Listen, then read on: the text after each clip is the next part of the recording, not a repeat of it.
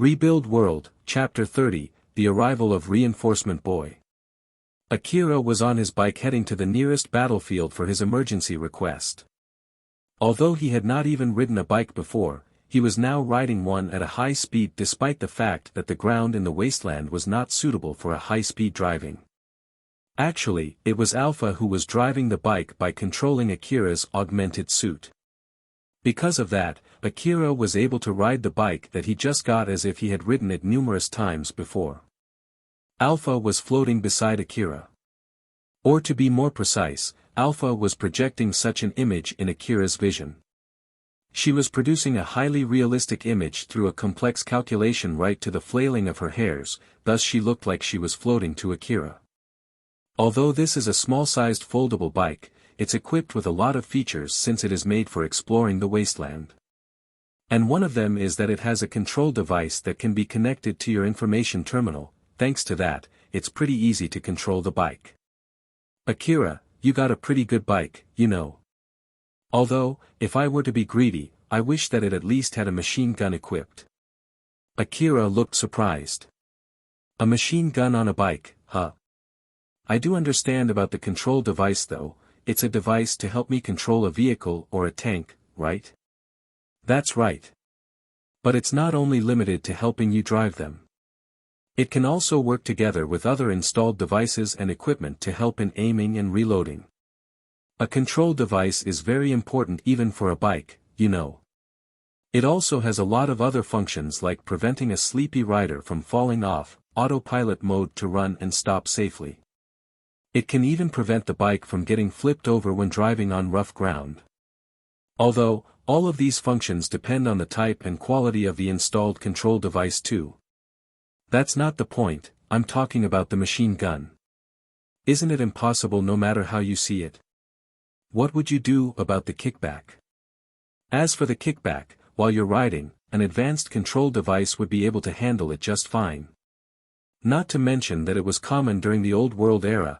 I believe that there are a lot of hunters who fit their bikes with machine guns too. Although, it's still better if you can get a vehicle or a tank. At that point, you'll only use your bike out of hobby and preference. Akira then imagined a scene where machine gun-mounted bikes were common, and so his understanding of the Old World was greatly changed once again. So it's a normal thing in the Old World era, huh? It sounds scarier the more I hear about the Old World. And those hunters are really brave frolicking in the ruins of such a world. You can say that again.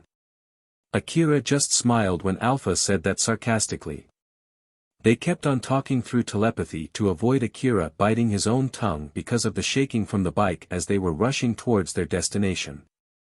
Being able to communicate even in such a condition was the greatest advantage of using telepathy. When they finally came close to the battlefield, the advantages of said telepathy shone the brightest. As Alpha was handling the bike control and talking with Akira through telepathy, she was also trying to analyze the reason behind Akira's action. Akira once saved Elena and Sarah, who were strangers to him, and he was depressed when they thanked him. He then accepted the emergency request that he once ignored when he heard that Elena and Sarah might be involved in that request. And at this moment, he was heading to the battlefield where he did not even know if Elena and Sarah were there or not. This was a weird behavior, which at a glance ignored all logic. If Alpha had to say anything about the reason behind it, the best answer that she could give would be that he did it out of a whim.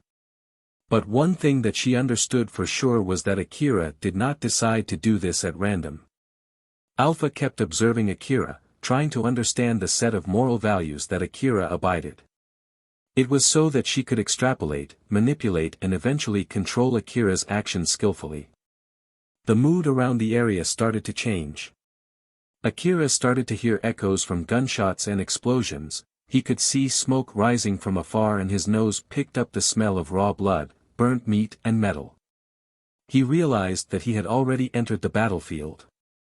As Akira tried to focus on the direction of the battle, Alpha helped him by zooming in his views. She also provided extra information on the zoomed part of Akira's vision. In his vision, Akira could see the hunters and the monsters fighting each other. Akira tried to calm himself and prepared his mental state for an arduous fight. Over there, huh?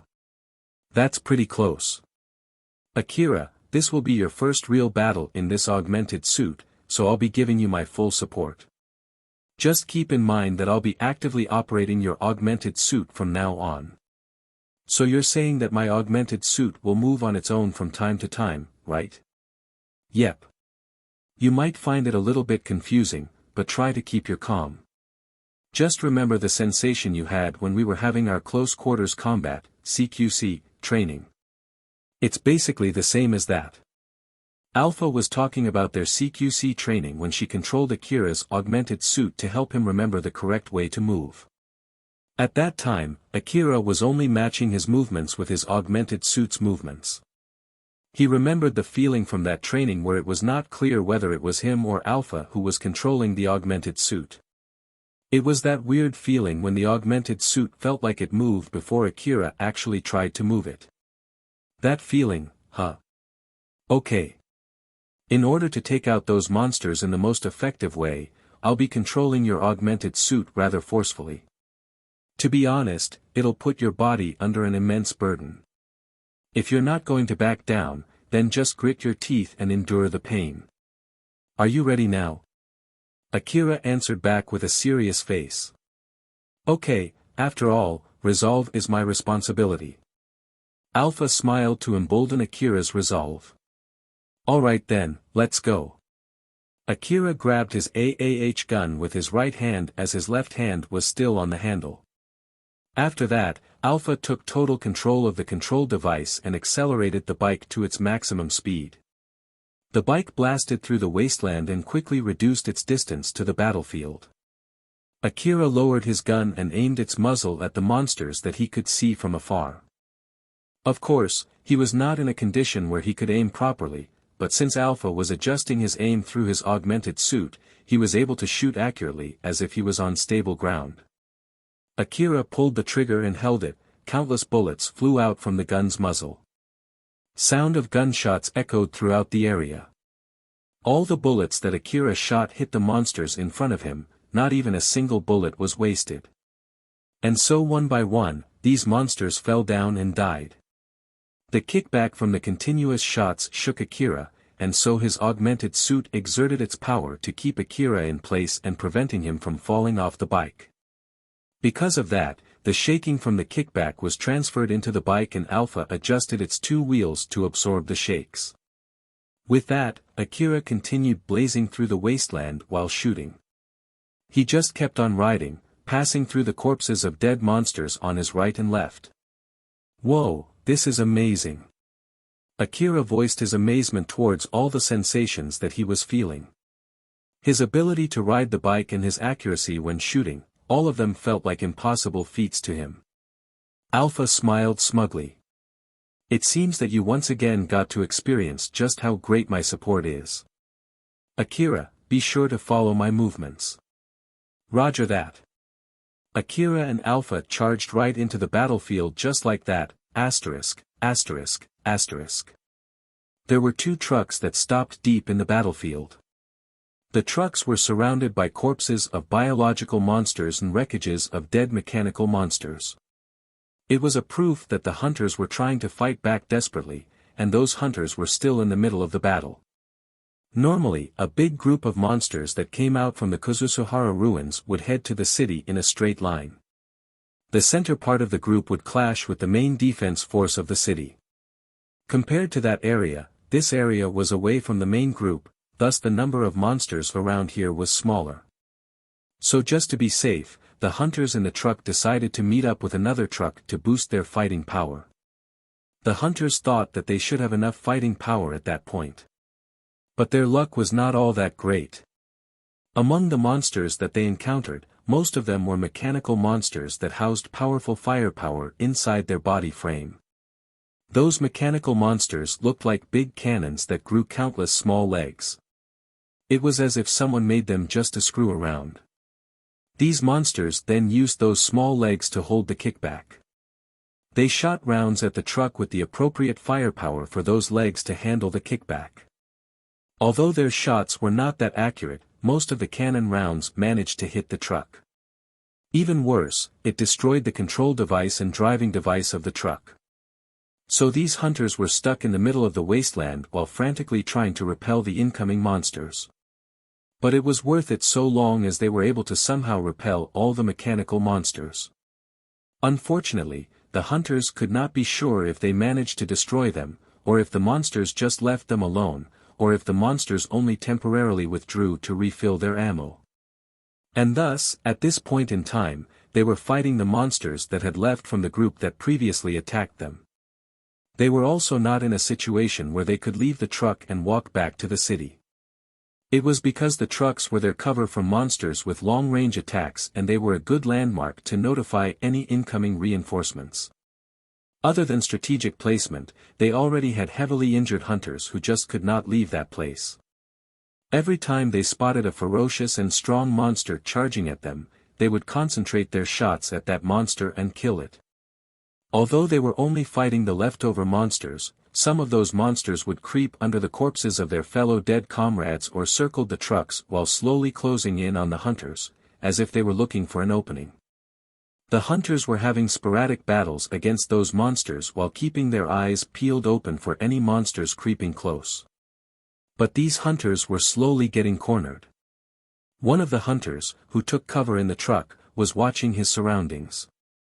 He looked pale and very tired as he asked his friend, "Hey, how many monsters have you already taken down?"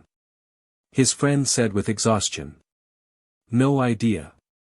But I should have taken down quite a lot of them. Damn it. They better properly record this battle." Well, they should, that is if the information device inside the truck is not destroyed yet.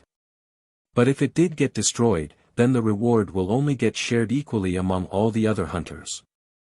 Of course, that is if we can get back home safely. I wonder what's going on with the reinforcement. Like hell if I know anything. The hunter office staff was blown to pieces by those damn small-legged mechanical monsters. Let's just hope that guy did his job properly before he got blown to pieces. The hunters were trying to hide their fear by complaining. Though, having the time to complain like that also showed that they were not that cornered yet. But there was no guarantee for how much longer they could stay like that. There were still a lot of monsters surrounding them. They were in constant fear of more monsters appearing as they were stuck in that place with zero possibility of breaking out from the encirclement. All the hunters there understood that they were in dire straits. At the heat of the battle, the hunters suddenly heard gunshots coming from another direction. Thus they carefully approached the source of the sound to check if the small-legged cannon monsters were back, but instead, they saw Akira riding on a bike while shooting at the monsters. After arriving at his marked location, Akira stopped his bike and looked around. He saw the flesh of dead biological monsters and wreckages of the dead mechanical monsters scattered around in a circle with the truck stopped in the middle of it. He also found that there were a lot of monsters still alive. Akira was taken aback and frowned after looking at the number of the corpses lying around. That's really a lot. Although they killed so many, there's still this many left, huh?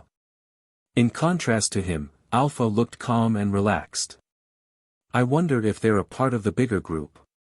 The trucks are even surrounded by so many corpses. I wonder if this is just a small breather after they had such a fierce battle. So, even this is considered a small breather, huh? Not to mention that I encountered quite a lot of monsters on my way here too. I can only wonder just how fierce the battle was which created these pile of corpses. It seems that the hunters here already took out all the monsters with a long-range attack capability. Let's keep our distance and clean up the rest. Roger that. Akira readied his AAH gun again while still on top of the bike. Alpha then controlled Akira's augmented suit to adjust his pose and center of mass into the best position. As for the hunters who were in the area, the corpses and wreckages of the dead monsters became obstructions and made it harder to shoot at the monsters. That was why Akira could easily snipe those monsters from his position. Akira took an aim at the monsters while still riding the bike and pulled the trigger of his rifle. His sniping shots were highly accurate due to Alpha's support and he kept shooting at the monsters in front of him. All of his bullets hit the weak points of the monsters like the gaps between their scales, the fragile parts of their armors, their joints and their connecting edges of their armor plates. The biological monsters would howl loudly when they got hit on their weak spots, while the mechanical monsters would make weird sounds when a part of their bodies was blown to pieces, and they both would fall down to the ground and die. Some of the monsters changed their target from the hunters near the trucks to Akira. They judged that Akira as a bigger threat to them than those hunters. Akira kept a safe distance from those monsters that were charging towards him and shot them down one by one. Although some of them have started charging our way, we can still keep our distance using the bike, so I don't think they would be able to swarm us with numbers. Compared to when we were together with Katsuragi, this is way easier. After all, there were some monsters that were living further to the west mixed in that group of monsters that attacked us back then. We'll move away if they get too close to us. Since you have a bike now, we should use it to the best of our advantage. Roger that. It was a one-sided fight with Akira shooting at those monsters while keeping his distance using the bike. The hunters who saw the scene that was unfolding in front of them were astounded. A reinforcement. How many? Do they have a vehicle? Just one person. Where are the others? Is he just a forward scout or something? Just a single boy. What kind of joke is this? Among the hunters who started making a commotion, one of them took up his gun and shot one of the monsters that were chasing Akira. His shot tore right through the monster's head and killed it instantly. Stop making a ruckus here. Take your gun and start shooting. You should be able to hit the monsters easily now. But still, is that boy our reinforcement? It doesn't matter if our reinforcement is just a single boy.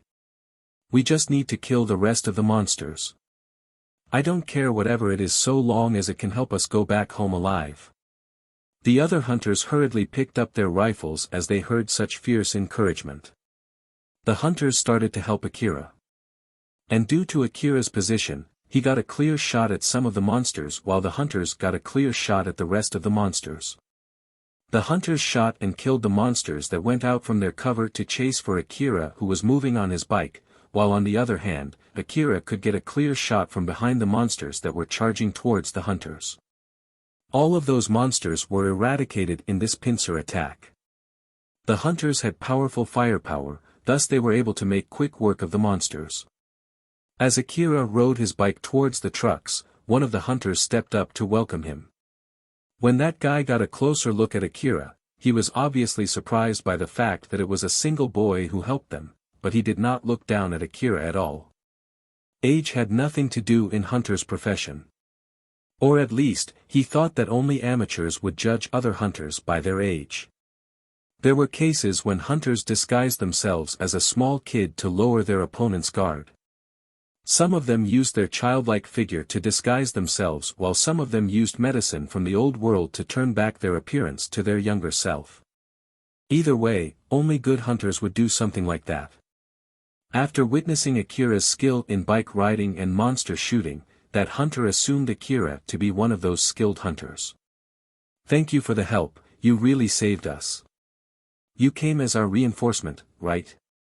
Yeah, I came here because I accepted the emergency request. I see, I'm sorry, but can you sell me some of your healing medicines if you have some? We have some badly wounded hunters with us. There were badly wounded hunters lying inside the truck's trays. They were in such bad shape that the floor of truck's cargo tray was covered in blood, and blood was also dripping down to the ground from some corners of the tray. And in one corner of the tray, there were already 5 bags filled with dead bodies. Akira lowered his backpack, took out some medicines and handed it to that man. It was the medicines he found in the Kuzusuhara ruin that he saved for himself. After receiving the medicine, that man's face turned stiff. He knew that the medicines he received were of high quality. Those medicines were of better quality compared to what hunters would usually trade in the middle of a battle. After all, they would not be able to use them for themselves if they sold them. It was the same as selling the lifeline that might save their lives. That man was afraid that he did not have enough money to be able to pay for those medicines. You have pretty good medicines with you. Well, I'm sorry but... As the man was about to start a negotiation about the price, Akira quickly interrupted him. We can do the negotiation later. In the worst-case scenario, you can just take them for free. Since I've come all the way here to help out, it would leave a bad taste if I leave you, the very people that I want to help, to die. Thanks, you're really great help. After the man thanked Akira, he went to heal the injured. He administered some of the medicines orally and the rest were administered directly onto the wounds by opening the capsule of the medicines. When he did that, the injured hunters were assaulted by severe pain and started cursing. Endure it. This will save your life. That man knew well about the healing power of the medicine, so he just ignored the curses and kept giving treatment to the wounded hunters. Another man then approached Akira and asked him a question. Say, are you the only reinforcement? Are there any other hunters coming? Akira hesitated, but he knew that it was pointless if he stayed quiet or lied to him. Thus he calmed himself down and answered back. I was close by when I accepted the emergency request. I don't know if there are any more hunters dispatched to this place. I see. The man reacted much calmer than Akira thought he would. Akira was both surprised and amazed by that. That's pretty amazing. He's not surprised although his reinforcement is just a single boy. Alpha smiled and voiced out her opinion. I guess he's someone with an iron will and getting almost killed won't even scare him. He's not like most of the other hunters. You should aim to be a hunter like him, you know. You're right. Akira then asked the man. Can you ask the hunter office staff about the reinforcement? The two of them are dead. But since you came, it means that they did send the SOS request before they got killed.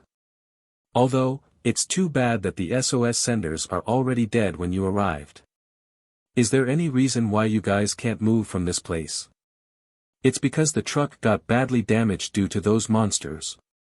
And of course, we could not fix the truck when we were fighting against the monsters. Or more like, no one here knows to fix the truck. So we were planning to get back home by riding the truck that comes with the reinforcement or have that truck tow ours, you see. That man smiled bitterly at Akira, thus Akira replied back with a bitter smile. I'm sorry. I tried to come here as fast as I could by riding a bike, so I arrived here faster than scheduled. You wouldn't believe me if I said that I was about to come here by running. So let's just focus on the brighter side since you're in a better position now. Don't get me wrong, I really am glad, you know. It seems that we still have some luck left with us, after all. That man thought that Akira was joking as he laughed. Akira realized that but he had no plan on correcting him. After all, if he was in that man's position, he would have also thought that was a joke. Rebuild World, Chapter 31, Cannon Insect. Akira was having a quick rest beside the truck together with the hunters that he just saved.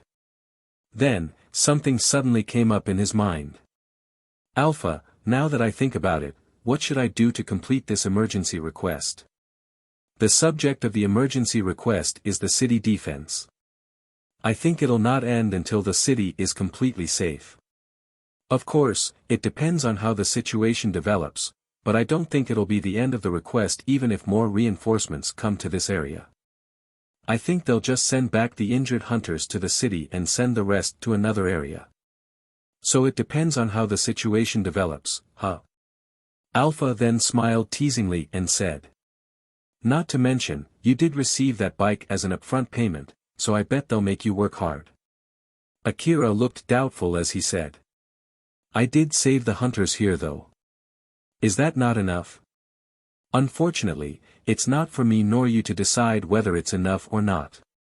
That's true. I need to make sure that they won't tell me to pay them back because I didn't work hard enough.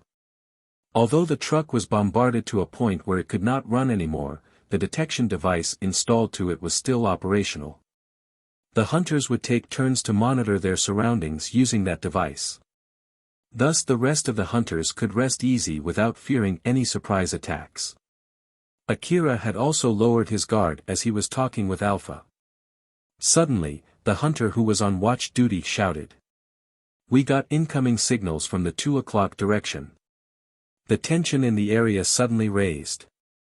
No one knew whether it was from monsters or from reinforcements, thus Akira and the other hunters turned their attention to that direction while looking both hopeful and uneasy. The hunter who was beside Akira prayed to God as he was looking through his binoculars, but his face suddenly turned grim. His prayer was not answered. What he saw from afar was a swarm of mechanical monsters that he remembered well. His face turned stern as he let out a sigh and cursed. Those damn bugs again. Damn bugs. I'm talking about those monsters that broke our trucks. So they didn't run away from the area, huh? Did they go back for an ammo refill or something like that? It was a swarm of mechanical monsters that looked like a small bug with tiny legs. Their bodies were mounted with a big cannon and an automatic machine gun. Akira was a little bit slow in recognizing it, but when he did, his face immediately turned grim. Alpha then added some explanations to what Akira was seeing. Those things are called cannon insects. I believe that they are produced in an old world's automated weapon factory that's still active somewhere till this date. It consists of a moving device in the form of those small legs. It is attached with a gun and an anti-vehicle cannon. That moving device part should be their main body part. Although their firepower varies, their main firepower comes from that tank cannon. But with that being said, they don't have much reserve ammo, or more like, they can only bring a few warheads for that cannon. So, to deal with that, they would refill their ammo with help from another accompanying refilling robot.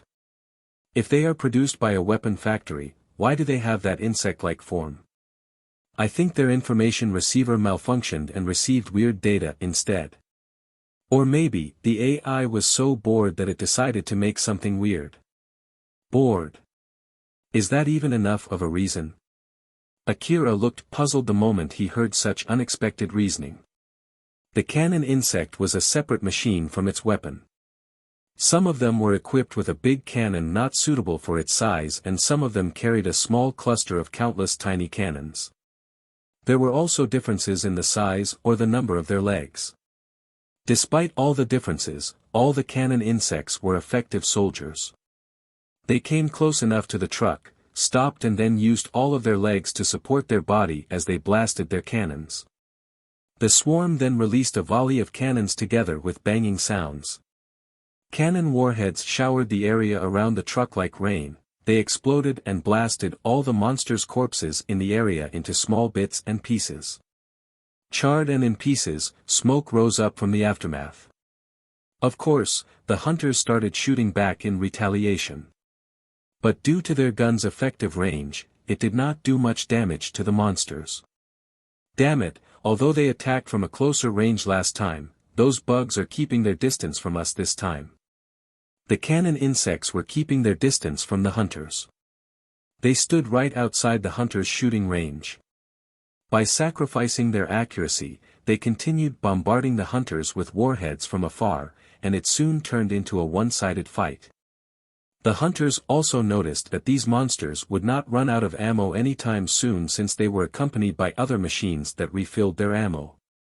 Alpha then turned to Akira with a serious face. Akira, let me reconfirm this, you have no plans of running away from this place alone, right? Akira firmly answered back while still making a grim face. Of course, that's until I'm the only one alive. In that case, I have no other choice but to do this.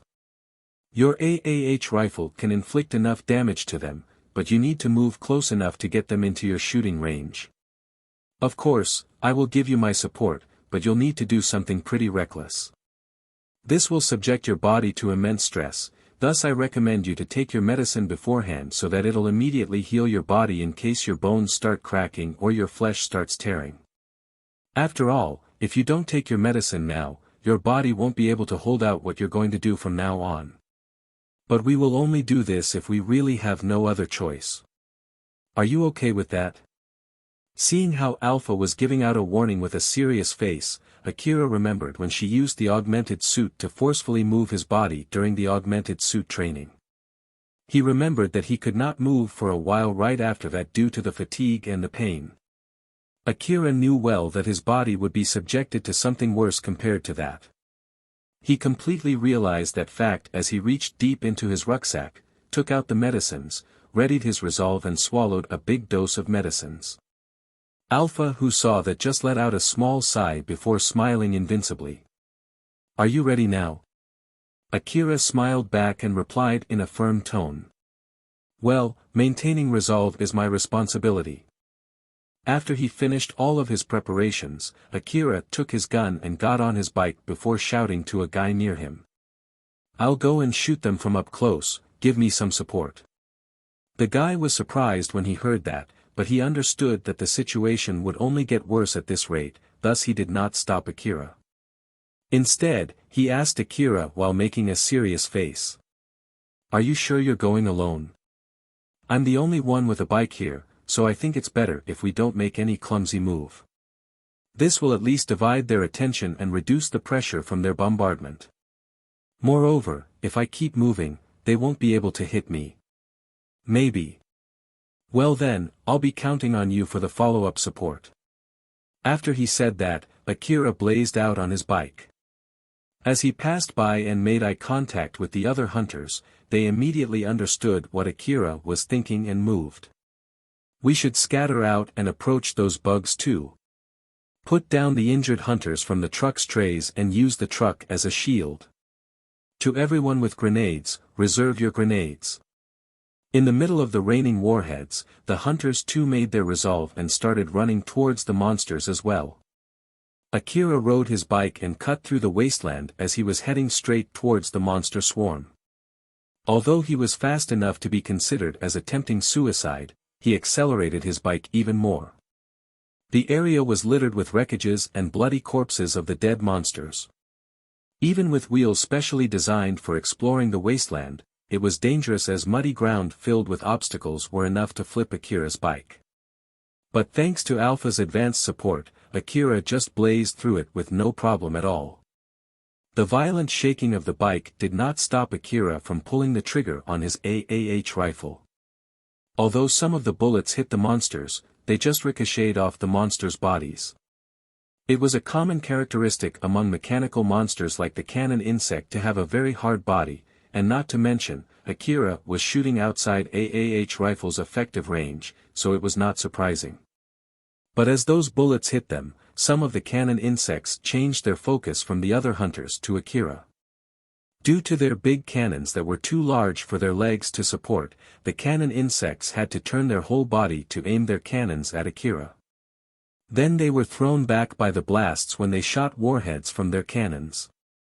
The warhead landed 10 meters beside Akira and blasted the flesh, blood and metal wreckages in the surrounding area. There was no doubt that it would instantly kill Akira if one of those warheads hit him directly. Akira could feel a shiver running through his spine as he started sweating. "Well, they mostly miss anyway, so it's going to be okay, right? I won't get hit, right? Their accuracy is pretty bad since their huge cannons are unsuitable for their size. I bet it's because the factory that produced them received corrupted data or something. So don't worry, you won't get hit that easily." "Alright then." Akira sounded elated when he heard that. But his mood immediately changed when Alpha continued her explanation.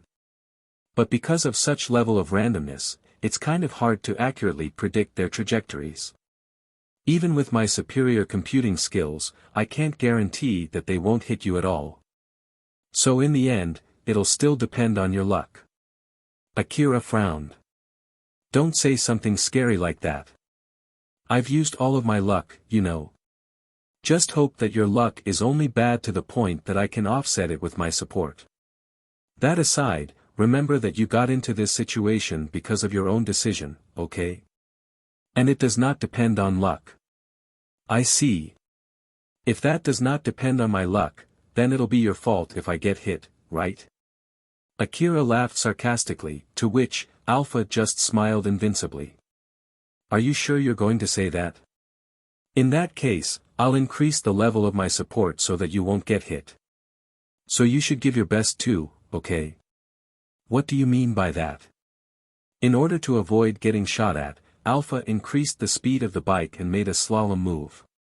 But because of that, Akira's body was subjected to even more stress. Akira thought that he should not have said something like that. He instantly regretted what he said and gritted his teeth as he endured the pain while making a grim face. Akira was closing in high speed with a rifle in his arm, aiming towards the monsters. The insect cannons started to take notice of him and reacted. Most of the cannon insects already changed their target to Akira and showered him with warheads. And when he got close enough, the cannon insects stopped shooting in curved trajectories and instead aimed at him in a straight line. The cannon warheads traveled along a straight line and hit about 1 meter away from Akira as rumbles echoed through the wasteland. He was filled with fear when the vibration and the shockwave from the explosions reached him. But he then just gritted his teeth and crushed the fear.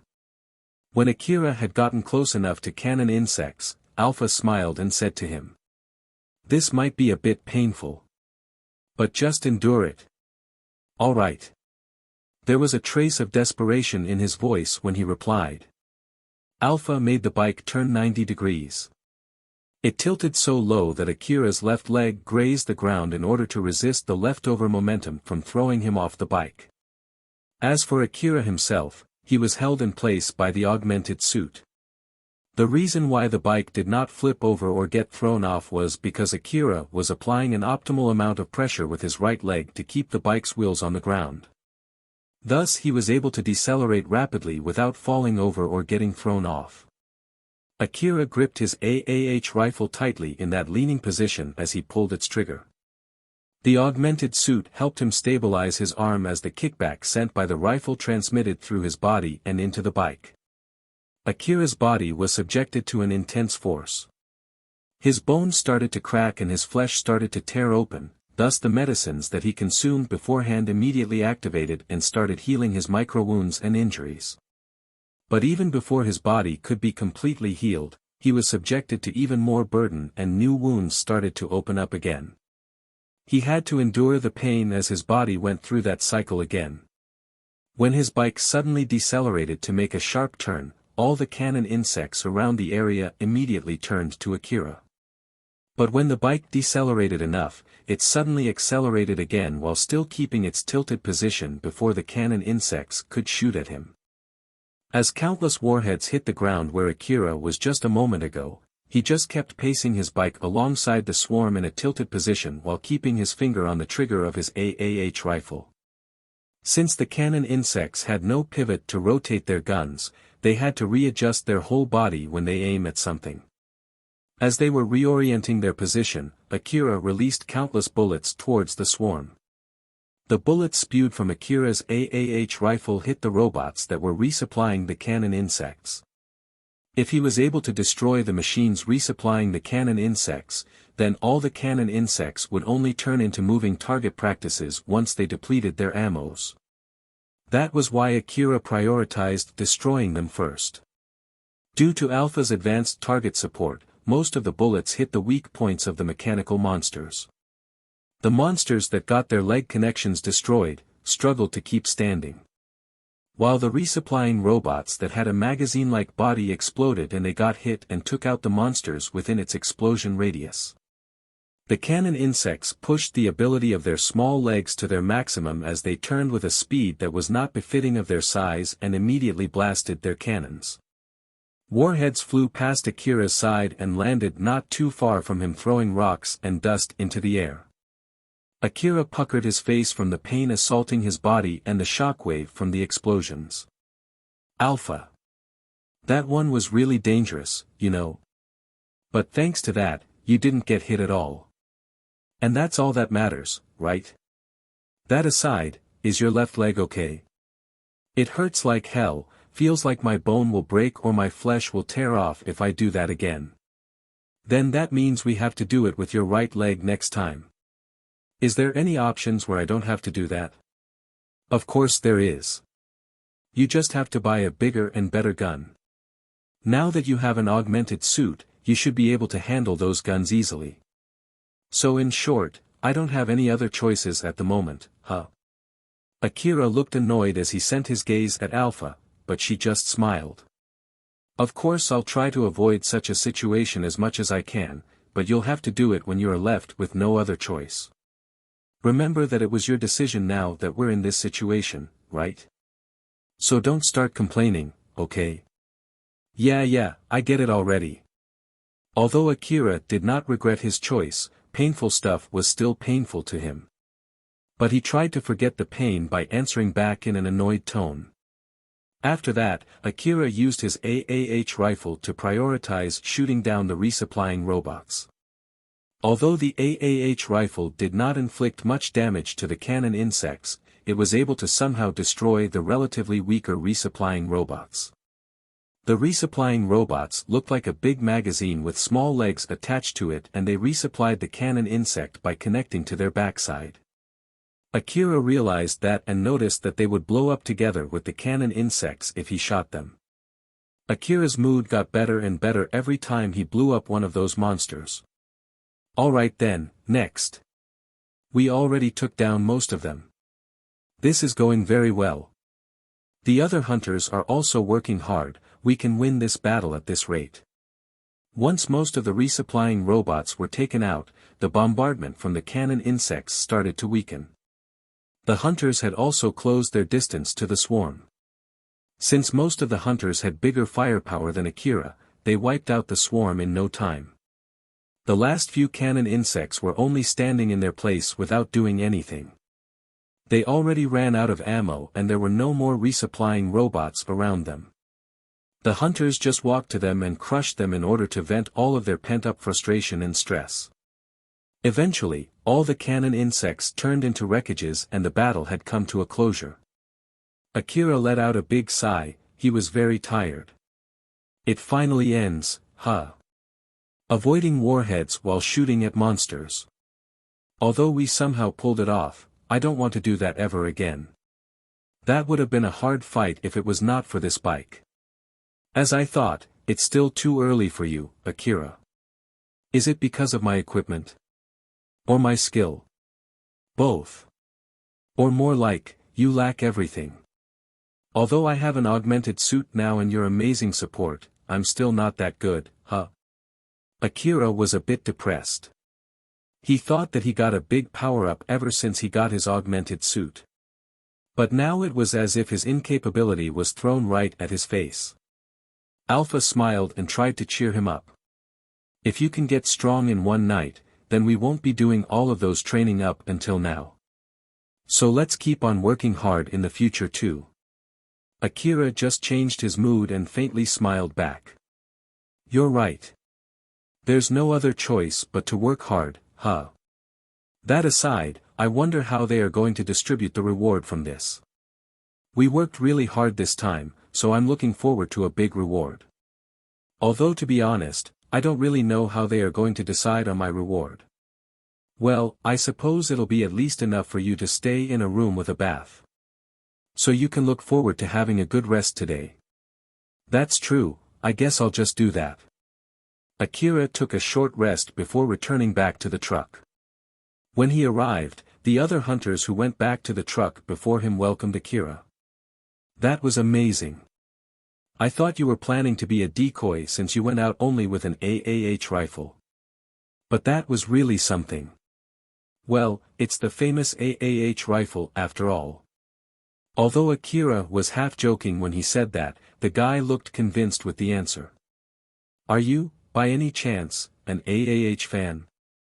Is that gun a modified AAH rifle? AAH fan. Well, I do like the rifle though. After all, I bought it from my acquaintance's shop, but I didn't particularly put any modification on it. In that case, that would mean your acquaintance is actually selling modified rifles without telling you. Fans tend to do that in order to get more people loving their favorite gun. Well, if a hunter like you really like that rifle, I bet there'll be more people liking that gun in the near future. As expected of a famous rifle. Akira did not fully understand the reasoning, so he asked Alpha. Alpha, what is this AAH fan thingy? I think it refers to the people who really like AAH rifle. Well, I can at least understand that much though, but still.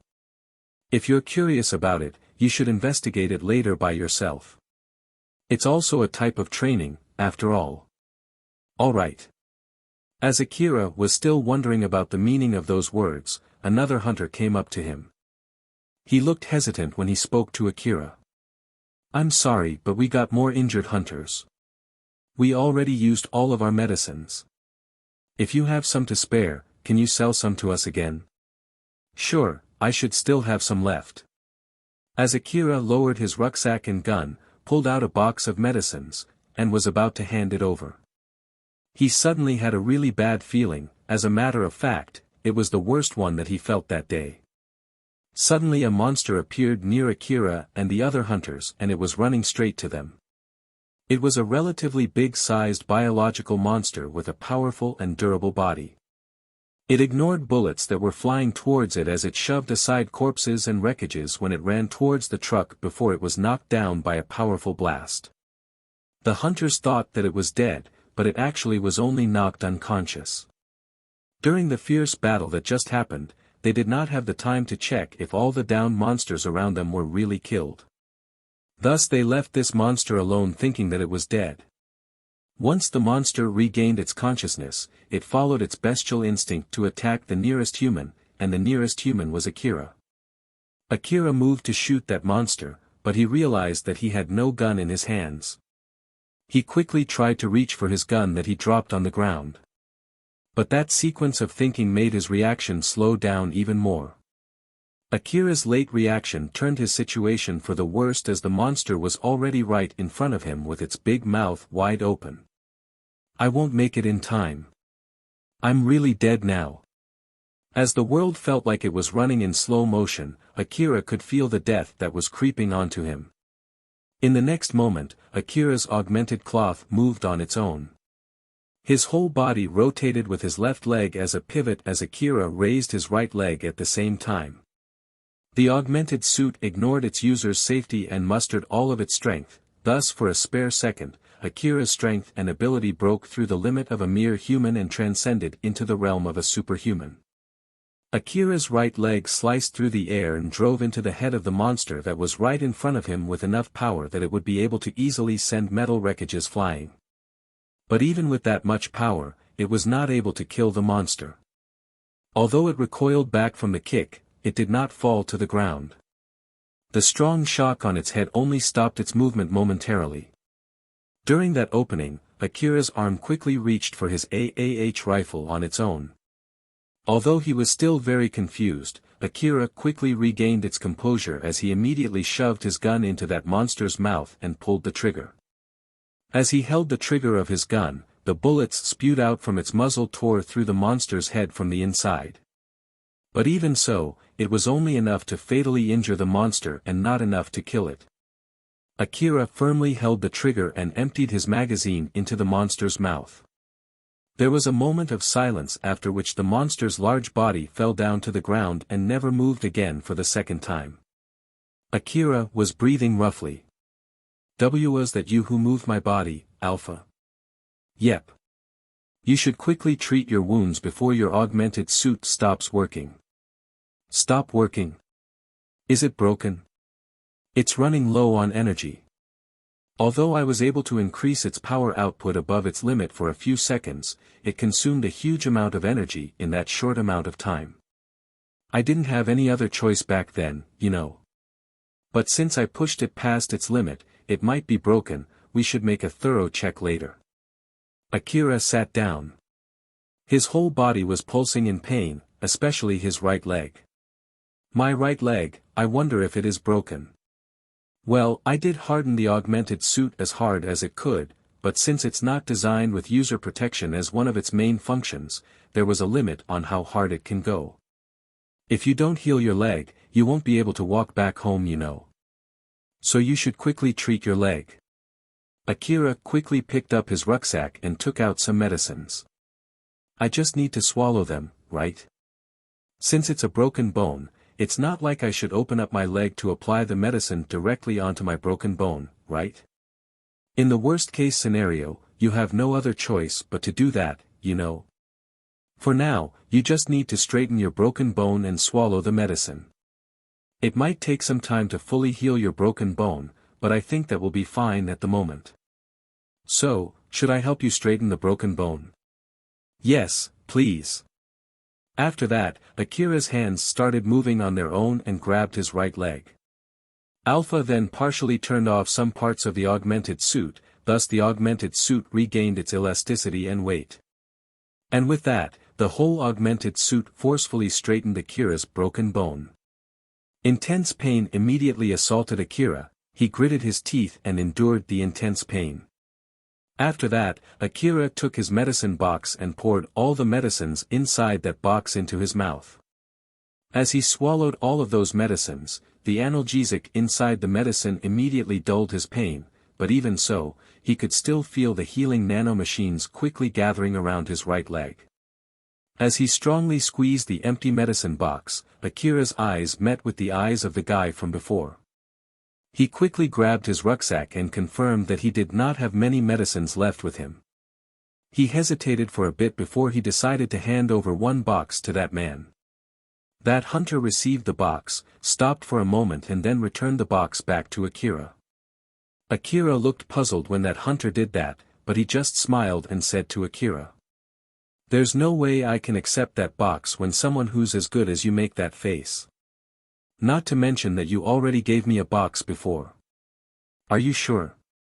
"Yeah, the hunters are not that badly injured anyway. They'll be okay if we just let them rest." The other hunters came running as they heard gunshots, then the guy in front of Akira shouted at them. "There was a monster that just lost consciousness and was not dead yet. Go and check the other monsters. If you find any of them with their head intact, shoot them a few times in the head as a precaution." The other hunters quickly picked up their guns in panic. All of the hunters there, including Akira, had lowered their guard as they thought that the battle was over, thus it took some time before the hunters were able to return their guard back up. The hunters who just repelled the assault from the cannon insect swarm were once again waiting for reinforcement. Akira used his injury as a reason to take a rest as the other hunters kept monitoring the surroundings. The reason why none of them complained when Akira was resting was because they acknowledged Akira's hard work. Akira started to prepare himself for another fight. Of course, he hoped that there would be no more battle, but the world did not care about his wishes. Thus he had no other choice but to prepare himself. He replaced the power source of his augmented suit with a new energy pack before his augmented suit ran out of energy and turned into a mere dead-weight heavy suit. He then took a full magazine and inserted it into his AAH rifle. He also attached some spare magazines around his augmented suit. When he finished, his right leg was almost fully healed. With this, he was ready to go for another round. Akira stared inside his rucksack and let out the biggest sigh of the day. He only had a spare amount of reserve ammo and healing medicines. "I don't have much left, I need to replenish my ammo reserve when I get back. I'm going to get a reward from this, right?" Alpha smiled and tried to cheer him up. "I don't know for sure how much that bike is, but you fought quite a lot today, so I'm sure the reward will be enough to cover it. So don't worry, it'll be fine." "Is that so?" "Well, I guess you're right." Akira decided to just accept her explanation. Although he remembered Alpha once said to him that she did not know for sure how much reward he would get, Akira just decided to forget that part for now. After all, he would feel better this way. As the day turned darker and the sun was about to set, reinforcements finally arrived. They decided to tow back the broken truck back to the city. As they were preparing to tow back the trucks, Akira just sat on his bike and waited for them to finish. Suddenly, Kobayashi waved at him. He looked like he was in a good mood. "Yo there. So you're still alive, huh? I heard everything from the other hunters, you did a crazy thing back there. To be honest, I thought that you'd be definitely dead by now. It seems that my ability to judge people has gone bad, huh? But at least, I was correct when I said that you are a hunter who would challenge a reckless, impossible and even futile things." Akira frowned a bit when Kobayashi said that he thought Akira was definitely dead by now. But he was able to understand Kobayashi's opinion, thus he controlled himself and didn't retaliate. The bike was really useful, so thank you for the bike. I'm glad to hear that. It was the right choice to give you that bike. And that's doubly true if it helped you do those crazy things. Ah, right. About the emergency request that I accepted, what should I do before it's considered finished? Is it until these hunters return safely back to the city? Ah, about that, wait for a sec. Kobayashi pulled out his information terminal and operated it. Alright, I've finished registering your accomplishment for the emergency request. You can do whatever you want now. Is that it? Is it really okay not to escort those hunters back to the city? Yeah, after all, we came here because of another aid request. The monster group that headed to the city from Kuzusuhara ruins was already annihilated by the defense squad. So that emergency request has ended.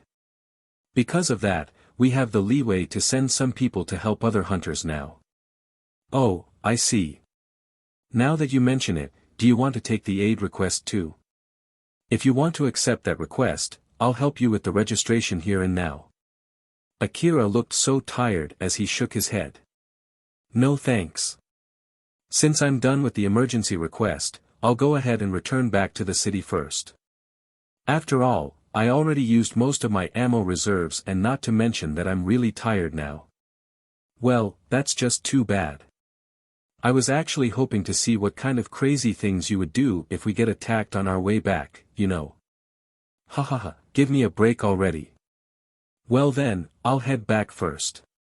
Be careful on your way back, okay? If you're going to die, make sure that you die doing something really crazy. So don't drop dead because of something lame like tripping off your bike, okay? Akira felt even more tired as he saw Kobayashi so excited and in such a good mood. He then let out a sigh and went ahead to the city. As Kobayashi was seeing Akira off with a big smile, another hunter office staff came to him and reported. Kobayashi-san, I've checked the history log data from the battle. It seems that the damage on the truck was mostly done on its driving function, thus we were able to easily retrieve the data, but there's this one weird data. Weird data? For some reason, there's this one hunter who made a strange move, or more like, a reckless move. There's this ridiculous data saying that this hunter charged right into the monster swarm all alone and started shooting at the swarm. It might also be because of some kind of a malfunction in the information gathering device though. Kobayashi burst out in laughter when he heard that report. He then said to the other staff, ask the other hunters to check whether that data is correct or not. No, wait, I'll do that. Don't go ahead deleting the data even when you think that it's from a malfunction, okay? Or more like, just send the data to me and I'll check it later. I'll go and ask the hunters in the tray, you just go ahead and start driving once the preparation is complete. Yes sir. That staff then returned back to his job of preparing the truck for moving out. As for Kobayashi, he smiled and mumbled. That boy, he was crazy enough to even make the staff doubt the data, huh? That's really nice. It's been so long since the last time I met a hunter with this much zest. Kobayashi was in a really good mood that day. Rebuild World, Chapter 32, even 10 billion orum is a small amount of money. The gathering place for the patrol request was now filled with the hunters who came back from the emergency request. Some of them were celebrating with their friends who returned alive, even if they were injured. Meanwhile, some of them grieved for their lost friends. The scene showcased that it was not only Akira but all the hunters involved had also gone through a fierce battle during the emergency request.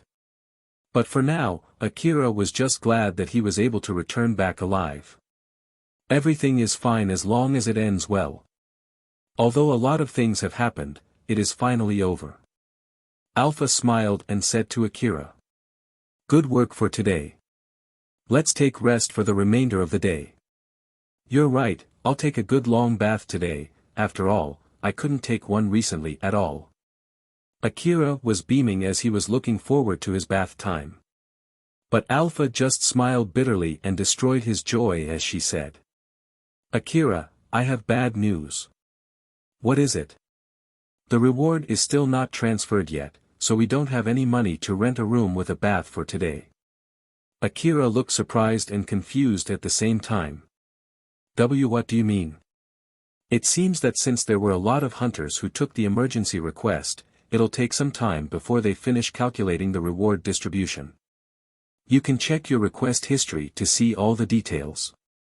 Akira grabbed and operated his information terminal in a panic to access his request history and opened the reward tab.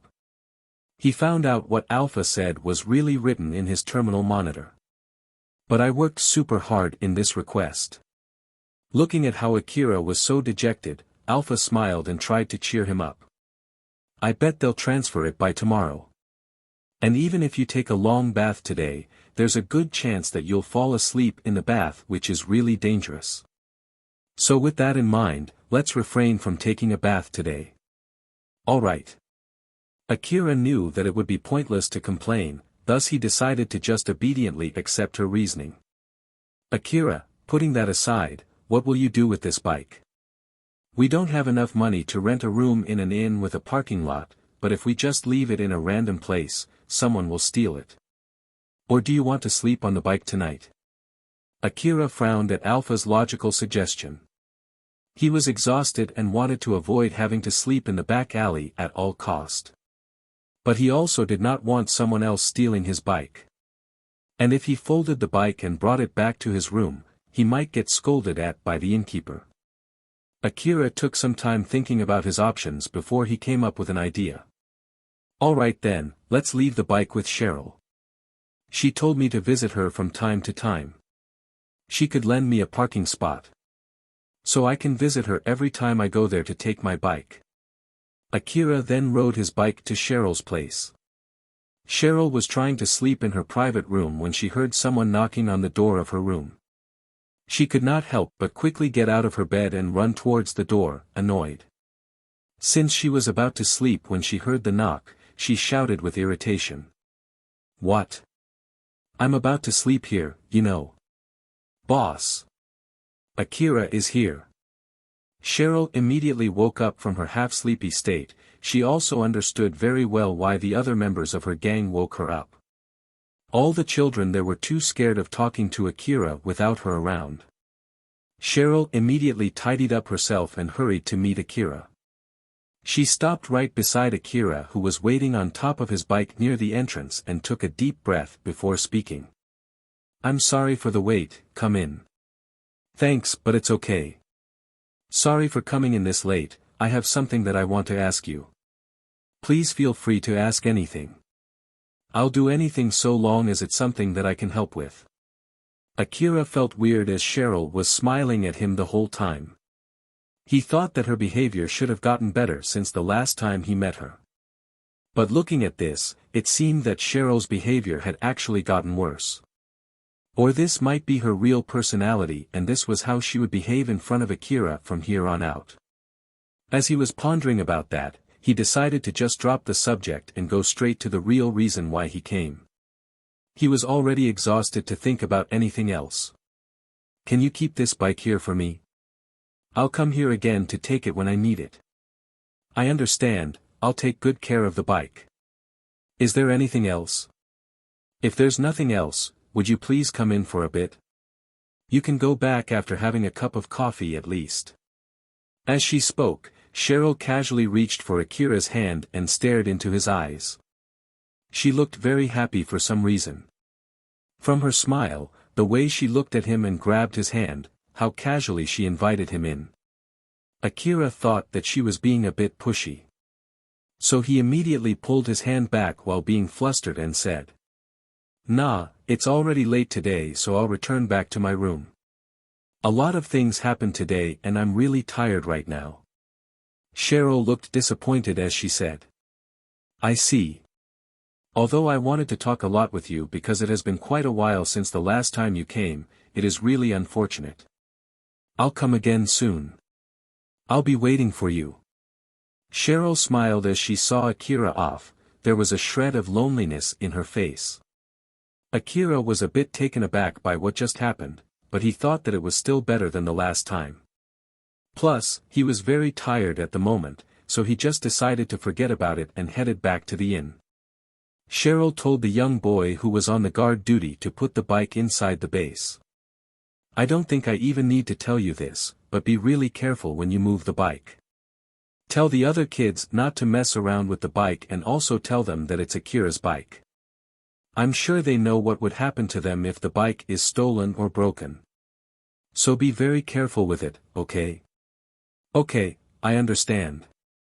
The young boy answered back nervously as he imagined the worst-case scenario. Cheryl just smiled bewitchingly at that young boy. I'll go and take a rest now. Good luck with your job tonight. Good night. The young boy was mesmerized for a few seconds, his face went beet red and looked flustered. Cheryl noticed his reaction before she went back to her room.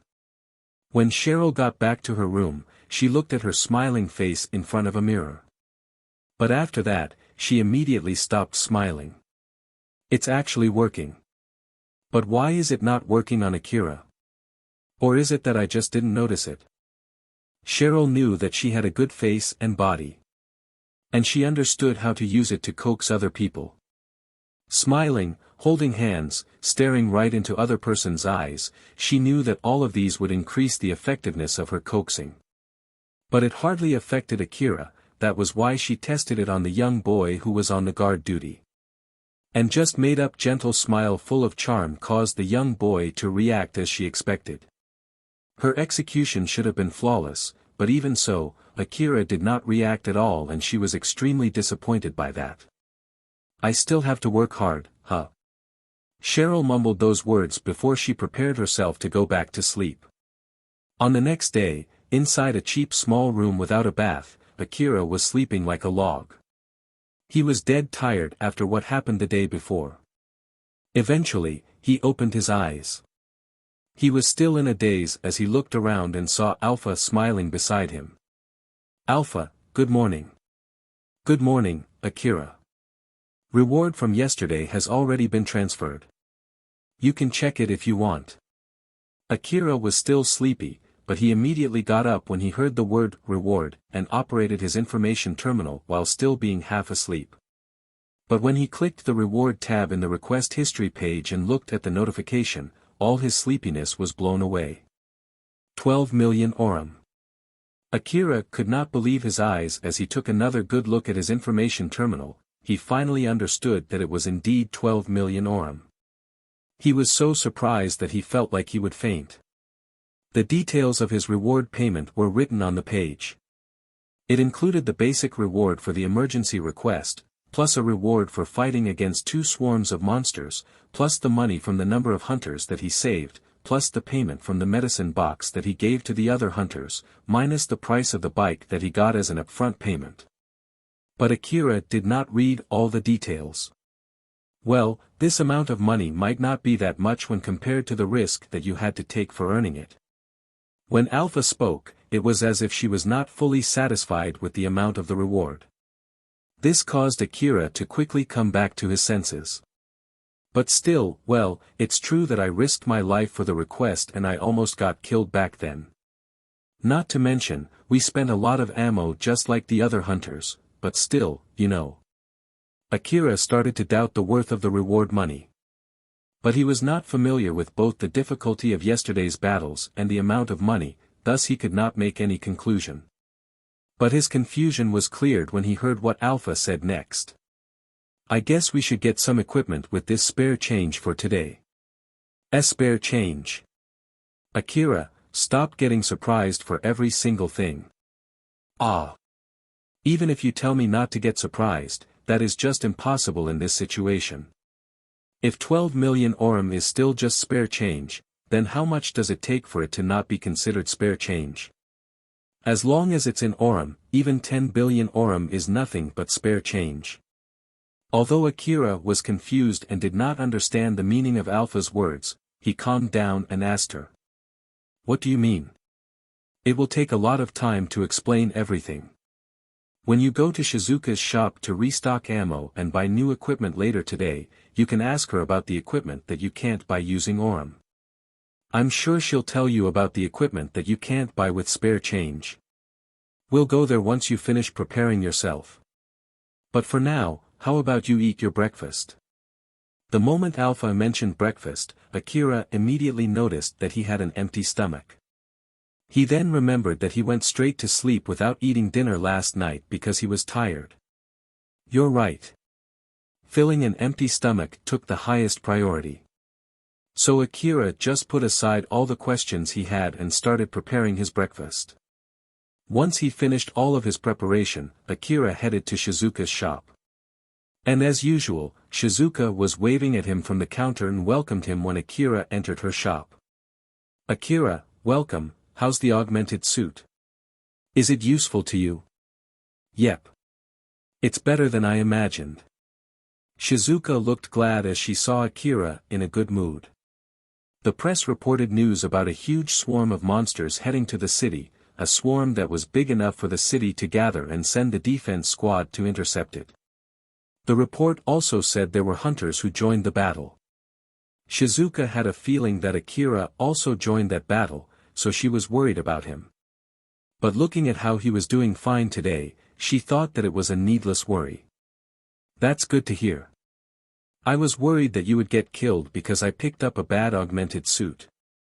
You're a prime candidate for becoming this shop's regular customer after all. So it would be bad if you get killed, you know. Akira smiled proudly in reaction to Shizuka's light joke. And I'm here today to take another step towards becoming your shop's regular customer. I want to buy one more AAH rifle, as I thought, it would be bad if my rifle breaks when I only have one. And also, is there a type of rifle that works well against mechanical monsters? Since I have an augmented suit now, I don't mind a heavy rifle. So one AAH rifle and one more rifle to fight mechanical monsters, right?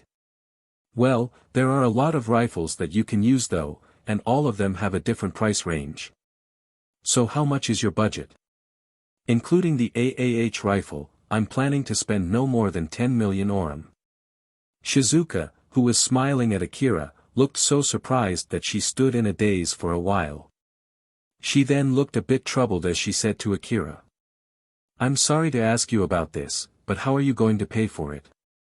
I do want to sell you the rifle, but since I'm a merchant, I can't accept credit payment, you know. Or is that you're planning to use the credit card from the Hunter office? Although you might be eligible to pay it in installments, it's no different than taking a debt, so you should rethink it. I'll pay it in one go, so it'll be okay. Akira answered back in a normal tone almost immediately, but that caused Shizuka's expression to change. Is that so? You got your augmented suit 3 days ago, right? And you said that you didn't do any dangerous work until you got it, right? In short, you only had 3 days, so how did you get that much money in such a short time? Although Shizuka was smiling gently at him, Akira could feel pressure radiating from her smile. He then remembered that he had promised Shizuka not to do anything too dangerous. So Akira tried to come up with an excuse in panic. Well, about the money, you see. Yep. I encountered a group of monsters during yesterday's patrol request. I didn't expect that to happen, thus I got some unexpected extra reward too, and it was way more than I thought. Even I'm too surprised by that. So in short, you went to do a dangerous request yesterday, right? Well, about that, I was only trying my best to survive. And so you did something dangerous, right? Shizuka's voice carried a strong pressure. Yes. Akira looked down and confessed. Shizuka's worried face then turned stern. Are you alright? Did you get injured? I heard that yesterday's battle was quite fierce. As you can see, I'm okay. And it's not like I'm using this augmented suit now because I'm injured and immobile. Akira was not lying, it was all true at least up until this point. But Shizuka locked her stare at him and he could not endure it and he confessed. Well, my right leg was injured. But it was not that bad, my healing medicine was enough to heal it and it's already completely healed now.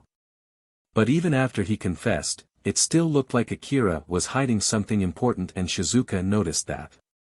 Come over here for a bit. Shizuka then pulled Akira to the back room behind the counter without saying anything. Take off your augmented suit and let me check what's under it. It's not like you're hiding bandages under that augmented suit, right? I'm telling you it's already completely healed. In that case, there's nothing to worry about, right? So take off your augmented suit now. Akira was overwhelmed by Shizuka's pressure, so he obediently took off his augmented suit. There were no bandages on his body and it did not seem like he had more scars compared to the last time. The huge amount of medicine that he consumed was able to completely heal his broken leg and all the small injuries that he got from the crazy maneuvers of his augmented suit. Shizuka finally looked relieved as she tightly hugged Akira. There's no need to try and hide it if you're really okay. It only makes me more worried, you know. I am sorry. Akira did not reject Shizuka who was hugging him. But he was flustered because she buried his head inside her chest. He was also relieved that there was no need for him to tell her about the fact that he took the emergency request that he did not have to and how he was planning to go to a battlefield even if he had to run till there. After all, it would cause a bigger ruckus if she came to know that. Akira and Shizuka then went back to the counter and she put one of the rifles that he ordered on the counter. First of all, this is the AAH rifle. As for the anti-mechanical monster gun. You want one because of yesterday's battle, right? Can you tell me how the battle was? I'll think of a gun that might suit you after hearing that. Alright. Akira then told the story about his battle against the cannon insect swarms while omitting most of the details. He said that to be able to shoot down the resupplying robots with his AAH rifle, but he had to come close to the swarm while dodging the raining warheads. Shizuka was surprised when she heard that. I see. That's a pretty dangerous thing to do. But since you had no means to run away from them, I guess that was your only choice, huh? Yes, well, so I was wondering if there's a gun that works well against monsters like them. In that case, I recommend you to get CWH anti-material rifle or DSS sniper rifle. Both can be used with most of the anti-armor ammo sold in the market and they'll work well against strong armored monsters. So, accuracy or firepower, which one do you prefer? Since I'm planning to use it mostly during a ruin exploration, I'll pick firepower. After all, there are many places where monsters can hide inside the ruin, so I don't think I need a gun that has high accuracy. Alright then, in that case, I would recommend you to get CWH anti-material rifle with anti-armor ammo. Of course, you can load it with normal anti-monster ammo too, but if you're thinking of using it in tandem with the AAH rifle, I recommend you to only load the CWH anti-material rifle only with anti-armor ammo. Although it's a bit expensive, you can also buy the specially designed ammo too as insurance. This ammo should be able to make short work of big and strong monsters. It might be a good idea to buy a few magazines of this ammo just to be safe. Well then, I'll take that gun with those ammo, some normal ammo to replenish my reserve and some energy packs for my augmented suit too. Is there anything else that you think I should get? Let's see. Well, of course, it's nice to have everything in case you suddenly need anything. But if you ask me, then how about buying a charm or a talisman? Although Shizuka was actually just joking, Akira unexpectedly took her suggestion seriously. I'll buy one of those. Shizuka's shop mainly focused on ammo and guns for hunters, but it was also selling some other goods too. Hunters could also place an order for an augmented suit and pick the order from her shop. But Shizuka did not sell charms at all. But seeing how Akira reacted, it was not like Shizuka could say that she was actually joking there. He looked at her with a serious face and a gaze full of expectation. He also sounded like he really meant it when he said that. Wait here for a bit. Shizuka made an awkward smile before she went to the back room as she rushed to the shop's warehouse. The warehouse, which doubled as the loading area for the goods delivered to her shop, housed all kinds of guns and medicines. Shizuka was searching for the object that she was looking for inside the warehouse. Where did I put that thing again? Or more like, I'm not even sure if it's here or not. But I don't remember ever throwing it away. So it should be collecting dust somewhere around here. Oh, here it is.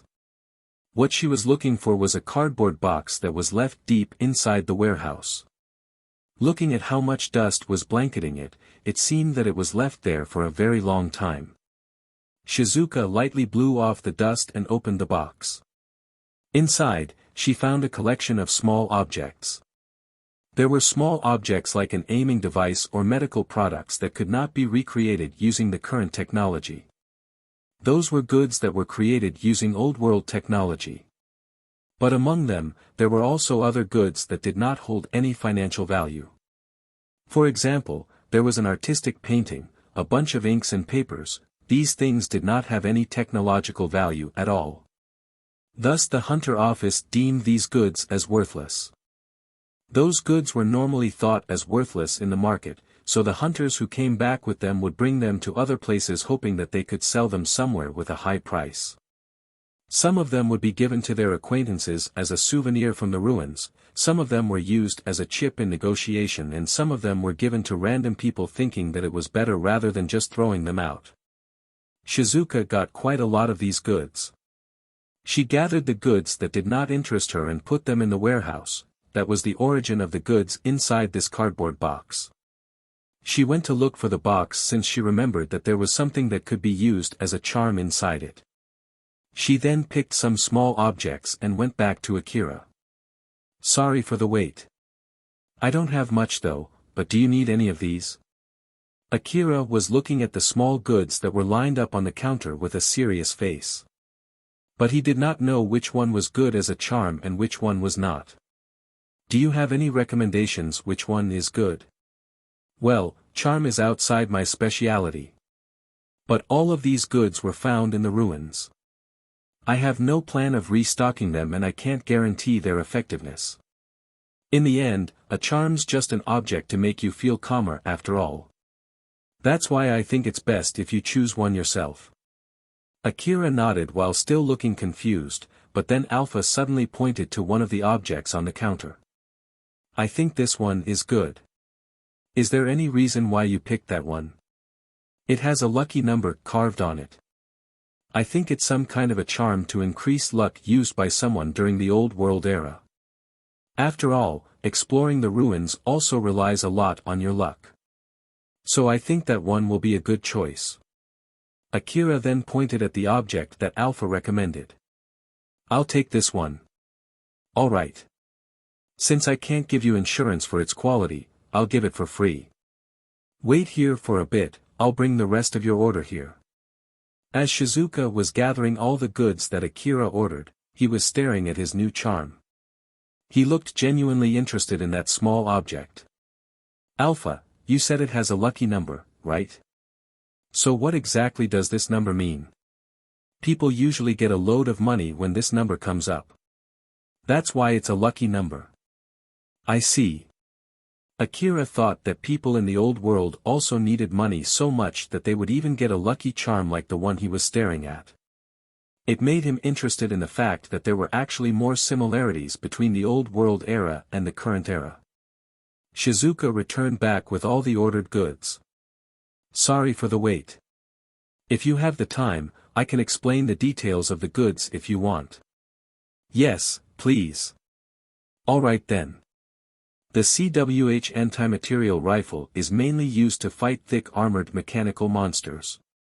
Shizuka started her explanation in a good mood. Among all the types of the gun, the CWH anti-material rifle was made specifically to fight mechanical monsters. Most of the mechanical monsters were autonomous battle robots or facility guardian drones. They were much harder to kill compared to the biological monsters. Their thick armor and hard metallic body were the reason. If anti-armor ammo could pierce their thick armor and destroy their control devices, these monsters could be defeated with the least effort. And for those hunters who were aiming to get their hands on the parts of these monsters, defeating these monsters while inflicting the least damage possible could earn them more money. Thus it was doubly beneficial for them to use anti-armor ammo. Some of the hunters who loved this CWH anti-material rifle earned their money by hunting tanks in the middle of the wasteland. They would load the specially designated ammo to their gun and destroy only the control device of a tank, then they would take that tank to the repair shop to install a new control device before selling it. Of course, there were other types of guns that the hunters would use for fighting big mechanical monsters.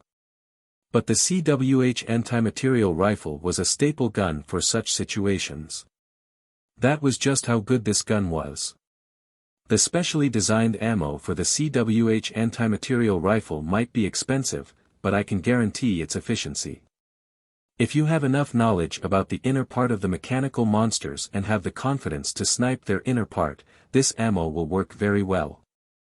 It can be used to turn the table in one shot when you get into a pinch fighting a monster with thick armor. I don't think I have to say this since I think you understand it very well, but you shouldn't look forward to being in such a situation, okay? Ah, of course. Akira nodded firmly, to which, Shizuka looked satisfied as she nodded in return. Good. Now then, don't try to use its specially designed ammo on some other guns just because it looks similar, okay? In the worst-case scenario, it might cause an explosion that would take your whole arms off. So don't even think of trying to do something like that. Do you have any questions? You can ask me about the other guns too, you know. If it'll make you buy more guns, I can tell you everything I know. Akira thought for a bit before replying. In that case then, please tell me about the AAH rifle fans. Shizuka went silent since she did not have much to say about it. But she then smiled and looked at Akira with a gentle gaze. AAH rifle fans, huh? Akira, you're too young to become an AAH rifle fan, you know. Although he did not understand why, he realized that he just asked something weird. Thus he tried to give more explanations about his question. Ah, it's just that one of the hunters who I was with yesterday said that. So I was just curious. That hunter said that either I or Shizuka-san must be an AAH rifle fan after he took a good look at my AAH rifle. Is that so? If that's true, then that means you did a pretty amazing job back there. Do people get misunderstood as an AAH rifle fan if they did something amazing? Well, what can I say here? It's complicated, you see. Akira looked confused, thus Shizuka smiled bitterly as she started explaining about the AAH rifle fans. There were a lot of types of guns circulated in the Eastern District. Some of them stayed around for years while some of them were popular for a short time before vanishing. The AAH rifle had survived such strict competition for more than 100 years. Thanks to its high performance-to-price ratio, the AAH rifle was a popular rifle even now. And among the hunters, there was this group of people called the AAH rifle fans who really loved this rifle. They loved it so much that they tended to get their priority backwards.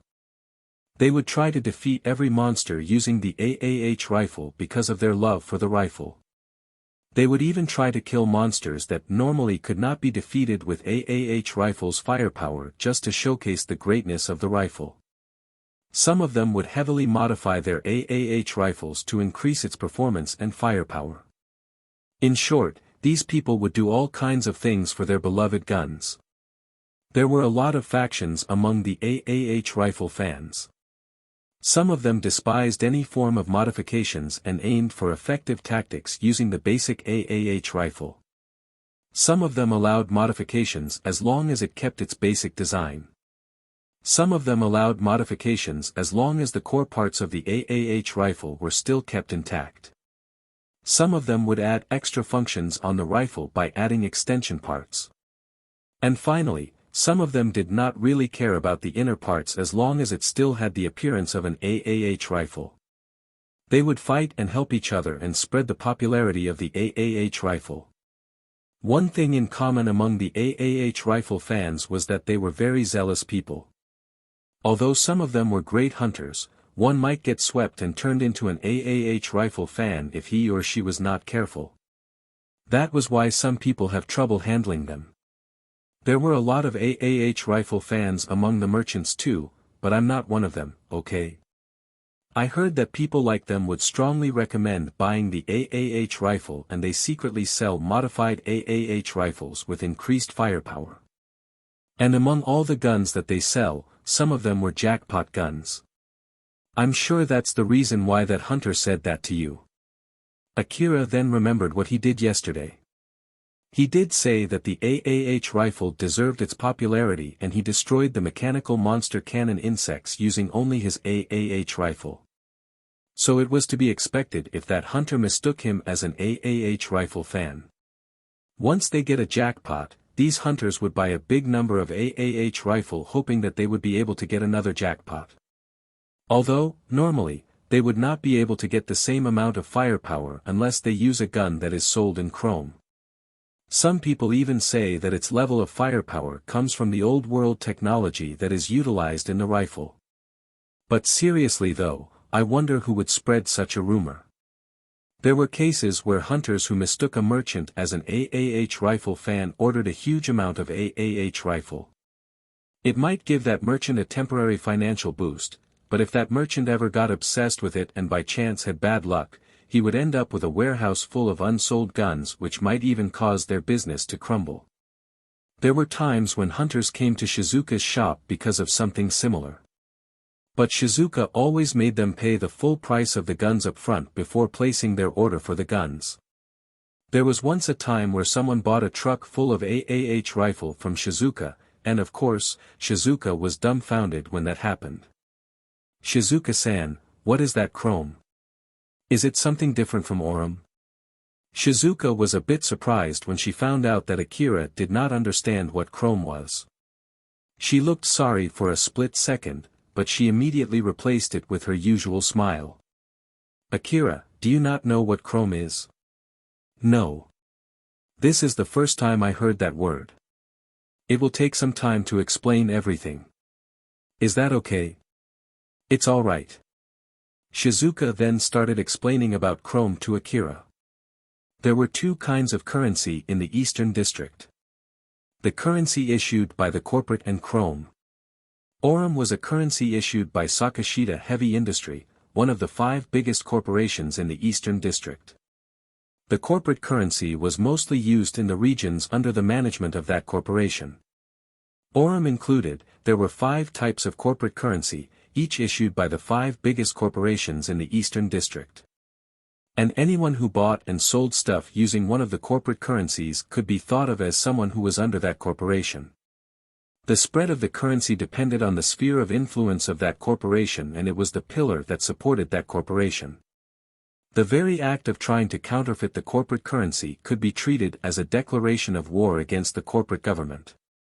There were cases in the past when such a thing happened, and the corporate government always obliterated them without mercy. Besides the corporate currency, there was chrome that was used everywhere in the Eastern District. It was called the currency of the Old World, a type of electronic currency discovered as a relic in the ruins. It cannot be reproduced using the current world's technology. There were many methods to get this chrome, and one of them was from an object called a chrome card. It was some kind of an electronic wallet that contained chrome. Chrome had an absolute value in the Eastern District. One could go to the corporate government to exchange a chrome for a large amount of corporate currency. One might also exchange corporate currency to a chrome which is sold at a very high rate. This was also one of the factors that raised the price of chrome in the Eastern District. Most of the transactions between big companies were conducted in chrome. And because of all of these, chrome was able to hold its value and used as the currency from the Old World. Among the ruins of the Old World, some of the factories were still operational. Of course, there were operational guardian drones patrolling these factories, and most of the time, even great hunters or the corporate government military could not fight against these drones that were manufactured using the overwhelmingly advanced technology of the Old World. As such, it was near impossible to collect relics from such ruins.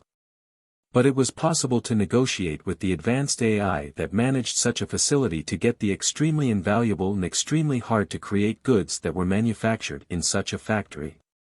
And this chrome would be used in such a transaction. Although it was originally a secret, the truth slowly spread among the residents of the Eastern District. Not to mention that with chrome, one could use the vending machines scattered in the ruins to obtain medicines that could even regenerate severed limbs in a short time. Some people did try to force their way to get hold of such medicine from the vending machines in the past. And when that happened, they had to fight the security system of the vending machine. Most of the time, they would not only end up destroying the vending machine but also increase the piles of corpses that were already scattered around it. Rumor had it that some of the companies in the Eastern District would use their chrome to buy military goods manufactured in the Old World factories. This caused a shift in the sphere of influence among the corporations in the Eastern District. Because of that, the corporate government was trying to collect chrome. And in order to do that, they would sell powerful and advanced equipment which could only be bought using chrome. Shizuka then finished her explanation with a summary. So there, you have it. There's also a rumor about a super advanced AAH rifle that can only be bought using chrome. I really want to see one if it really does exist. After knowing there was equipment that could not be bought using corporate currency, Akira finally realized the reason why Alpha said even 10 billion orum was just spare change. He then bowed politely to Shizuka and said, "Thank you for all the explanations, that was really an eye-opener." "Is that so? I'm glad to hear that." For those hunters who already had an augmented suit or were planning to buy one, it was common sense for them to know about chrome, but Akira did not know about it. Shizuka's heart hurt a bit when she discovered this, but she was trying to be considerate to him by not showing that in her face as she smiled to Akira like usual. Rebuild World, Chapter 33, Shijima's Evaluation. Akira immediately shifted to a room with a bath after he returned from Shizuka's shop. This room was pretty wide compared to his previous room. He put down his stuff in this room and said to Alpha with a serious tone. "Alpha, I want to make sure of one thing, we're resting today, right?" "No, we're going to take a rest today, I'll take no complaints." Alpha smiled and replied. "Don't worry, we'll take a rest for today." "Alright then, I guess I'll go and take a bath." Akira looked happy as he was heading to the bath, but Alpha suddenly stopped him. "If you want to take a good long bath, you better finish all of your leftover business for the day." "Business? Is there still anything I should do?" "You placed your bike at Cheryl's place yesterday, remember? Since you didn't say how long you are going to leave your bike with her, she might misunderstand and think that you'll take the bike back soon. So I think it's a good idea if you go there and explain it to her. Not to mention that you still have 500,000 orum debt to pay. If you postpone paying that debt, the peaceful situation that we're having at the moment might crumble. So I think it's better for you to pay that debt soon." Akira, who already decided on taking a bath, hesitated. "Can't it wait for some more time? I won't force you, but it might cause some problems if you keep postponing it, you know." Alpha said it lightly while smiling as if it was nothing to worry about. But Akira got worried instead and decided to do them immediately. Akira was dragging his feet as he was walking through the slum city. It was because he had filled his bag with more medicine than usual, plus he was carrying 2 AAH assault rifles and 1 CWH anti-material rifle. The augmented suit, of course, helped him in carrying all of those equipment, but carrying that much stuff made it harder for him to control the augmented suit. Although it would be easy to do that with Alpha's support, he was training to walk without her support at all. Because of that, Akira was having a hard time walking. Walking is hard enough already. Maybe I should have left the CWH anti-material rifle behind. No, you shouldn't. You'll fight more battles in the future where you'll need to use that rifle, so you should get used to it from now on. You don't want to fight those mechanical monsters with AAH rifle again, right? Akira remembered all the hardship that he had faced the other day and smiled bitterly. You're right. Well, I went and bought it anyway. So I guess I'll work hard until I can at least use it proficiently. He then continued walking slowly through the slum. An inexperienced hunter who was having a hard time handling his new equipment, it was a common sight among the hunters. But even so, most of the people in the slum city would step aside and make a way for Akira. After all, for commoners, picking a fight against someone who is equipped with an augmented suit and carrying a big anti-monster rifle on his back was the same as doing suicide. In order to avoid getting people's attention, Akira walked through the slum city's back alley. But he did not realize that the people around him were actually avoiding him. When Akira arrived at Cheryl's place, she looked very delighted and invited him to her private room. She then casually closed the door. As they were the only ones inside her room, she nonchalantly hugged Akira from the front the moment he put his stuff down.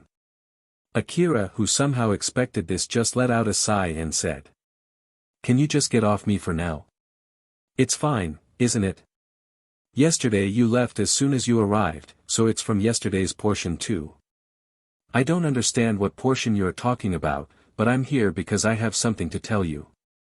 So put this off for later, will you? I understand, but I can continue after that, right?"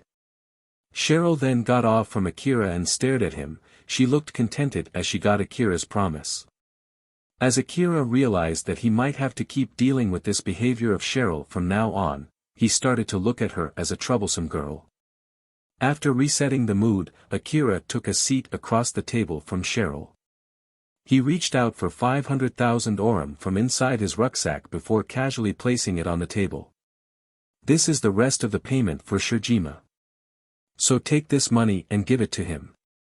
Cheryl looked surprised. For her and the other children, it was a huge amount of money.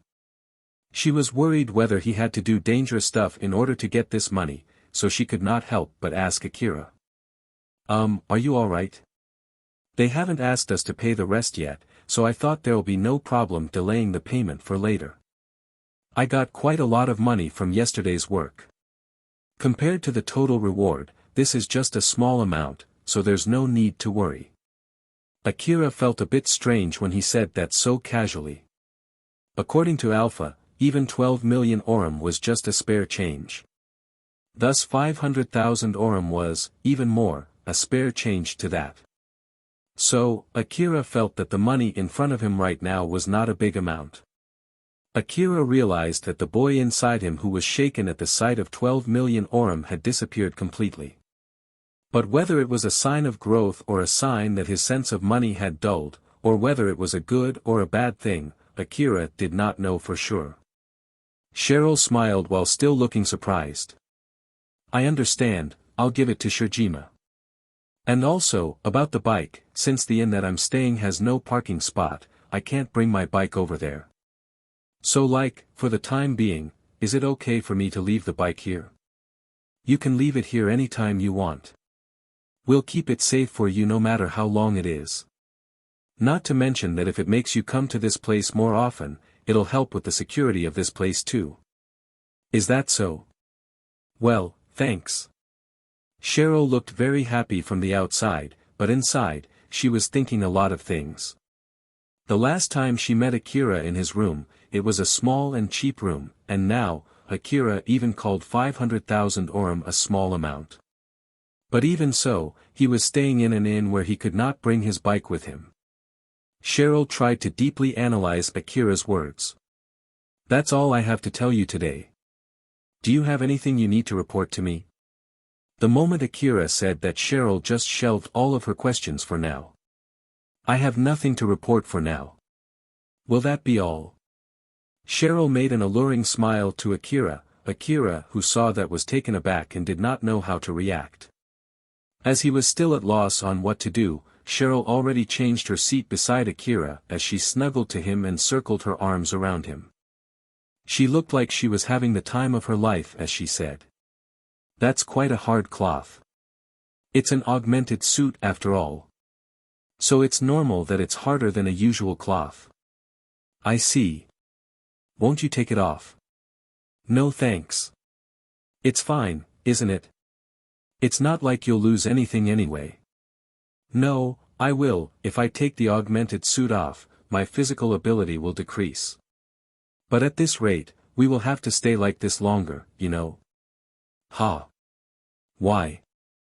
Because this cloth will reduce my satisfaction. Akira frowned, looking annoyed and a bit troubled. On the other hand, Cheryl locked her gaze at him while smiling brightly. There was an unusual awkward mood between them as both of them were staring at each other's eyes. But then Akira broke his gaze first. Akira let out a big sigh and took off the upper part of his augmented suit. Cheryl looked happier than before as she was still clinging on him. Her face was filled with all kinds of expression like bliss, peace, happiness, pleasure. It made a mess on her beautiful face. She even let out a strange sound from time to time. Cheryl felt like something within her was getting satisfied. Akira thought that it was not like he was losing anything, or more like, he actually just did not care, not to mention that it seemed Cheryl would let him go if he just let her be for a while. Thus he just shut up and let her clung on him. But then he noticed that Alpha was smiling teasingly at him, so his face immediately frowned a bit. What? It's nothing. I don't know why though, but it seems that she really likes you. As I thought, you're interested in this kind of thing too, aren't you? Why does it even come to that? Akira then let out a sigh. Cheryl. You should stop soon. I'm still tired from yesterday, so I'm planning to relax and take a good long bath for today, you know. If it's a bath, we also have one here, you know. Do you want to try the bath here? You have a bath here? Yes, it's quite a wide bath, so I think you can really enjoy taking a dip. Although this building looks abandoned, it even has a bath, huh? But even if you have the facility, how about the bill for the hot water? Are you sure they haven't stopped the hot water? From what I heard, in order to prevent the residents of the slum city from causing a riot because of water shortage, and their own concerns that the slum city might become a source of disease and spread to the lower district, the city management decided to keep supplying the slum with water. You didn't know about this? I too know about this since I used to clean my body with water even when I was living in the back alley of the slum city. But I didn't know that they also provided the slum city with hot water though. So that's why you can make hot coffee, huh? P4553R, can't they just boil water to make hot coffee? The data of the landowners in the slum city was never clear. Thus there was no clear address where the city should send their bills for the water usage. But even so, the manager of the city kept supplying the slum with water to avoid any dissent, not to mention that they could also estimate the number of the residents in the slum city and their jobs from the water usage. But then, depending on the situation, the city could stop or limit the water supply anytime. The free water supply was adjusted with reputation and profit in mind to prevent the slum from growing any bigger than it should or even to cull the population in the slum city. Since there are not that many buildings in the slum that have a bath facility, this base is pretty famous, you know. Sibia and his friends took this building by force and made it their base before we inherited the place from them. If it was not because of your support, we would have been kicked out from this building by now. That's why, since it's thanks to you, you can use the bath here anytime you want. I'll tell the children to prepare the bath if you want to get in, so, how about it? Nope, I'll go back to my room and take a bath there. I'll also help you wash your body, you know.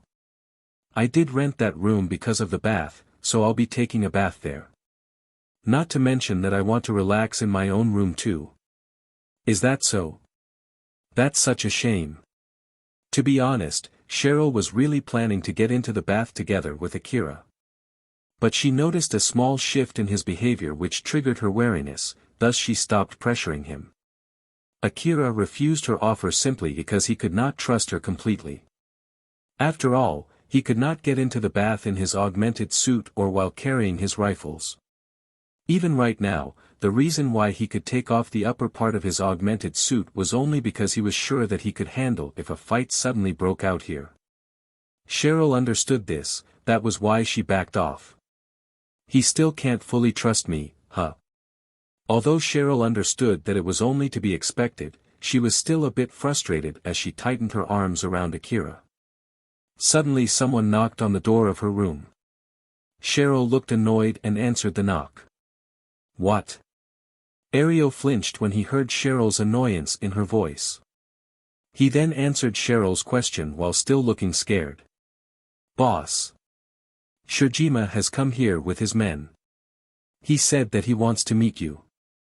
I see, I'll go and meet him. Cheryl thought that she had to properly do her job as the boss in order to win Akira's trust. So she reluctantly separated from Akira. Although it was hard to call it a meeting room, it at least had a table and some chairs.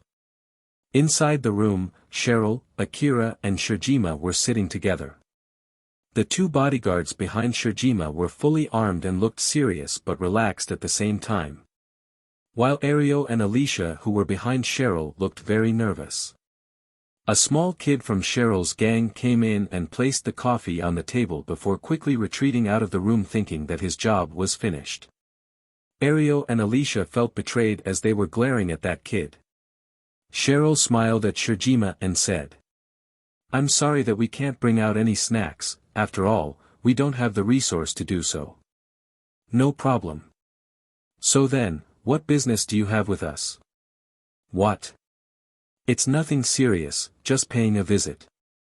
After all, we could not find a chance to really sit down and talk after that incident. Is that so? As you can see, Akira is okay. It's all good that you're doing fine. Cheryl was trying to look dignified in front of Shirjima.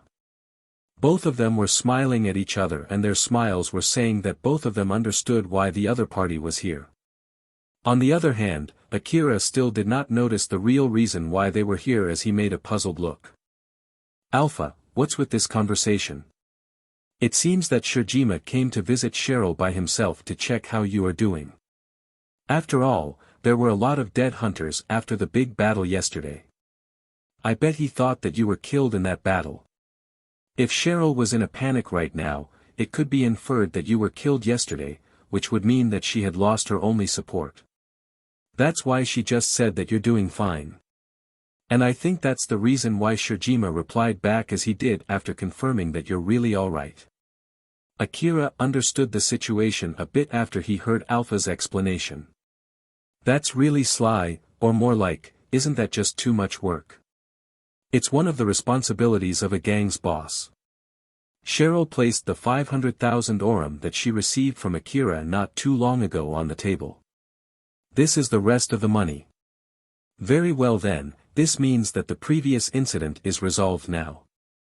I wish we can get along in the future. I hope so too.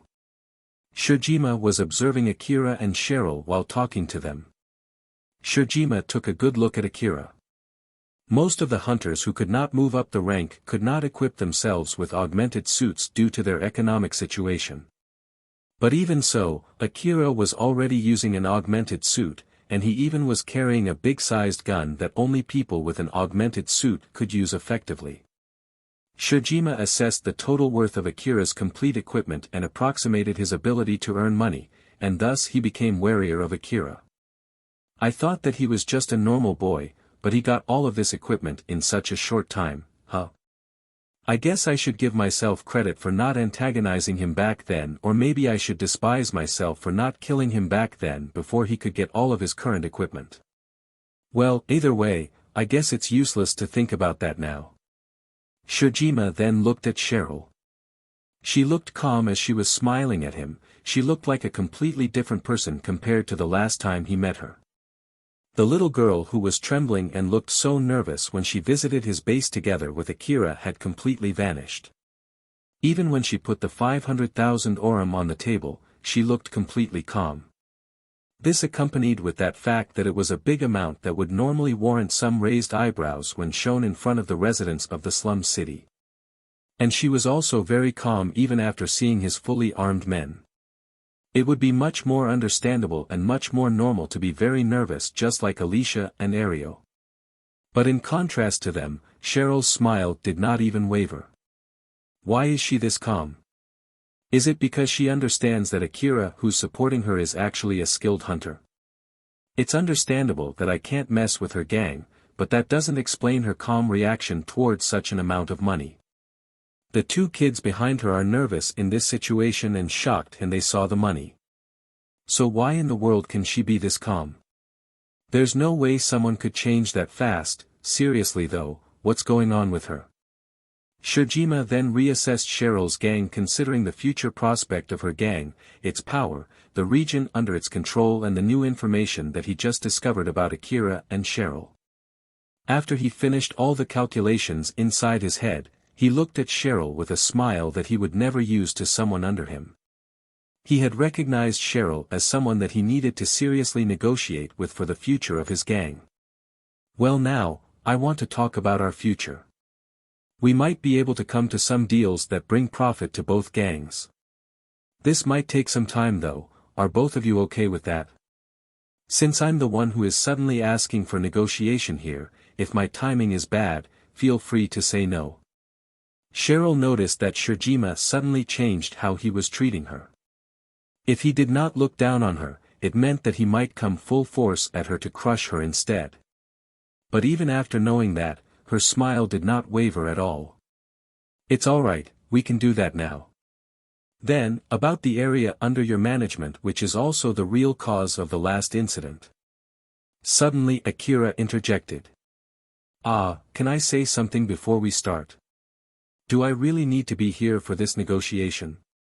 It seems that this will take quite a long time, and to be honest, I want to go back home now. Everyone in the room immediately shifted their gaze towards Akira, who just said something that was really out of the blue. It was as if he could not read the mood inside the room at all. Cheryl kept smiling at Akira without showing even a shred of surprise or panic. You're right. We don't know how long this will take, and I'm sure no one would want to be forced to attend a long negotiation. Please don't worry about me, you can go ahead and leave. Then Shirjima also replied back to Akira with a serious face. Well, considering the topic that we're going to talk about, this is a discussion between two gang bosses. It would be great if everyone unrelated leaves this room. Ario and Alicia stared at Akira's back, hoping that he would not leave. But unfortunately, Akira could not pick their cue since they were standing behind him. I see. Well then, I'll go back home. Cheryl, just tell me in case anything happens. I'm really sorry to have bothered you. Please feel free to come over here again anytime. Akira then exited the room as Cheryl sent him off with a smile. But, on the other hand, Ario and Alicia got more nervous now that the main fighting power that protected them had left the room. Cheryl noticed that as she said to Ario and Alicia without turning back. Don't worry, everything will be fine even without Akira here. And it's not like we're talking to a fool like the last time. Shirjima also joined in to reassure Ario and Alicia, which also doubled as a warning to his own bodyguards. We won't do anything that might offend you. You guys did pay that 1 million orum to resolve that incident peacefully, after all. So even if the negotiation turns sour, we won't cause any ruckus here. After being told that, Ario and Alicia finally calmed down. But looking from the other perspective, it only made them calm down a bit. Although Ario and Alicia wished that the negotiation would not take too much time, it did take quite a long time to finish. Akira already returned back to his room and got inside the bath. He dipped his whole body in the warm cozy water up to his neck. He looked relaxed as he enjoyed the warm water and let it take over his whole body. It felt like all of his tiredness was melting into the warm water. Akira's consciousness got completely taken over by the warm water. It was only a matter of time before he would not even be able to answer simple questions. But before that happened, Alpha asked him. Akira. I'm sorry to bother you while you're enjoying your bath. But there's something that I want to talk about with you, is that okay? Akira was still in a daze as he turned his gaze at Alpha. Alpha was also inside the bath just like the last time. The warm water caused her rosy alluring skin to look even more enticing. Her perfectly proportional limbs would sway together with her reflection in the warm water because of the wave on the water surface. It was as if it was playing with the reflection on the hot water surface to hide some parts of her body.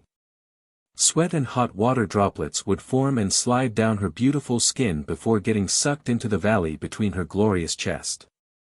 It was an image of an extremely beautiful girl produced through an immensely advanced and complicated calculation. But Akira showed a very small interest in all this.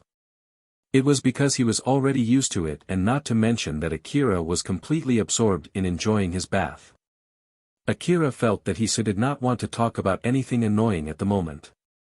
Is it about tomorrow's request? Yep.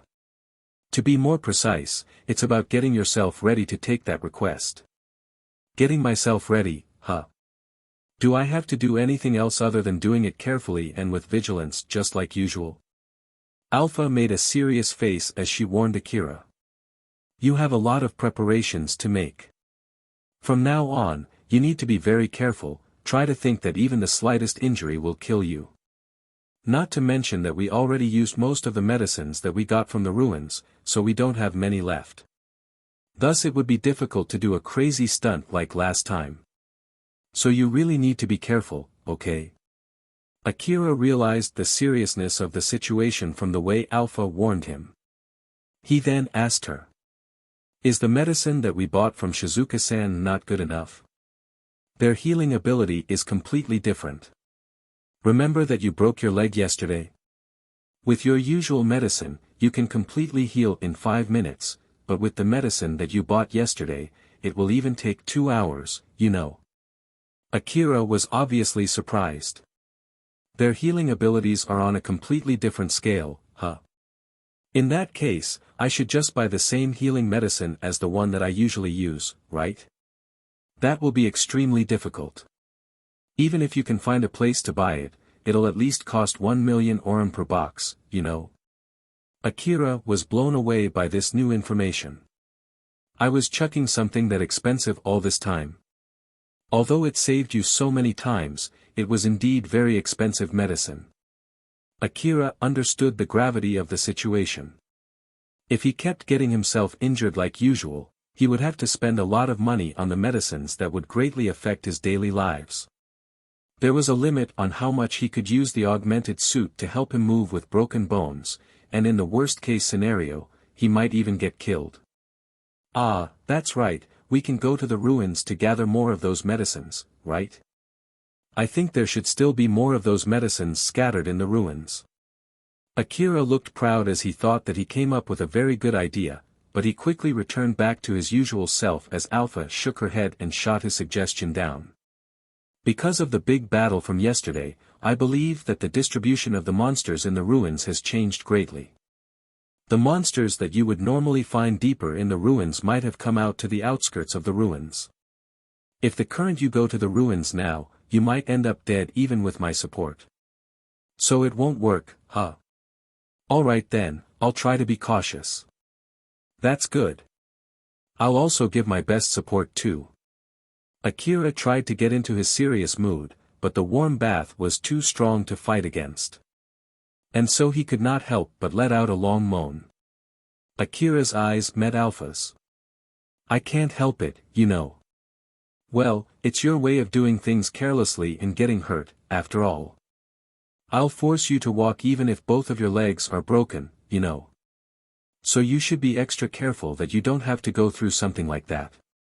That sounds very painful. So I'll definitely be extra careful. This time Akira was able to answer back seriously. After Shojima finished his negotiation with Cheryl, he went back to his private room in his base. The result of the negotiation was that half of Cheryl's territory that her gang could not manage would be passed over to Shojima's gang. As an exchange, Shojima would transfer 1 million orum to Cheryl's gang, and so their cooperative relation had been set. The result is not that bad, not to mention that I got more territory now, but... Shojima's face was filled with an unknown uneasiness. As I thought, Cheryl's change is something to worry about. It's more worrying than Akira. Where exactly did she get that courage and confidence from? Is she getting ahead of herself thinking that she is completely capable of controlling Akira now?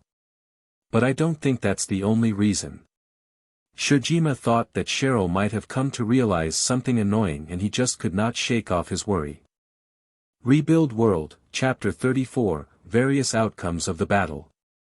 Drankum's base was located near Kagomayama City's lower district. It was a huge complex sitting on a wide ground, complete with huge warehouses and buildings lined inside.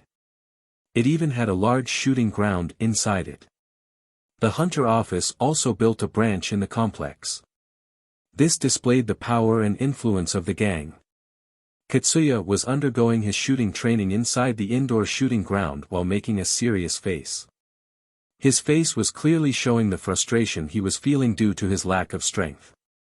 He kept on training without even taking a break. He was already strained both physically and mentally, because of which, his accuracy was declining. He understood that it would be meaningless even if he continued. But he felt like all the bullets that missed its target were mocking him. This made him obstinate as he continued his training in order to shake off that feeling. Yamaina and Eri were worried as they looked over at Katsuya. They were watching the heartbreaking scene where Katsuya continued his training despite the uncountable reminder of failure. They couldn't stand it anymore and called out to him. Katsuya. You should take a rest. It's better if you take a rest, continuing this way will only make you more tired instead of making you better.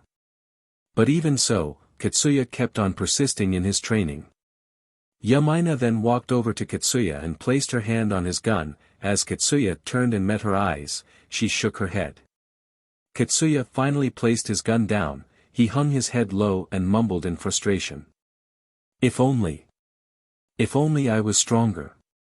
It's not your fault. We did the best we could. Just like you, everyone else was also prepared for it. It was not your fault. For Eri and Yamaina, watching the current Katsuya was much more painful than the incident that happened yesterday. Drankum dispatched a lot of its hunters during yesterday's big battle. It was a compulsory request for veterans like Shikarabe unless they were injured, or had any other reasons that made it impossible for them to accept the request.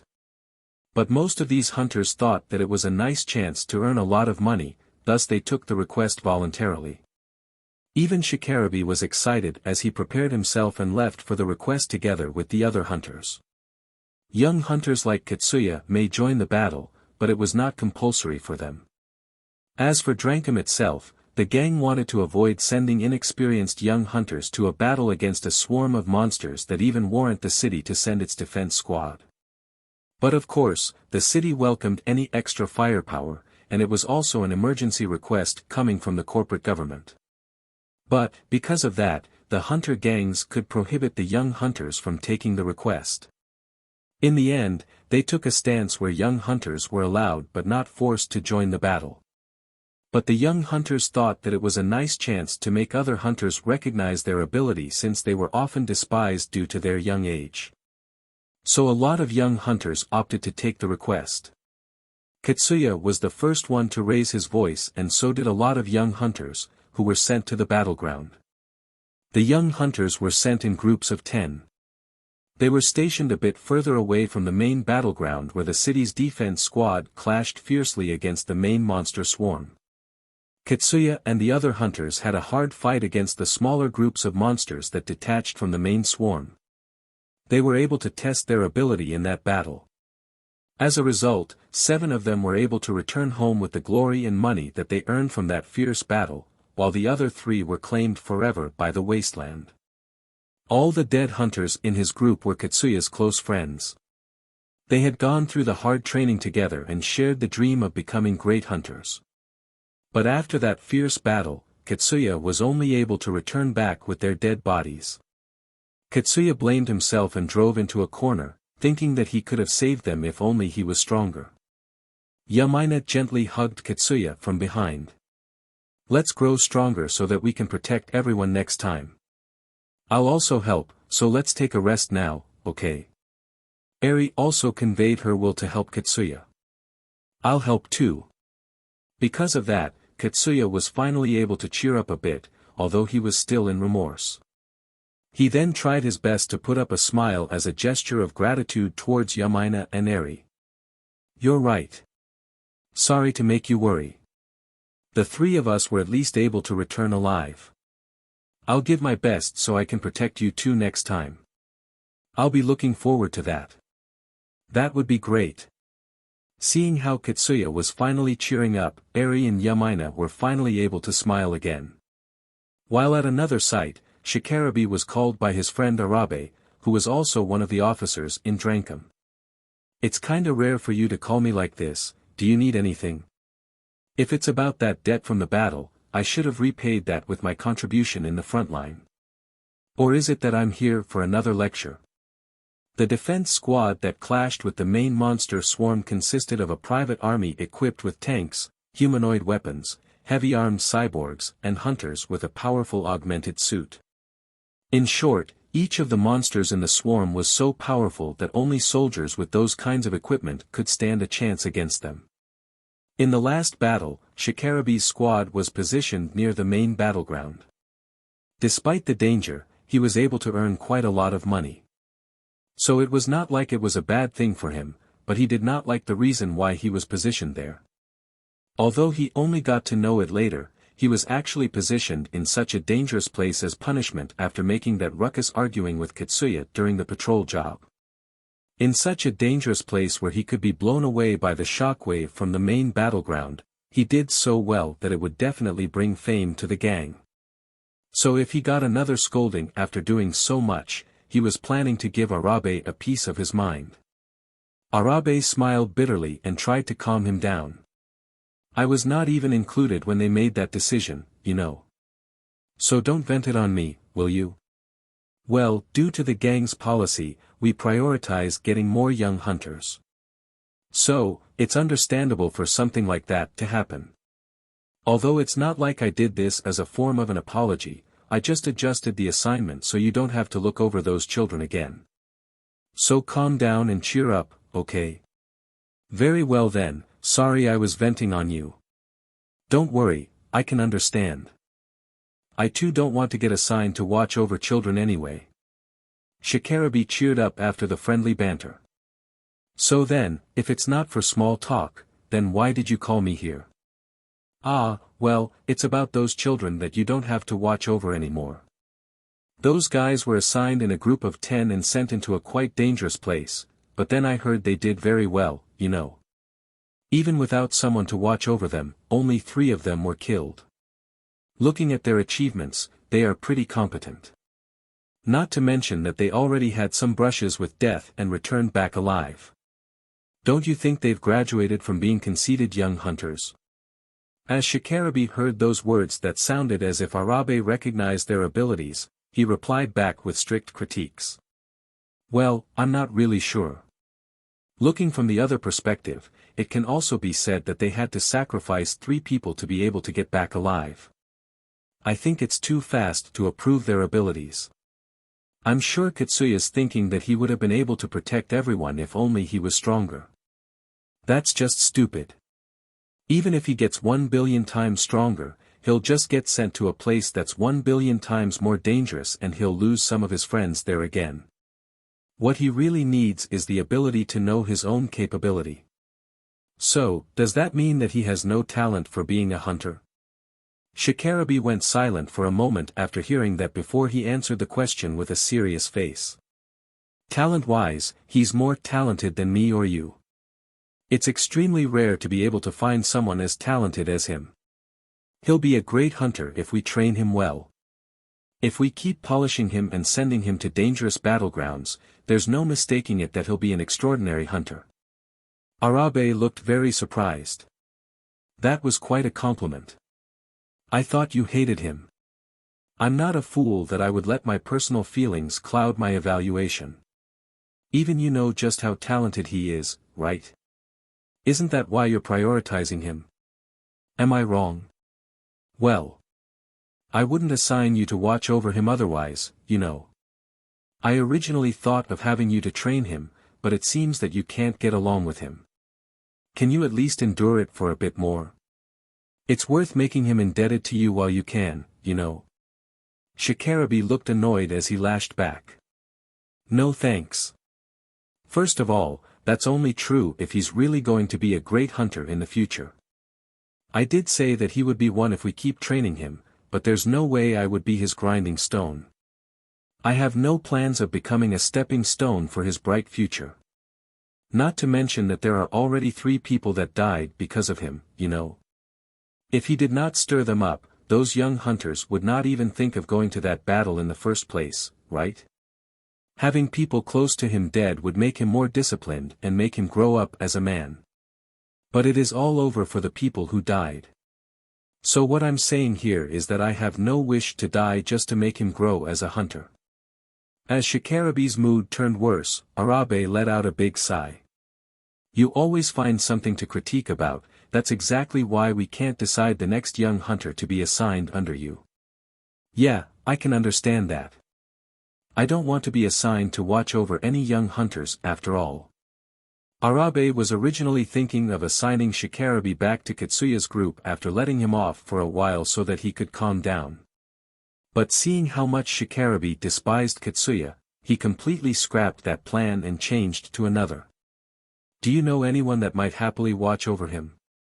When he said that, Arabe meant for Shikarabe not to pick someone out of grudge. But with that being said, Arabe thought that Shikarabe would never intentionally pick someone bad anyway. And as expected, Shikarabe answered back seriously and even came up with some names. Elena and Sarah, how about those 2? It seems that he really likes them. If I'm not mistaken, Drankum is also trying to recruit those 2, right? We're still in negotiation about it, but it doesn't look good. Then just make them watch over him through training requests. They've been doing some requests together lately, right? Having them accompanying him and actually training him are 2 completely different things. The amount of the reward will also be different. Not to mention that it's not that simple to employ someone from outside the gang, you know. Looking at how Arabe frowned while racking his brain, Shikarabe smiled teasingly since his friend had completely changed from doing hunter work into running the gang. That'll be your job together with the other officers, so good luck with that. I know that. So, about those 2, are they skilled enough? I can't really say much about their teaching ability. But as hunters, they are extremely skilled. I don't think there are many hunters in Drankum who are on par with their skills. I saw them during yesterday's battle, they were able to completely annihilate the camouflaged monsters. Although they had some hard time, they were able to quickly regain the upper hand. Is that so? I'll offer more rewards and see how it goes from there. I'm sure those people in the management would shut up if I say that I'm doing it as an initial step for inviting them to join Drankum. Shikarabe pulled back his head and grumbled. The people in the management, huh? I really hope they would try to understand the difficulties that we're facing in the field. Arabe laughed bitterly. Well, it'll be troublesome if they're not around too. It's just one of those disadvantages when the gang grows this big. And we're the ones suffering from that, you know. In that case, how about you join the officers too? You can help me fix this problem, you know. Arabe smiled, challenging Shikarabe, but Shikarabe just smiled back and said. No thanks, I'm not suitable for working behind the desk like you. Geez, and so you threw that job to me, huh? After that, Shikarabe and Arabe laughed together at their displeasure with Drankum. Elena and Sarah were buying ammo and medicines from Shizuka's shop. They looked tired, but among those 2, Elena looked especially tired. Shizuka.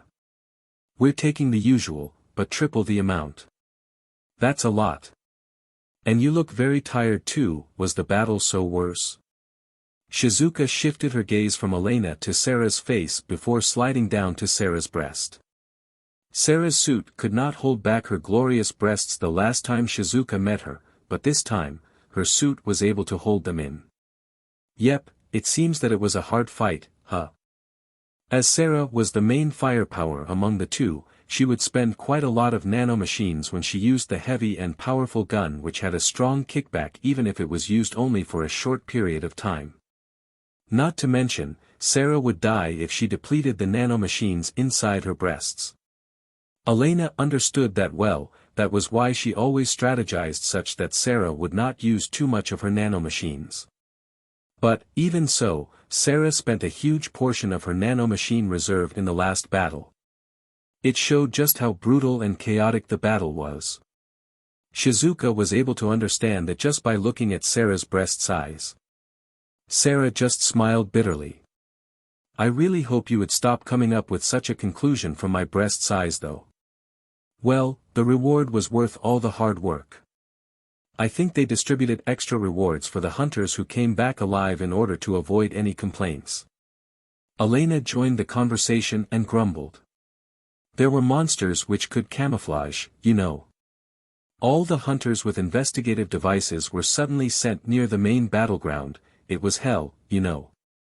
So it's not my fault for complaining. Shizuka gently smiled. If they gave you enough reward to stop you from complaining, you should use it to buy some stuff from my shop.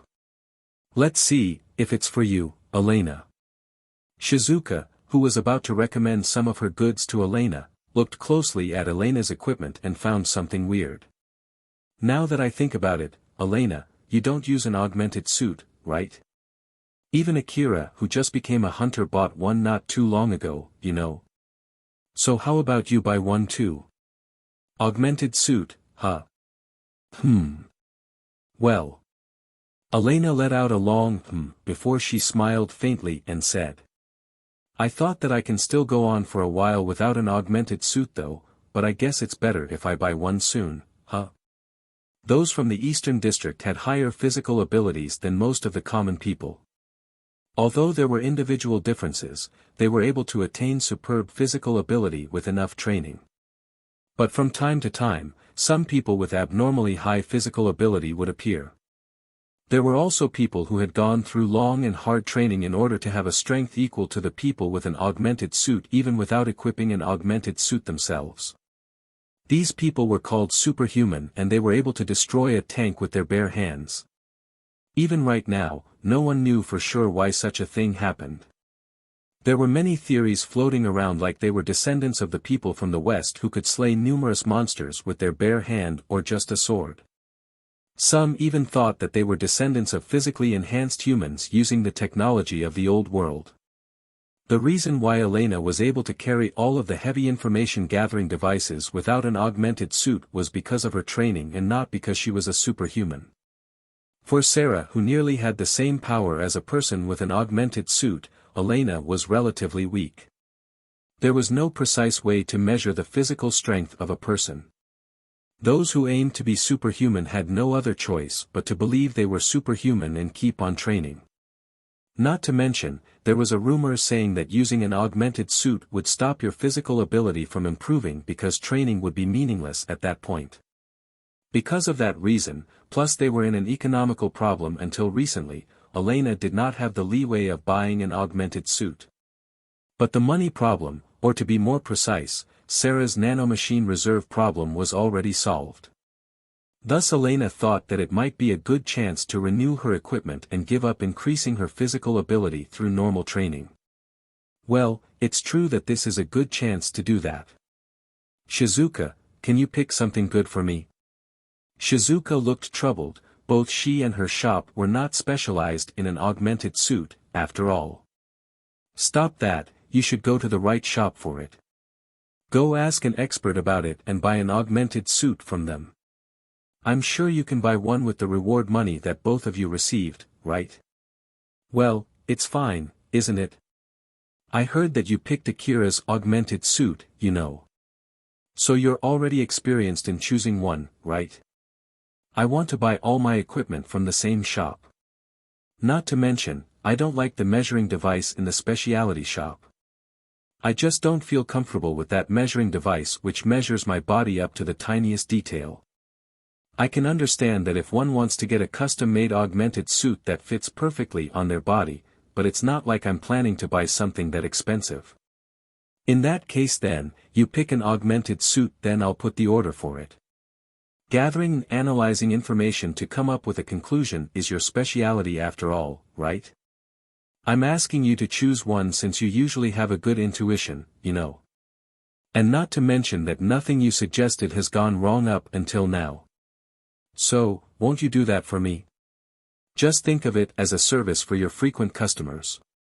Since you did that for Akira, you can at least do that for us who have been coming to this shop for a longer time, you know. Shizuka finally gave up and let out a bitter smile. She then answered back jovially as she was smiling. It can't be helped then. I'll make you buy a very expensive one, so you better be ready for it. After hearing Elena wish to buy an augmented suit, Shizuka suddenly remembered something. Augmented suit, huh? Just a question though, but do you turn super strong just by equipping one?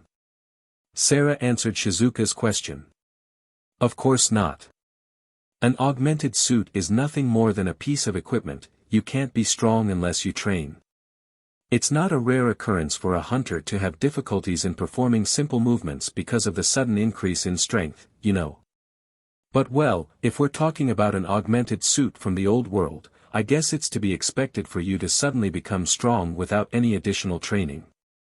Although I'm enhancing my strength with nanomachines, I still had to go through hard training to be this strong, you know. Well, I thought so too. There was no mistaking that Akira got that huge amount of money from yesterday's big battle. But even so, it was still not normal. He should not have had much time to train himself properly, not to mention that he fought against the mechanical monsters only with his AAH rifle that was not an effective rifle against such an enemy. It was hard to believe that he would return alive from that battle with 12 million orum. Shizuka was still bothered by it. That was why she clarified with Elena and Sarah.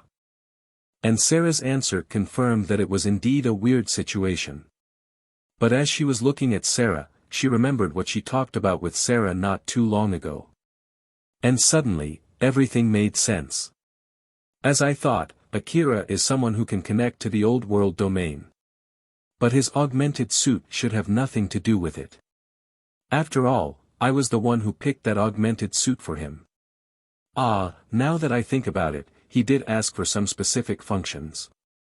I wonder if those functions are very useful to someone who can connect to the old world domain. As Shizuka was about to dig deeper, she suddenly decided to stop there. Well, it's not like I can ask him about it. I guess I should stop trying to dig any deeper. Curiosity killed the cat. If she pried too deep, it might rub Akira the wrong way. As Shizuka thought of that, she decided to stop thinking about it. In the middle of their silly talk, Elena suddenly asked. On another subject though, Shizuka, what do you think about the battle? Even if you ask me, I don't know much outside what was reported. Is there anything strange in the report?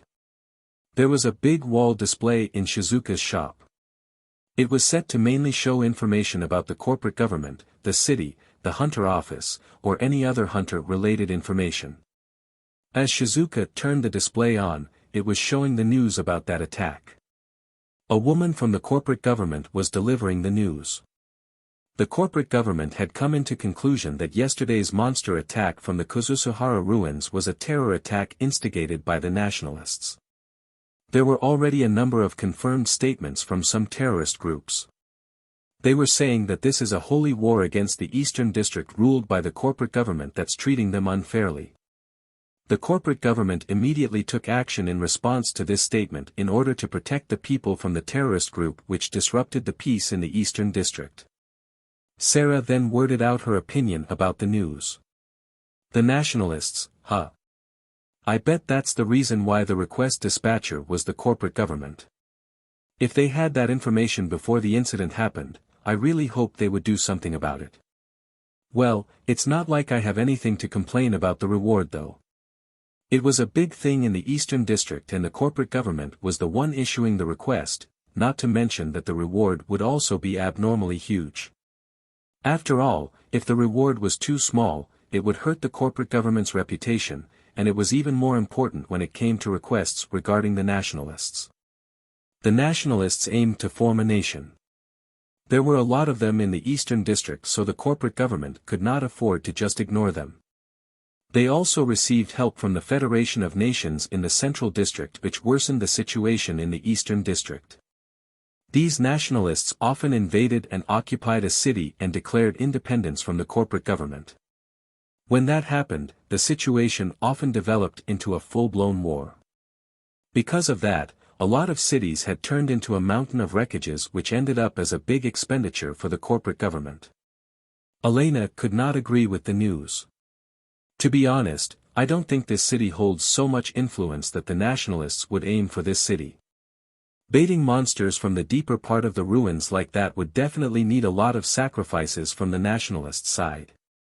Not to mention that it would affect their current standing among the other nationalists. It's questionable how much of that news is the truth.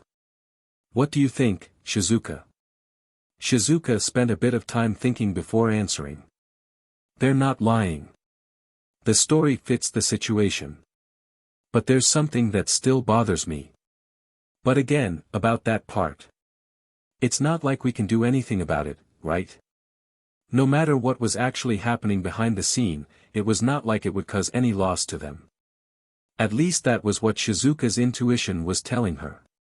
Elena and Shizuka changed the subject of their conversation. That's true. Since they gave us such a huge reward, I don't think it's something for us, the hunters, to worry about.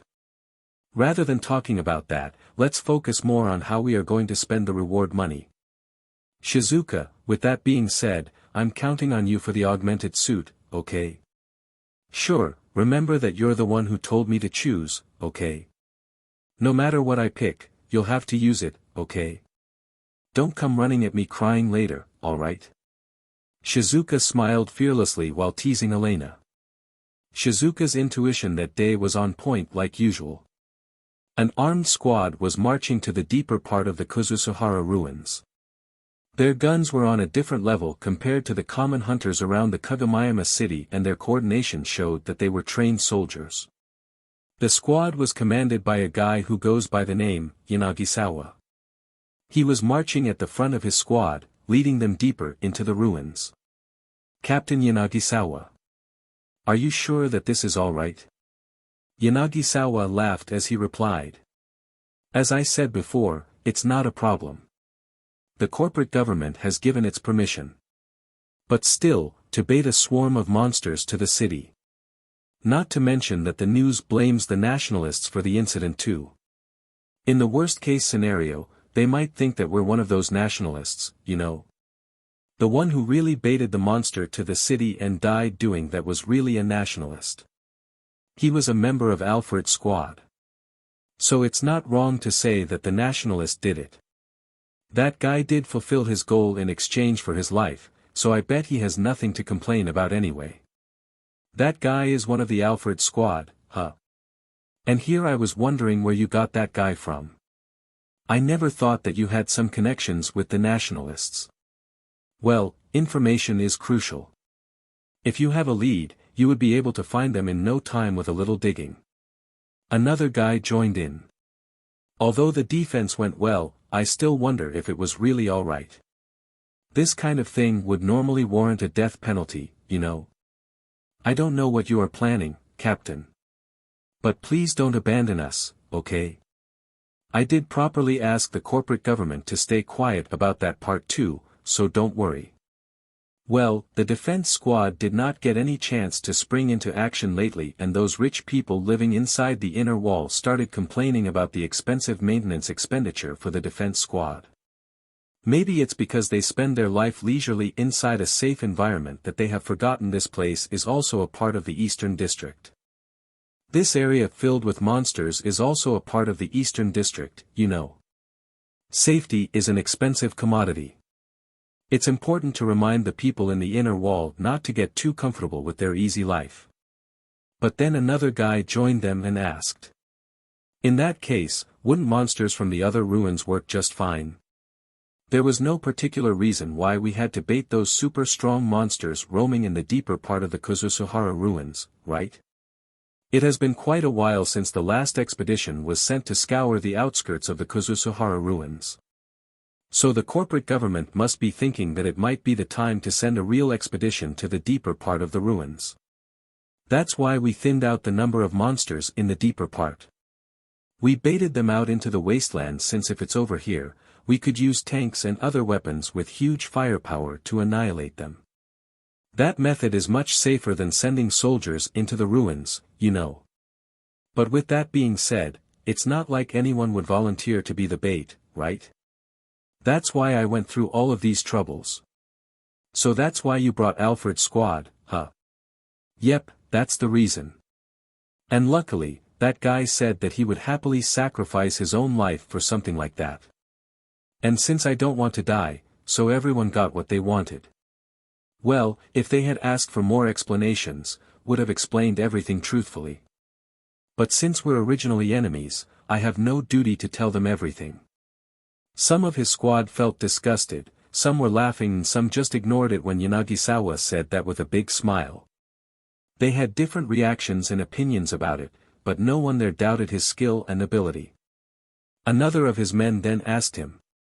But some hunters were harmed and even killed, right? If they come to know that it was Captain who was responsible all along, the dead hunters would come back and haunt you, wouldn't they? The man who asked Yanagisawa that question was originally a hunter who was scouted into the squad. His face looked stern since he felt a kind of camaraderie with the other hunters. Yanagisawa just brushed it off as he said. The hunters also earned a lot of money from that battle. I bet some of them just got rich in one go.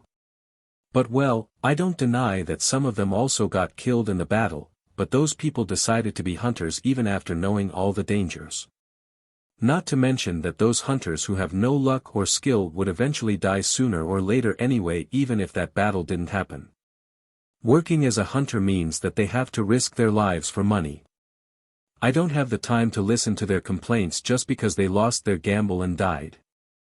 Well, it's true that's what it means to be a hunter. The city management wanted to shut the people in the middle district, the defense squad wanted to see more action and have more meaning in its existence, Alfred's squad wanted the renown, the corporate government wanted to explore the deeper part of the Kuzusuhara ruins, and finally the hunters sought rich and fame. Other than for the people who were killed, that battle was a good thing for everyone, don't you think so? Some of his men felt ridiculous seeing how Yanagisawa boasted about himself. But you did all the hard work there. So, what did you get from that? What is your plan? Is there something you need to do in the deeper part of the ruins? Since you called for us, it's not like it's going to be a normal search expedition, right? Yanagisawa deliberately laughed invincibly. It's a secret. If I have to say it, it's to pave the way for the future of humanity. Don't worry. I won't do anything bad. We're simply going to search the ruins, it'll earn us quite a lot of money too. After all, if it doesn't, we won't be able to pay back for all the equipment that we borrowed. These are the latest equipment used in the front line, you know. I even went to get that Ragnarok too. It's also loaded with the Annihilator warhead. Of course, I'm not saying that you can go trigger happy with that, but it really kicks a punch, you know. It's exactly because we're on this occasion that I decided to get one. That's why I want you guys to understand that I'm serious here. The normal equipment for this squad was advanced enough. But this time, they brought even better equipment than usual. And it was Yanagisawa who prepared all of the equipment. Yanagisawa was having silly talks with his men and he seemed to be in a very good mood. But once they reached a certain area, his mood suddenly turned serious as Yanagisawa said to his men. The silly talk stops here, let's go.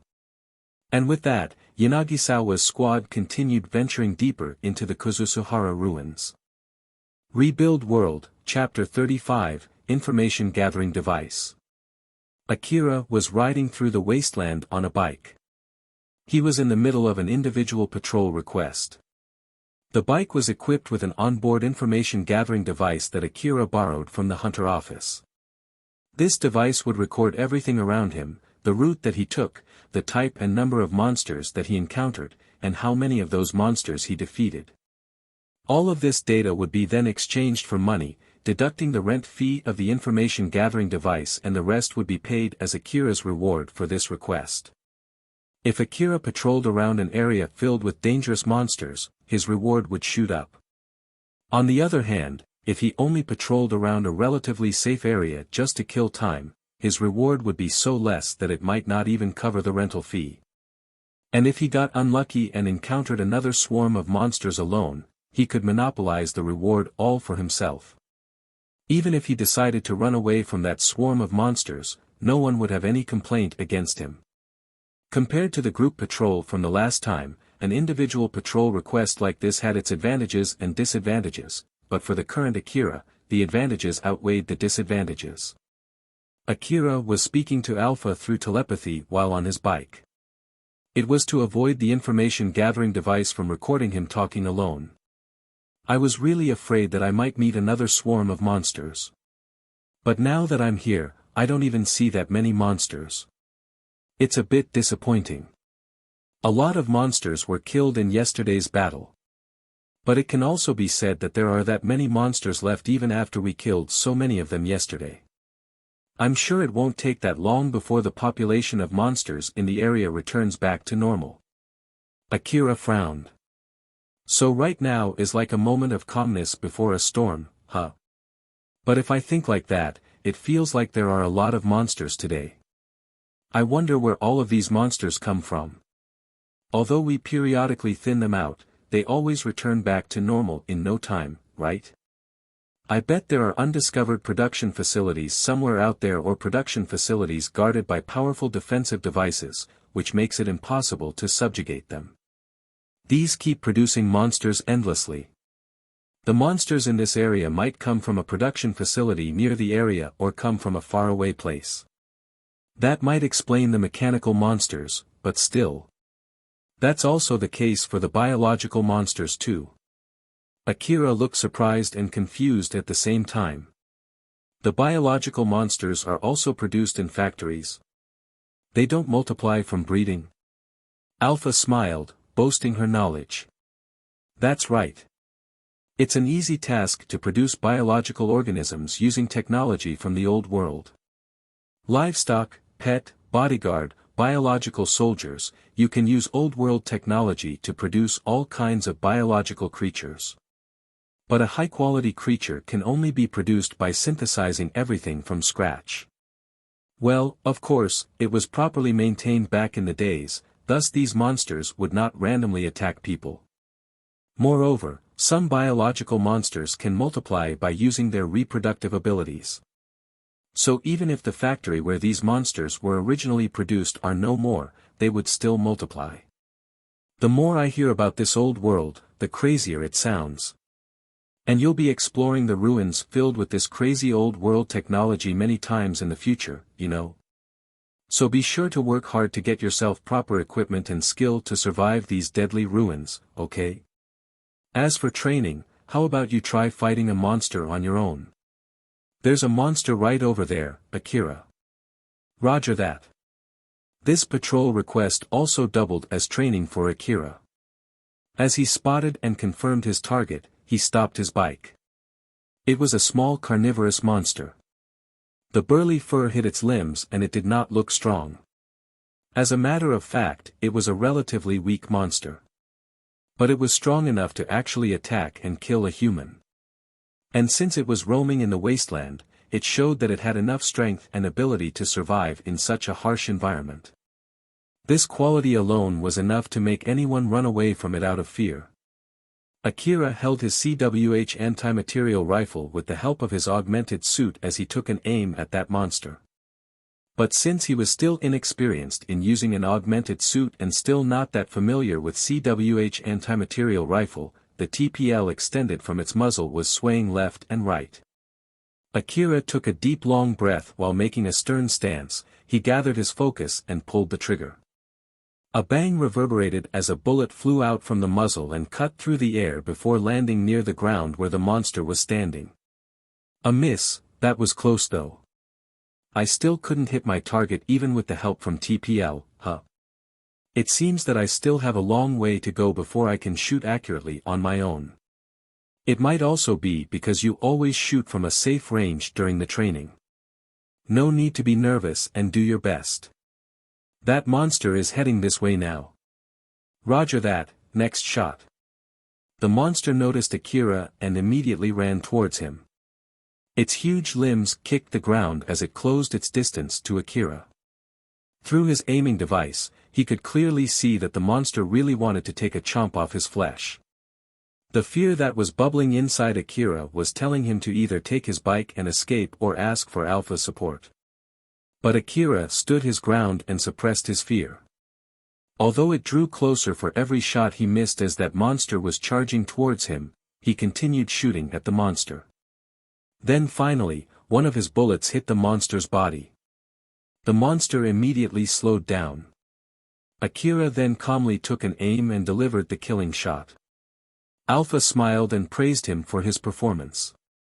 "You did well, that was pretty good." "Thanks. Well, I guess this much shots against a monster won't put me on red, right?" "Yep, maybe." "Alright." Akira firmly nodded and smiled lightly. As he returned back to patrolling the wasteland, he asked Alpha. "Alpha, about the patrol request though, we'll keep doing this request until I reach a certain hunter rank, right? Although my hunter rank went up to 17 from the last battle, until what rank do I need to keep doing this?" "Your goal is to reach hunter rank 20. You'll need to at least reach that level to be able to borrow a custom-made vehicle to traverse the wasteland. Although a lower hunter rank is actually enough if you just want to borrow a vehicle, you also need to think and find a balance between the vehicle specification, the rental fee and the insurance fee." "A vehicle, huh? But I already have a bike. So, do I still really need to hurry up to get a vehicle?" "Yes, you should. There's a limit on how much supplies you can bring with you on this bike. Although you'll need to get all the required equipment before going to explore the other ruins, a vehicle specially designed to travel in the wasteland is quite expensive. So you'll just have to rent for the time being." "The other ruins, huh? Is it okay if I take a peek into those ruins for a bit with this bike?" "We'll only do that once you get yourself the proper equipment and a vehicle. If it's possible, I want you to get an information gathering device at least. We'll only visit other ruins after you have all of that, okay?" To be honest, I want to at least collect some medicines though." "Is the bike really not enough?" "Oh, I haven't told you this, huh? My detection ability deteriorates outside Kuzusuhara ruins, you see. That's why it's crucial for you to get an information gathering device. Or do you still want to go without one?" "Alright, let's not do that." Akira immediately backed off. He understood that it would be futile to challenge a ruin relying solely on his own power without Alpha's detection support. After all, he would not want monsters to swarm him from all directions. "So besides a vehicle, I should get an information gathering device too, huh? That would require a huge amount of money. Although I just got 12 million orum, it has gone in a puff. The CWH anti-material rifle is pretty expensive after all. That's what it means to be a hunter. If it requires more money than what you can earn right now, then it means that it's still too early for you to get it. That's all there's to it." "You're right. It was not a rare occurrence where a hunter who got ahead of himself challenged a ruin that was outside his ability and then was claimed by the ruin. It was the same for Akira too. He would have died if he did not meet Alpha in Kuzusuhara ruins." Akira understood that lucky coincidence had kept him alive up until now and let out a bitter smile, asterisk, asterisk, asterisk. When Akira visited Shizuka's shop, he found Elena and Sarah talking with Shizuka. Akira then joined their conversation while placing a refill order for his ammo. As they were talking about the augmented suit, the conversation somehow shifted to Elena's augmented suit. Akira seemed obviously surprised when he found out that Elena was not using an augmented suit until now. "Elena-san, so that's just a simple armor, huh? Since I've seen you carrying heavy equipment, I assumed it was an augmented suit. So you're actually stronger than you seem, huh?" Sarah looked amused by Akira's reaction. "That's right. But even so, Elena always says that she's just a weak girl, you know. Don't you think that's just unreasonable? No. Akira could not immediately agree to that as he was at loss for words. Elena, who had just gotten teased there, quickly retorted. I don't want a girl who carried an A4WM automatic grenade launcher saying something like that to me. That gun is crazy heavy, you know. And even more so when it's fully loaded. That's normal for me. After all, I'm a nanomachine-enhanced human. But of course, without the nanomachines, I'm just your normal weak girl. And without the nanomachines, Sarah's glorious chest will turn back into its original pitiful size. Elena and Sarah smiled at each other. Although Akira was just an observer, he could feel the immense pressure in the air. Shizuka was enjoying the show, but when she noticed Akira looking uncomfortable, she tried to mediate between them. You two should stop there. Akira is scared, you know. What are you girls doing letting out veteran hunter's intimidating aura in this place? As Elena and Sarah heard Shizuka and turned down their intimidating aura, both of their gazes shifted to Akira. Akira, who was still at loss for words, tried to squeeze out everything he had to change the mood. He took a standpoint between Elena and Sarah with his narrow knowledge of vocabulary. Well, I don't know about being a weak girl, but I think Elena-san is a pretty girl with a beautiful slender body. Although Elena immediately understood from her experience that those words were just flattery, she also understood that Akira was being honest when he said that. Thus she was pretty happy with his compliment. Sarah just smiled and stared at Akira as she asked. Akira, how about me? There was obviously some pressure emitting from her smile. So Akira could only answer back in a panic. Of course, I think that Sarah-san is also a beautiful girl. And with that, Sarah's mood immediately turned better. Shizuka, who was only watching them as an observer, suddenly joined in. Akira, then how about me? Shizuka-san is also a beautiful girl. Akira answered back casually since he understood that Shizuka knew he would answer with that when she asked him that question. But it was obvious that Akira was a bit bashful when he said that. Of course, Alpha could not help but join in as she smiled and asked Akira the same question. Akira, how about me? Yeah, you're beautiful too, are you satisfied now? Alpha looked displeased with Akira's answer as she retorted. Why are you always so mean to me? Because I know for sure that you did that only to tease me. I'm trying my best not to look suspicious here, so can you please stop interrupting me? Akira was trying to be careful not to look at Alpha, who was invisible to Elena and the other girls there. Shizuka was a bit surprised when she found herself happy from Akira's words, thus she tried to hide it by teasing Akira. Akira, did you say that just to change the mood? No, I'm not a person who can say anything if someone tells me to say that because it's more profitable that way. So, although we are in that kind of situation, I didn't lie. Everything I said is true. I see. The mood in the room suddenly turned embarrassing. Shizuka, Elena, and Sarah looked at each other and noticed that their faces had turned reddish. Since they all noticed that, they stayed quiet hoping that no one would point out the fact. Akira then came up with a new subject as he was trying to change the mood again. Now that I think about it, Sarah-san doesn't use an augmented suit, right? Me? That's because I'm a nanomachine-enhanced human. If I use a common augmented suit, my physical strength might reduce instead.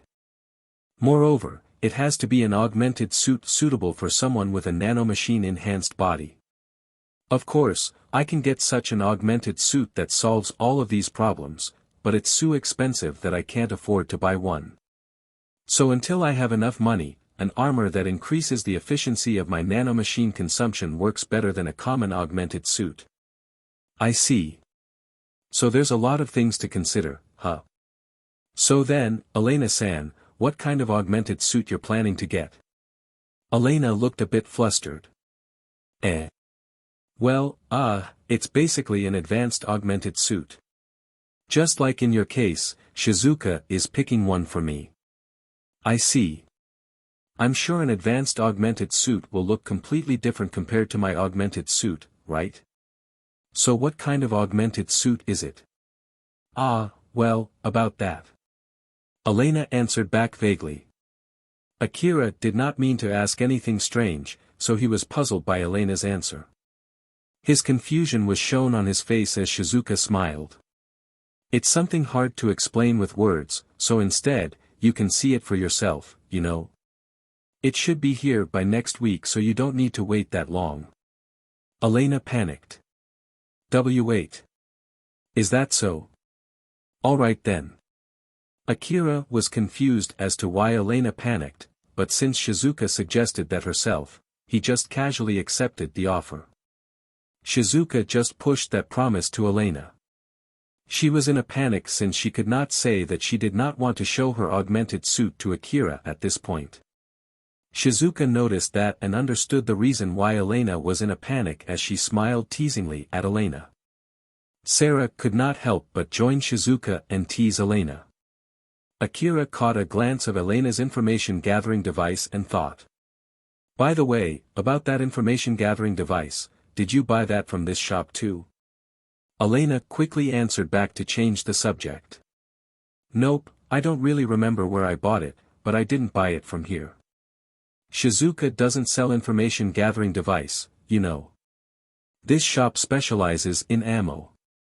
It will only bring trouble if I sell stuff that I'm not familiar with, that's why I don't sell them. But you can still order them from this shop. But your shop sells everything that's related to hunters, right? Since you also sell a lot of guns that can be operated in tandem with an information-gathering device, I think it'll be fine if you sell information-gathering devices too, you know. Don't you think so too, Akira? Both Elena and Shizuka turned to Akira. He looked panicked as he tried to run away from having to choose any side. I'm actually thinking of buying an information-gathering device soon. I just thought that it would be a great help if Shizuka-san has some recommendations. Shizuka shook her head. I'm sorry, but information-gathering devices are outside my expertise. If you want to get some recommendations, I advise you to ask Elena. Me? But even if you ask me. Enemy detection, ruins mapping, relics identification. There are so many different options depending on what you want to use it for. Since she did not want to recommend anything bad to Akira, Elena was a bit at loss because of the number of options that she could go for an information-gathering device. As she was humming while thinking, she suddenly remembered an information-gathering device that was only gathering dust back in her house. That's right. I have an information-gathering device that I bought in the past but I'm not using it right now. You can buy that from me if you want. Although it's a generic type, I think it's actually perfect for a beginner. I was thinking of dismantling it and scavenging some parts off it, but if you want to buy it, I don't mind selling it to you, you know. I actually don't really like that type, so how about you give it a try? But you said that you don't use it. Is it because it is faulty? It's not that it's faulty or anything bad, well, to explain it simply. Elena then explained everything in detail so that Akira did not misunderstand her as selling something faulty to him. The information-gathering devices sold to the hunters were mainly categorized into two types, specialized and generic. Specialized type focused on one kind of function like movement detection, sound detection, image analysis, etc. While on the other hand, the generic type was an amalgamation of different functions. It could compile all the information that it gathered into a map or an image. Furthermore, the generic type could process all the analysis on its own. Both of them had their own pros and cons. If a specialized type information gathering device broke, it only needed a small part replacement to fix it. It could also be combined with parts or devices from the other companies to add extra functions. In short, it had great flexibility. But on the other hand, the gathered information needed more processing before they could be used. Although there was a standardized output for each type of information, each company tended to use different formats. Because of that, it needed advanced processing technology to transform all the information into a usable form. A generic type information gathering device did not need any of that. But in exchange, it was not as flexible as a specialized type. Most of the generic type information gathering devices produced by the companies would need a total replacement even if only one part was broken. Moreover, the information output from the onboard program in a generic type information gathering device was not interchangeable. Elena preferred to use an information gathering device that she made herself by combining multiple different specialized type information gathering devices. But lately, the generic type was getting famous as a lot of new generic type products went on sale, thus Elena decided to buy a device from one of the popular series. But after she used it for a while, she found herself not liking it at all. It simply felt like a half-baked device to her. In the end, she just left it to collect dust. So that's why I don't use it. If you form a team, it's a good idea to get at least one person who specializes in analyzing information. But if you go alone, then I recommend you to get a generic type information gathering device. Since the series specialized for the solo hunters are pretty small-sized, they won't get in the way of your movement too. Alpha then interjected. I think that's a good idea. The problem is whether you can afford it now or not. If it's alright, I want to buy it, so how much would it be? Let's see, it's basically a second hand for you, and even if I sell it, it'll only sell for a low price. Not to mention that it'll be just sitting in my house if I don't sell it, so how about 2 million orum? Relatively speaking, it was actually pretty cheap. But even so, it'll take most of the money that Akira had with him now. So if he bought it, he would have to return back to sleeping in a room without a bath. Akira hesitated for a bit, but since Alpha, Elena and Shizuka recommended it, Akira decided to push his hesitation aside. Okay then. Is it okay to pay through bank transfer? Of course. Akira operated his information device and transferred the payment to Elena and she confirmed his payment. I have already confirmed the payment. This will conclude the deal then. I'll give you the device right away, so let's go to my house now. Shizuka, see you around. Elena and Sarah smiled at Shizuka and left the shop. Akira bowed and followed suit. Both from the inside and from the outside, Elena and Sarah's house was much more different compared to the room where Akira slept. As he was waiting for Elena inside one of the rooms, he looked around and thought that Sarah and Elena were really on a different level as hunters compared to him. Elena then returned with a box covered in dust. This is it. It's the whole package, I think. Well, if it's missing anything, I'm sorry. It's second-hand goods, after all. It's an information gathering device made by Senva Electronics. If I'm not mistaken, its name is Midnight Eye. I don't use it only because I don't like it, but it's actually a pretty good device. Thank you very much. Do I need to do the initial setting too? Since the last setting is still installed from when I used it, you should be able to use it as it is. But if it's hard for you to use, feel free to change the setting. Akira looked genuinely interested in that box. Elena smiled as she watched Akira's behavior, but the alarm in her information device suddenly rang. Elena looked apologetic as she said. I'm sorry, I actually wanted to serve you some snacks and tea, but looking for that box took me more time than I thought. I need to go soon for my next request. Please don't be. I'll leave right away. Thank you very much for everything. Akira politely bowed while carrying the box. As their guest, Elena and Sarah saw him off. As Akira left Sarah and Elena's house, he passed by Katsuya by chance. Although their eyes met, Akira just ignored him and went on. When Akira arrived in his own room, he immediately opened the box that housed his new information gathering device. It was a rectangular tool equipped with a terminal and all kinds of extra parts sticking out from it. As he picked it up, his eyes stuck to it without blinking, completely engrossed in it. It was only when Alpha suddenly spoke up did he finally snap out of his state. Akira. Connect that tool to your information terminal. Do we still need to do something with this tool?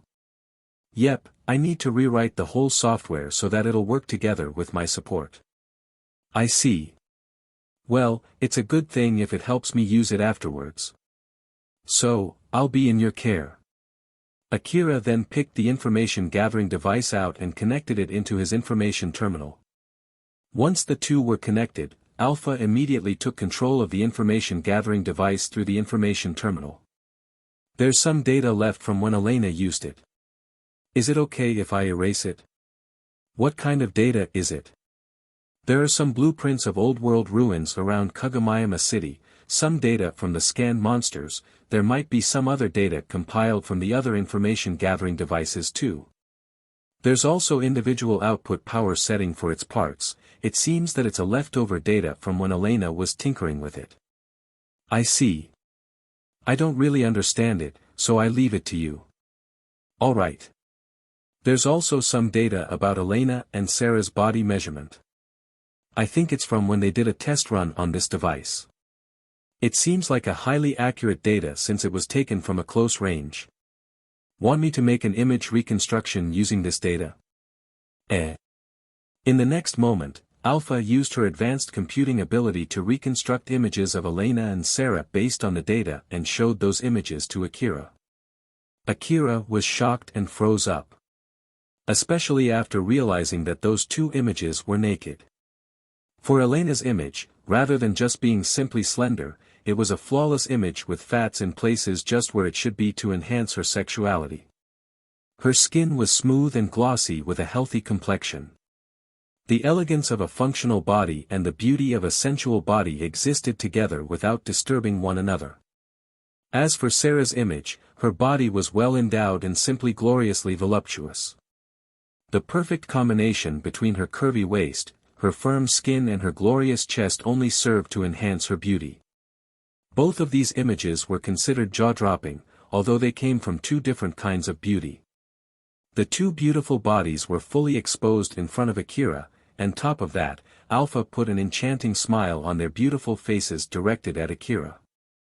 Akira was captivated by the naked images of the girls who saved him in the past, but he immediately returned back to his senses and shouted. Erase it right now. Those two images immediately vanished from Akira's vision. Alpha, who was floating beside him, looked surprised. You don't have to be that annoyed, you know. As Akira used one of his hands to hide his reddened face, he glared intensely at Alpha. Why were they naked? It's because the data is from their body measurement. Putting clothes on them would need extra data. Just don't ever do that again. It would only make me feel awkward the next time I meet them. I thought you're already used to something like that. Or was I mistaken? It depends on the subject and the situation. Is that so? Yes, it is. Alpha looked doubtful. Very well then. Don't worry, I won't do it again since you told me not to. That aside, we'll go to the ruins tomorrow, so be sure to do proper maintenance on your guns.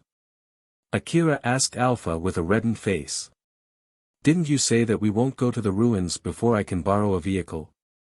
This information-gathering device is better than I thought, and there are still some leftover data about the ruins from when Elena was using it. Moreover, we'll go to a relatively safe ruin tomorrow. Not to mention, we need to get you familiar with using this information-gathering device. I see, alright then. Akira then picked his gun and started his usual maintenance. 2 AAH assault rifle and 1 CWH anti-material rifle, these three guns were Akira's lifeline right now. Akira was still not used to CWH anti-material rifle maintenance. Thus he was more focused than usual to make sure that he did everything correctly. But the image of naked Elena and Sarah stuck to the back of his mind. Because of that, he spent more time trying to calm himself down and he just could not focus on his job. Alpha kept observing Akira closely as she was working on his new information-gathering device. Rebuild World, Chapter 36, The Rules of Engagement. There was a residence complex ruin near Kagomayama City that could be reached by vehicle. That area was called Higuraka Residence Ruin. The hunters from the city already regarded it as an exhausted ruin since most, if not all, worthwhile relics from that place were already brought out due to the years of expeditions. But for the hunters who already had vehicles, it was still more profitable to search for relics in this ruin. Elena and Sarah brought Katsuya and his friends to this place. But it was not for searching relics. The request that Elena and Sarah accepted from Drankum was to train Katsuya and his friends. Elena turned at Katsuya and said with a serious face, "We'll have you guys look for relics in the Higuraka residence ruin. This is ruin exploration training and we're here as your instructors. With that being said, I'm sure you guys are not complete amateurs, so we're not going to instruct you in each and every step of the way. You'll make your own decision and move accordingly." Sarah was smiling as usual when she said, "The monsters roaming this area shouldn't be that strong, but in the end, it's just based on the latest information. So keep in mind that the possibility of encountering a strong monster is not zero.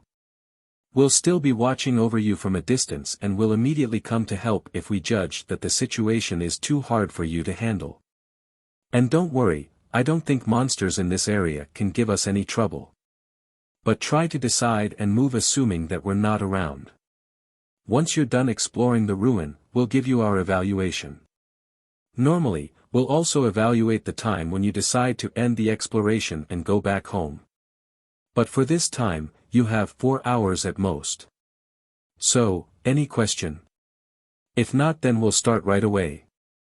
Elena looked over Katsuya and his friends, and suddenly, Yamaina opened her mouth. "I know that you are telling us to freely search the ruin, but what exactly should we do?" Sarah answered the question. "It's also a part of your training, try to think about that yourself.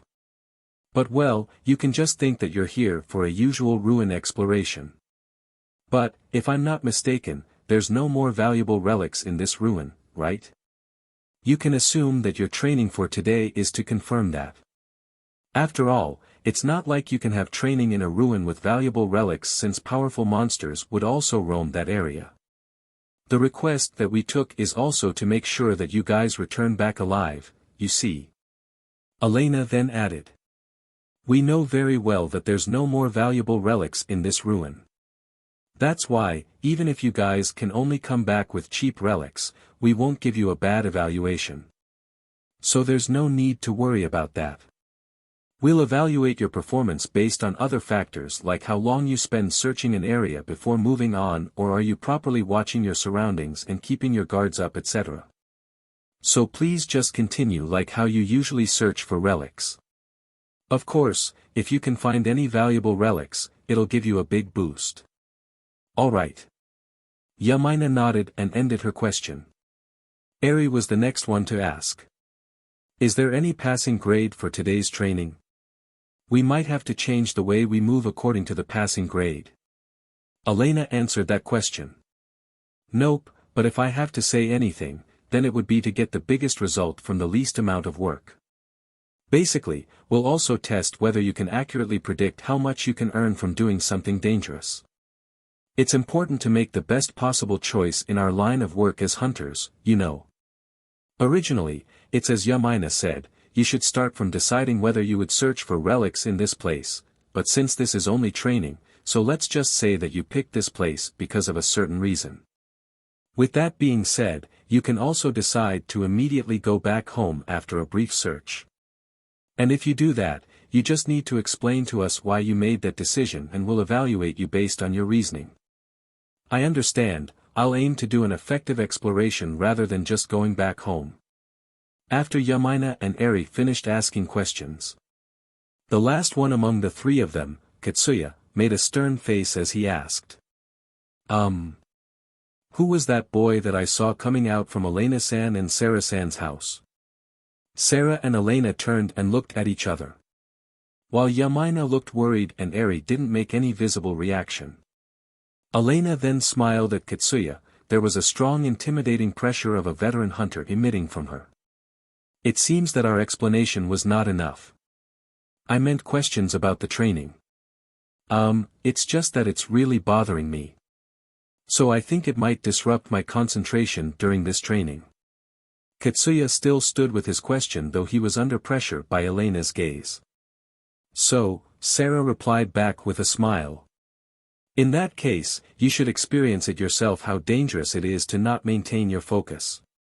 This might also double as training to keep your mind clear of anything unnecessary during dangerous work. If there's no more question, then let's start the training. As Elena's smile marked that she would not take any refusal, Katsuya and his friends scrambled into the ruin in a panic. Sarah then turned her bitter smile that she just directed to Katsuya to Elena.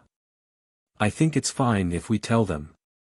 We can just keep the fact that we know him as secret and just say that he's someone who bought your unused information gathering device.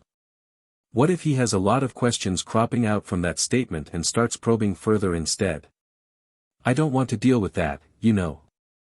He might even ask questions that we need to answer very carefully. That's why it is fine like this. Since we promised Akira not to say or ask anything unnecessary, we also have to be careful not to reveal anything that might make other people probe about him. Now that you mention it, that makes sense. Guess I need to be more careful too. Sarah's face stiffened a bit as she remembered that after she asked Elena and Shizuka just a bit about Akira, she was able to make a pretty detailed guess about Akira. As Katsuya and his friends continued the training, they were able to find some relics, albeit just cheap ones. They were also able to successfully take out the monsters that they encountered. But because the exploration went smooth, it gave enough room for Katsuya to start thinking about Akira again. Say, about that boy who came out from Elena-san and Sarah-san's house. He's the same hunter that we met back then, right? Is that so? I don't really remember. Yamaina and Eri did not really remember Akira. After all, to them, he was just a fellow hunter who coincidentally was in the same truck as them during one of their patrol jobs. And it was not like he left any memorable impression on either of them. But for Katsuya, Akira left a deep negative impression on him.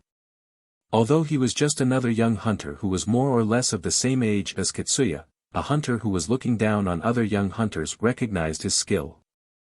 And when Katsuya did not have any other choice but to sit quietly on the truck to head back home after Shikarabe challenged him, Akira, on the other hand, headed to the battlefield alone. On top of it, Shikarabe seemed to recognize Akira's guts when he saw that. All of these things were burned into Katsuya's memory and left a deep impression inside him. The image of Akira from those memories somehow stuck in the back of his mind. Then he saw Akira coming out from the house of the hunters that he looked up to. So he just could not shake it off from his brain. Seeing how Katsuya was acting, Yamaina got annoyed. Katsuya. I don't know exactly why you're so bothered about that boy, but just like Sarah-san said, you need to straighten up. It's dangerous to lose your vigilance here, you know.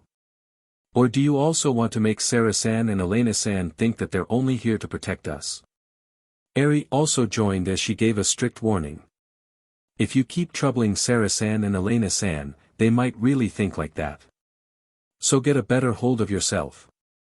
Yamaina and Eri thought that their warnings were just a little bit harsher than usual. But they did not expect Katsuya to suddenly pick himself up and make a solemn expression. You're right, I'm sorry. I need to get a better grip on myself. If they made Elena and Sarah take care of them, it would feel like they made Elena and Sarah clean up their mess. It was something that Katsuya wanted to avoid no matter what. Because of that, Katsuya immediately renewed his resolve. Eri and Yamaina saw Katsuya's serious expression, he looked so reliable and cool. But on the other hand, thinking of the reason why Katsuya changed his attitude so quickly, Eri and Yamaina felt a bit of displeasure. Elena and Sarah were watching how Katsuya and the other kids were moving around as they were looking for relics. They told Katsuya and his friends to stay within their detection range, while at the same time, they kept their guards up in case a monster that the kids could not handle appeared. Elena. When we took this request, you said that this might be their first step for recruiting us into Drankum, right? Yeah. But that might be only me reading too much into it. After all, Drankum seems to be looking for hunters to teach their young hunters. That also might be the reason why they sent us some requests to work together with Katsuya and his friends lately. Recruiting us, huh? Although we always refused their offer until now, what are we going to do from now on? It doesn't seem that they would let us go easily once we join them. If they rush us for a decision, we'll refuse them again. I think Drankum also knows this well, that's why they won't rush us for a decision. So let's take our time to properly think about it before making any decision. Sarah, what do you think? If you think that it might be a good decision, I'll try to be more optimistic. To be honest, I'm not really sure yet. But are you okay with that? There are pros and cons if we accept their invitation, after all. If we join Drankum, there's no mistaking it that we'll have an easier life. We will be able to get better equipment and all kinds of help from them. I'm sure they would help us if we ever get into a similar situation like back then when we couldn't even refill your nanomachine reserve. Sarah smiled bitterly and made a stern face as she said. When you say it like that, it does sound pretty enticing. But if we join them, we'll lose some amount of our current freedom. We'll have to do the job assigned to us even if we don't want to do it, and not to mention that there'll be a lot of other problematic stuff we need to take care in order to get along with the other members. Sarah's nanomachine reserve was basically her lifeline, thus she usually welcomed any money that she could get as an insurance in case anything bad happened. But there was also a chance for Drankum to basically hold her life hostage because of that. There was also a very good chance that they would slip a clause in their contract that would limit Sarah and Elena freedom in exchange for gang support. Whether it was for the better or for the worse, Sarah and Elena were already used to living freely as a team of 2 hunters. Thus it would greatly affect them if they lose their freedom. Although she knew that it was important for her to stay alive, Sarah also did not want to cause trouble for her best friend or make her worry. Looking at Sarah who was at loss on what to do, Elena firmly but gently smiled at her. I'm sorry that it seems like I'm pushing the decision to you, but I think that you're the one who will be affected the most. That's why I want you to decide first. But don't worry, you can take as much time as you need. And no matter what decision you come up with, I won't complain.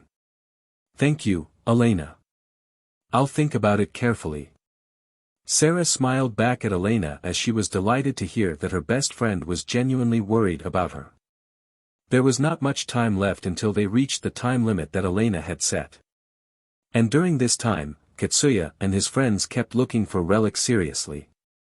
Although they were still a bit amateurish, they tried their hardest to show their promising potential to Elena and Sarah, who were watching over them from afar. And it was worth it. Katsuya and his friends were able to gather a good amount of relics from Higuraka Residence ruin. But Katsuya was not satisfied with the result. Thus he could not help but grumble as he found a relic when he was searching a certain abandoned house. There is really nothing but cheap relics here. Well, that can't be helped. Elena-san and Sarah-san did say that there's no valuable relic left in this ruin anymore. Ah, the time limit is near. I think it's fine if we just finish here. So how about we stop looking for relics now? Katsuya, what do you think? Say, how much money do you think we can get from all the relics that we gathered today? Only a small number of them have any technological value as the old world relics. So I'm sure it won't fetch us a good amount of money. After hearing that realistic but expected answer from Eri, Katsuya let out a sigh and seemed pretty disappointed. Although he did get motivated by Eri and Yumina's words from before, deep in his heart, he also hoped for a better result. Despite the fact that they gathered quite a lot of relics considering that they did it all by themselves, their result was still not satisfactory. And if they used Elena and Sarah's abilities as a standard, their results were not worth all the hard work. Not to mention that Elena and Sarah were contracted to keep Katsuya and his friends alive, so in short, they were there as paid bodyguards. Thus if the reward that Drankum needed to pay to Elena and Sarah was included, there was no mistaking it that they would end up in the red. Looking at it pessimistically, it would seem like they made Elena and Sarah watch over them using Drankum's money. Although Katsuya might not be aware of it himself, those thoughts had already taken roots deep in his mind, that was why he was unconsciously hoping for results enough to cover for that. And now that the time limit was closing in and he still had not gotten the desired result, he started to panic. Suddenly, Elena's face turned grim when she was monitoring the area. It was because her information-gathering device detected a big-sized monster not too far away from Kitsuya and his friends. The signal appeared from a place that was not directly visible from Kitsuya's location. Elena adjusted her detection device to gather detailed information from that signal and tried to make a guess from the shape of the image that she got. But her face turned grimmer after she got a good guess of what kind of monster it was. Greedy crocodile. So they're also here, huh? Greedy crocodile was a type of monster that looked like a crocodile. It had 2 tails and strong metallic scales, and its big and strong jaws could easily tear through mechanical monsters. Its diet was clearly reflected in its appearance. All the mechanical monsters that it ate caused it to grow guns on its back, and all the tanks that it ate caused tank cannons to grow from its body, even some of them had tank wheels under their bellies. Elena could confirm the size and the shape of the greedy crocodile and guess its firepower from the data that she got from her information-gathering device. Fortunately, this monster had no guns growing out of its body.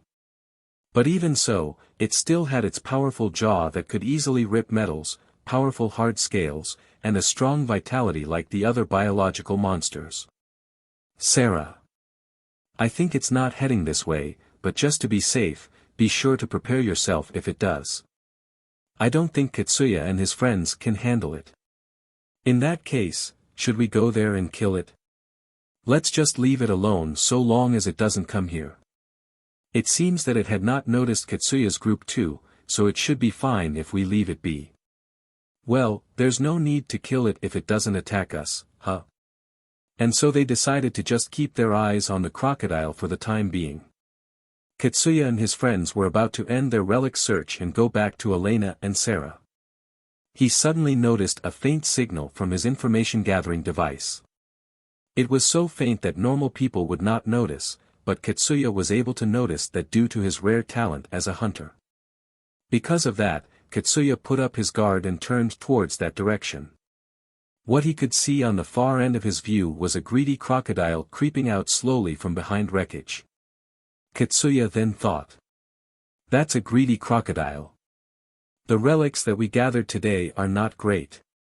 But if I kill that monster, then it might leave a good achievement for today's training as a monster subjugation rather than a relic search.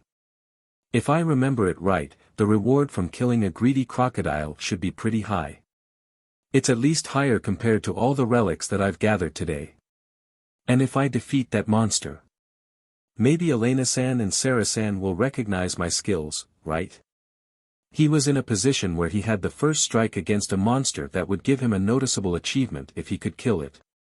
Not to mention that in reality, the hunter job was mostly about hunting monsters rather than hunting relics. Plus it was the perfect chance to overturn their result. These reasons pushed Kitsuya to make his decision. Kitsuya asked Yamina and Eri while making a serious face. Yamina, Eri. Do you think we can kill that monster? Greedy crocodile, huh? It's still far away from us and it doesn't seem to have noticed us yet. It doesn't seem that it has any guns growing on its body either. I think we have a good chance of winning against it if we ambush it. We might be able to focus on its head and kill it before it notices us. As Kitsuya looked seriously at Yamina and Eri, their answer encouraged Kitsuya's decision to attack that monster. Yamina said that they had a good chance against it and Eri came up with a strategy to kill it. After hearing their answers, Kitsuya judged that they had enough of a winning chance. In that case, I want to kill that monster. Our relic search did not go so well. Although it is not relic hunting, I want to at least leave this place with an achievement. Tell me if you're against it. As Yamina looked at Kitsuya's serious face, she remembered him desperately training in the shooting range while making a pained expression. With the thoughts of all his dead friends, he continuously swore to himself to not let anyone die anymore. Watching that expression for hours was enough. She never wanted to see him in such pain again. So, she made her decision. If we can defeat that greedy crocodile and make Kitsuya feel better about himself, it should stop him from doing that reckless training. And even if we can't handle it, Elena-san and Sarah-san will help us, this is going to be okay. The fact that Elena and Sarah were there to watch over them if anything bad happened gave her confidence. If you say so, I don't mind helping. Eri looked at Katsuya as she thought. Our equipment is better compared to before. And I don't think Katsuya would make a suggestion that he knows to be impossible. If he thinks that it's possible, then it should be possible for us. Not to mention that he had trained himself hard since then and I didn't miss any of my training too. Shikarabe also recognized his talent. As long as we're together, it should be possible to defeat a greedy crocodile. Her trust in Katsuya and her confidence in her own skill gave Eri the last push. I'll take the first shot, after all, I'm the best here when it comes to shooting. Katsuya smiled and felt so happy from gaining all the trust of his companions. Thanks. Well then, let's go. It was the moment when Katsuya was the most motivated in the whole day. Elena and Sarah quickly noticed that Katsuya and his friends were thinking of killing that greedy crocodile. Elena frowned a bit and Sarah looked surprised when they noticed it. Sarah, get yourself ready to help them. We'll quickly kill that monster the moment it looks dangerous, but we won't join the fight until then. Although I'll also keep my aim on that monster, don't assume that it's safe just because I didn't shoot. You can go ahead and shoot when you think that it has gotten out of hand. Roger that. But still, we should have killed it back then, so this would not have happened. We're not here as their bodyguards, after all. Not to mention that I did tell them to make decisions as if we're not around. Moreover, they might do that because they know that they have a good chance of winning. And if that's true, then we shouldn't get in their way. Although Elena said that, the grim look on her face revealed that Katsuya's group only had a slim chance in winning the fight. Looking at that, Sarah could not help but let out a faint smile. Well, even if it was the wrong decision, having a hard fight can also serve as good training. Sarah used her nanomachine-enhanced body to swiftly move behind a wreckage not too far from their location.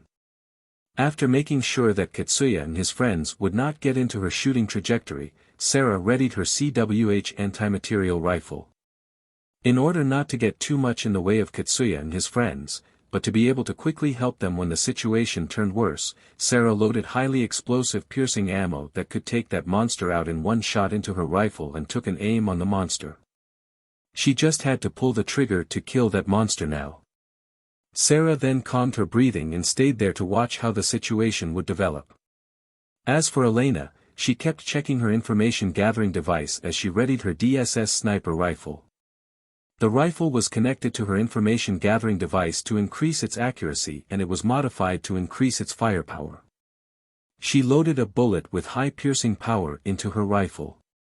Although it had less destructive power compared to the bullet that Sarah was using, the information-gathering device connected to Elena's rifle allowed her to accurately aim for the monster's weak points. Thus she would be able to quickly take out the monster by shooting at its weak points like its brain. Elena then sent the data to Sarah to increase Sarah's accuracy too. With that, they were ready to take out the greedy crocodile anytime. Eri was crouching on the ground and taking her aim on the greedy crocodile. The crocodile had not noticed Katsuya yet as it slowly dragged its body along the ground. When Eri was confident enough with her aim, she pulled the trigger. And as she expected, the bullet hit the crocodile's head. But the bullet just bounced off its hard scale and only chipped a small amount of flesh off the crocodile's head. For a monster with a high level of vitality like that crocodile, such a wound was just a scratch. It noticed Katsuya and his friends as it quickly turned its badly balanced body and charged toward them. Eri kept shooting at that monster as it was running fast towards her. It quickly closed their distance. Yamaina joined and started shooting at the crocodile's head too. Katsuya also followed suit as he set his rifle on full auto and started spraying bullets at that monster. Even when it was receiving a volley of bullets from 3 people head-on, there was no sign of the monster slowing down at all. It was showered with countless bullets but none could pierce through its big and strong scales. The bullets could only strip off a small amount of meat under its scale as they bounced off it. But even so, the crocodile kept charging with vigor. It charged straight toward Katsuya and his friends without showing any sign of evading or escaping. They originally had the upper hand since it was a one-sided fight when the monster was far away. They could shoot at the crocodile but it had no means of fighting back from that distance. But as the crocodile got pretty close to them, Katsuya and his friends started to panic. Katsuya gritted his teeth and kept on shooting while Yamaina and Eri desperately tried to help him defeat the monster. But the crocodile seemed unfazed. Sarah thought that it was getting dangerous and was about to pull the trigger of her rifle when suddenly one of Eri's bullet hit an open wound in the head of the crocodile by pure coincidence. The bullet shattered and wreaked havoc inside the crocodile's head and tore its flesh. But even so, it was not a fatal wound for the crocodile, but at least it was enough to make it stagger and slow down. Noticing this, Katsuya and his friends grabbed the chance as they kept on shooting at that particular part of the crocodile. The crocodile finally stopped moving when half of its head was mutilated. Katsuya and the other two did not notice that the crocodile had become immobile and they kept on shooting it. But eventually, they realized it and looked at each other with a smile of victory. Katsuya then shouted in joy. "We did it! We killed it! It's our victory! We were able to defeat it ourselves." Yamaina let out a sigh of relief and smiled happily. Although it was a close win, a win is still a win. I'm glad we were able to kill it. Then Eri smiled proudly and said. We were able to defeat it because of our skill. Now that we've defeated a greedy crocodile, I won't let anyone call us amateur hunters anymore.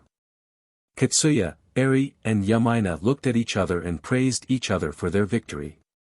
Sarah returned back to Elena and found Elena looking at the greedy crocodile with a puzzled look.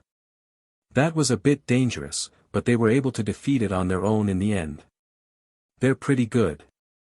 Elena, what's wrong? Sarah, I feel like that greedy crocodile suddenly slowed down back there. What do you think just happened? Isn't that because one of their bullets hit its weak point by pure chance? Since they shot that many bullets at it, it's not strange if one of their bullets hit its weak point. So they were lucky, huh? Well, luck is a part of their ability too. Oh my, Elena, is there anything that bothers you about their performance? That's not what I meant. It's just that there's something else that bothers me a little. Unlike Sarah, who was smiling like usual, there was a strange disturbing mood around Elena. Katsuya and his friends returned back to Elena and Sarah in a good mood. Good work. Well then, let's take your result for today and bring them back home. We'll be on the lookout for monsters on the way back, so you all can rest easy. But remember that normally you should not relax until you're back in your base, okay? And so Elena and Sarah headed back to Kagamayama City together with Katsuya, Eri, and Yamaina, ******. Katsuya and his friends were waiting inside a room in Drankum's base for Elena and Sarah to return. Elena and Sarah were submitting their reports on their request to the Drankum's officer who sent them that request. Elena and Sarah would also provide their evaluation for today's training in that report, and they were told that Sarah and Elena would tell them the evaluation after that. Thus Katsuya was very nervous as he was waiting in the room. After some time, Elena, Sarah and a Drankum officer entered the room. Elena and Sarah sat across Katsuya and his friends while Arabe was leaning on the wall near them. Elena then started talking. I'll give you my evaluation of today's training. First of all, you did well defeating that greedy crocodile on your own. To be honest, I thought that it would be a bit hard for you, so I was surprised when you actually did it. So I have to start my evaluation by mentioning that point. Thank you very much. Katsuya looked happy as he immediately replied back. Eri and Yamaina also looked delighted. Elena then continued while still looking at them. Other than defeating that greedy crocodile, your ability to search for relics while monitoring your surroundings is mostly satisfactory. As for the evaluation from Drankum, they'll evaluate your performance from our report, but we don't know how that will come out, so let's just put that aside for now. But for us, it doesn't seem there's any problem. Basically, I think you guys are full-fledged hunters now. Katsuya, Eri, and Yumina's expression loosened after Elena said that they did well as hunters. Up until now, other hunters used to handle them as if they were dead weight. Thus they were really happy as they felt that they had broken away from that view. Elena then continued. Now then, I'll move on to the overall performance evaluation. But before that, I want to ask you one thing, tell me again the aim of today's ruin exploration. Katsuya and his friends were a bit taken back by that question. But Yamina then quickly answered back. Our aim was to gather relics. To be more precise, as training to gather relics.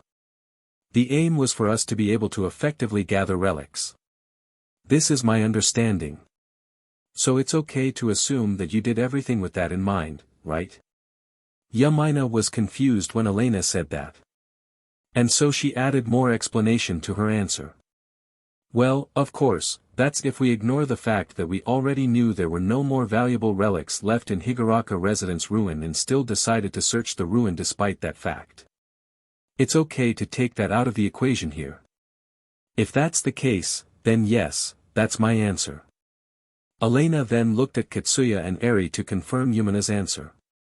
Katsuya and Eri nodded at her. I agree with her. Me too. I see. All of you have the same opinion, huh? It's a good thing to have the same aim when you work together. Elena paused a bit. Arabe, who already listened to Elena and Sarah's report beforehand, just smiled bitterly. Katsuya was confused when he noticed Arabe's bitter smile. Elena then continued. This is just my evaluation though, so you need to judge it for yourself whether it's indeed correct or not. After all, every person has different indicators for their evaluation. If your performance agrees with these indicators, then you'll get a good evaluation, and vice versa. I just want to make sure that you know it. So, with that being said, for me, I can only say that your performance today was terrible. Katsuya, Eri, and Yamina were really surprised by such an unexpected evaluation from Elena. Katsuya panicked and asked. But why? We should have done well during the training, right? We might be not really that good in your eyes, but I don't think we're that bad either. You also praised us when we defeated that greedy crocodile, right? That's the point, that's where my evaluation comes from. You guys did an awesome job defeating that greedy crocodile. But was there any reason why you should have done that? It was because we recognized that we could defeat it. And we did defeat that greedy crocodile. Elena waited for a bit after Katsuya said that. After confirming that Katsuya finished giving his explanation, she then asked him. Is that all? What do you mean?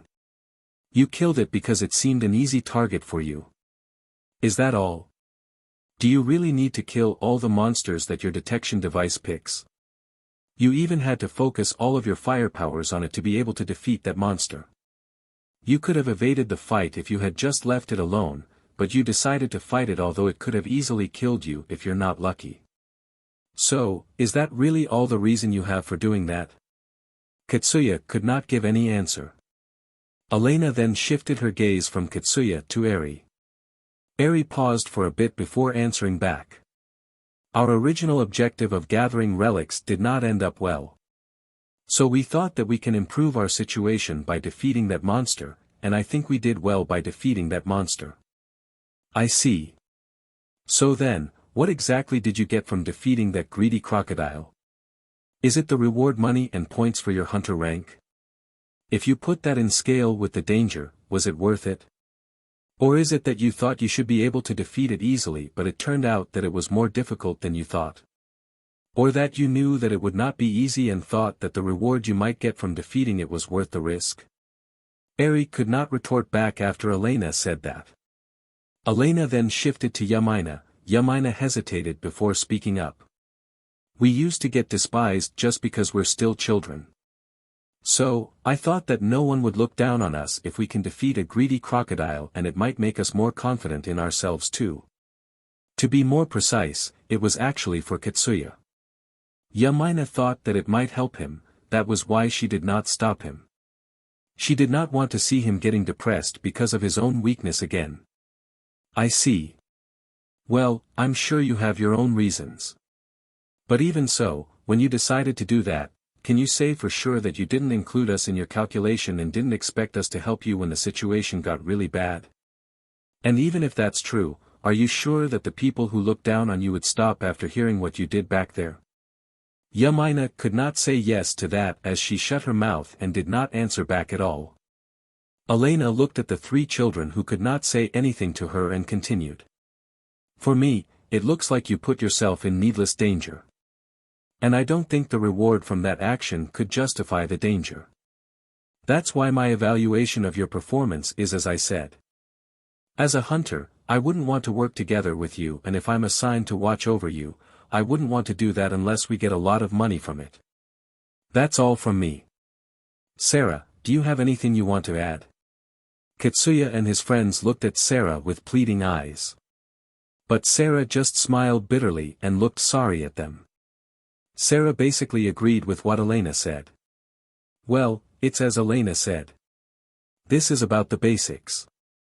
Hunters basically work by putting their lives at stake, so it's important to make sure that whatever they might get, it should be worth risking their lives for. But of course, it's different from person to person on what kind of reward would be worth risking their lives for. So it's not easy to work together with the other hunters who don't agree on the same principles or guideline. And our principles are somehow different from the three of you. That's why our evaluation of your performance is bad. I want you to at least understand that. It is true that you were able to defeat that greedy crocodile, and I'm sure there are other hunters who agree with your decision. If you can't accept our evaluation, you can just laugh it off and ignore it. You are even free to think of us as just cowards. Sarah's words did not cheer them up at all. After that, Sarah and Elena exited the room. Then Arabe walked to Katsuya, Eri, and Yamaina. Well, although a lot of things happened there, we from Drankum think highly of you for defeating that greedy crocodile. And so, we judged that you don't need a veteran hunter to accompany and look over you like we usually do for young hunters. After all, we don't have the manpower to assign veteran hunters to watch over hunters who can defeat a greedy crocodile on their own. From now on, you can pick requests on your own as a full-fledged hunter, and you're free to recruit other hunters into your team. So I hope you will work hard as the role model for the young hunters in this gang. I understand. Katsuya pushed himself to give his answer. Meanwhile, Arabe just smiled bitterly watching how the three of them were acting. Well, you can take a rest for the day. As a hunter, you'll be facing many more failures in the future. You won't be able to continue for long in this line of work if you get depressed every time you fail. Later then. Arabe just left them with those words before exiting the room. Just as he was walking in the hallway, he remembered what Shikarabe said to him and clicked his tongue. It turned out exactly as what Shikarabe predicted, huh? It seems that it's impossible to use them to recruit Elena and Sarah now. I need to rethink my plan. Originally, he was planning to ask Elena and Sarah to watch over Katsuya's group. But Elena and Sarah already knew about it. Of course, Elena and Sarah would not want to watch over other hunters who did not know their own limits and always drove headfirst into dangers. After all, they would be roped into the dangers too. Arabe understood that and let out a big sigh while trying to think about his next move. Even after Arabe left them in the room, Katsuya, Eri and Yamaina stayed inside while hanging their head low for a while. Damn it. Katsuya whispered that word under his breath that he himself could not hear. And he himself did not know the real reason why he swore. Rebuild World, Chapter 37, People Who Are Connected to the Old World Domain. Akira went to Higuraka Residence Ruin using his bike to test the information-gathering device that he bought the other day from Elena. Relics in that ruin were hidden among the wreckages, and the monsters that roamed the area were relatively weak. It was the perfect place to get himself familiar with his new information-gathering device. It was his first time visiting a ruin other than Kuzusuhara ruins. Thus, Akira could not help but get a bit excited. He was looking forward to seeing a ruin with a different scenic view. But he was only half satisfied when he arrived there. It's somehow different to Kuzusuhara ruins. Akira looked a bit disappointed as he walked through the ruin. Although it was true that it had a different scene compared to Kuzusuhara ruin, all the crumbling and abandoned buildings that were packed close to each other in the area reminded him of the slum city. Thus, it was a huge letdown for him since he was looking forward to a ruin filled with advanced technologies. Alpha smiled at Akira and explained. Higuraka Residence Ruin is from a different era compared to Kuzusuhara Ruin, you see. That's the reason why it looks different. What do you mean?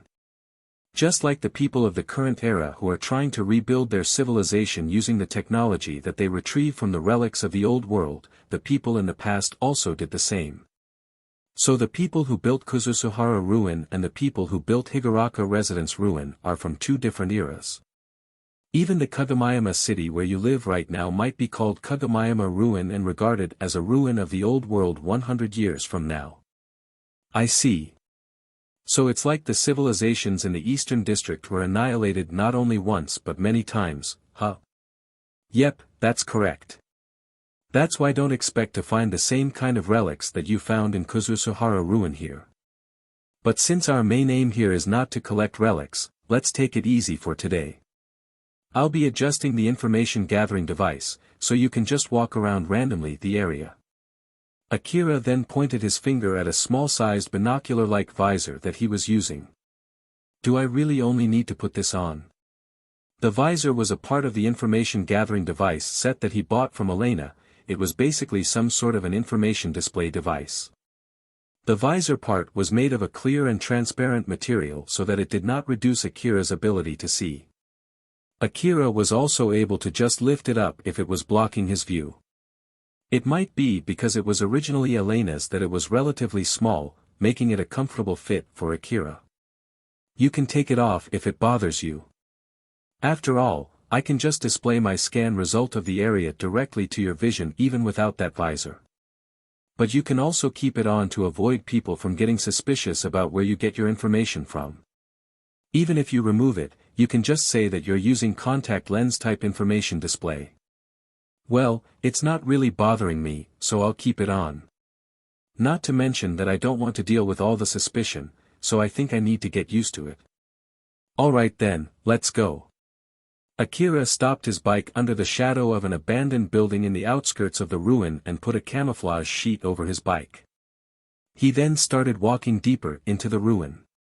This would also double as ruin exploration training for Akira, thus he carefully stepped into the ruin and explored around the area. While at the same time, he would also look for relics in the abandoned houses as part of his relics hunting training. As he explored a random house, he found utensils and other small articles. Although these were still old-world relics, the technology of the current era was able to produce their substitutes, that was why these were considered cheap relics. These were not relics that hunters would risk their lives in bringing them back to the city. Akira hesitated for a bit before eventually returning them back from where he found them. As Akira looked at the outward appearance and the insides of the ruin, he mumbled. These buildings are pretty sturdy, I wonder if there are people who live here in secret. As long as they can secure enough food, water and ward off the monsters, I'm sure there would be a lot of people who want to live here. So the slum city is still better, huh? There might be people who can find a solution for the food and monster problem and cannot live in the slum city for some reason. So they might have decided to live here, you know. There might be traps that are left by those people, so you should be careful. As Akira moved deeper into the ruin, he found a dead greedy crocodile corpse lying on the ground. It was pretty big, it was even bigger than the monster that Akira kicked and killed the other day. It was obvious how scary it would be if it was alive. Akira would have approached it carefully had its head not been half destroyed. Looking at the greedy crocodile from a close distance, Akira let out his honest opinion. This is a huge monster. This is the greedy crocodile. This type of monster evolves by eating other mechanical or biological monsters and turning the metal that they eat into their scales. They would even process guns and other weapons that they eat inside their body and make them grow on their body for their own use, you know. There were a lot of cases where greedy crocodiles had evolved its body so much that people would mistake it as a mechanical monster, but this monster is actually a biological monster. So it's like those weapon dogs, huh? But this one has no gun on its body though. It's a type of monster that greatly varies individually after all. I think this one hasn't eaten that many monsters with guns. Or the hunter who defeated this monster might have cut off its guns and took them home. After all, many of the guns growing out from this kind of monsters are good guns, so there's a chance that the one who killed this monster was actually aiming for its guns from the start. That's also the reason why only its head is badly damaged. It might be to make sure that its guns are still intact after killing it. I see. I wonder if I can kill it too. Since I'm with you, I'm sure you can do it. But it's a different story whether you can take its guns home or not. After all, that will be impossible with a bike, unless if you're planning to carry them yourself back to the city. No thanks. So it's impossible until I either buy or borrow a vehicle, huh? Akira then left that area and continued his exploration. In the midst of exploring the ruin, he thought of something and asked Alpha. Alpha, it seems that you're very knowledgeable about the monsters. I wonder if you know the origin of these monsters. Only a part of it. And I only know it as a second-hand knowledge. It's not like I've investigated it myself and there are a lot of guesses embedded in it. But my information source is a secret, okay? It'll be too much trouble to explain it, so don't ask about it. But of course, I don't mind telling you if you're ready to hear 100 years of oral explanation with a lot of permissions and confirmations. Alpha smiled invincibly at Akira while he just smiled back bitterly. I won't ask you where you get that information from. So then, why do monsters like that greedy crocodile exist? They might originally be test specimens that ran away from some experiment. I bet they were planning to make some kind of cyborg for military purposes. Or it might be from an experiment where they tried to make a machine that has the same regeneration ability as a biological creature. Or adding an organ that would allow it to regrow its own body parts so that they didn't have to do any maintenance and then planning to install that organ in a human. I think they were trying to create a nanomachine that would make that possible. It's common sense for such research to be tested on animals like a dog or a crocodile first before testing it on humans. It's also possible that a war broke, and these test subjects managed to escape from the lab. This could have happened when they just finished the nanomachines and were about to test it on humans. But well, of course, there's a chance that someone released it to the wild as a horrible prank. Akira imagined a lot of stuff as his face frowned. Whatever it is, it gives us a lot of trouble. What the heck were the people of the old world thinking? Compared to the technology of the current era, the technology of the old world was abnormally advanced. Since they had the means to do a lot of things, it made them want to try everything. I believe that part of humans stays the same whether it's for the people of the current era or the people of the old world. And if they make a blunder because of their curiosity, their current civilization will be wiped out and become a part of the old world civilization. So you're saying that someone might just make a big mistake and destroy the whole civilization tomorrow? Yep. I at least want the current civilization to not get wiped out before I die though. Akira just mumbled out his real opinion, but there was nothing in this world that would guarantee that. As Akira continued his exploration, he found a mansion that looked completely different from the other abandoned buildings around it. Although, just like the other buildings, it was abandoned and was deteriorating for years, it gave off a look that someone rich had lived in that mansion in the past. Akira thought that he might be able to find some expensive relics inside it as he entered and searched that building. But his expectation was immediately shot down. Although there were many rooms inside the mansion, all of them were more or less empty. Most of the other hunters also thought the same and had fought each other for the relics inside this building, that was why it was left with nothing. They even took all the relics that they would have normally ignored. The mansion was left with nothing but dust and dirt. Akira just could not give up that easily as he continued searching the mansion. But he found nothing at all. Thus he started to get sloppier and sloppier every time he checked a room. Then, right when Akira almost got fed up checking the empty rooms, Alpha suddenly called him. "Akira, wait, go to that room." Akira then entered the room that Alpha pointed. Since Alpha even told him to go inside that room, he thought that there must be something there. But he was bound to get disappointed after he scanned the room. It was indeed empty. "Is there anything in this room?" "I can't find anything. It has a secret door. I believe that the door leads to a secret room in the basement." Akira then looked down onto the floor. Any openings on the floor were already filled and covered with dust and dirt. But suddenly he saw a green frame on the floor, with vision support provided by Alpha. Akira walked to that frame and crouched to take a good close look at it. There was a groove on the floor that wasn't completely covered with dust. He then slipped his finger into that groove and moved the tile. He could see a hidden knob under that tile. "Is this it? How did you find it?" "I just used my high calculation ability to analyze the image data from the information gathering device. Ain't I amazing?" Alpha smiled after she said something that sounded like, "You can go ahead and praise me now. That's amazing. Oh my, that was pretty straightforward of you." But like, that's really amazing, right?" "Yep, I'm indeed amazing.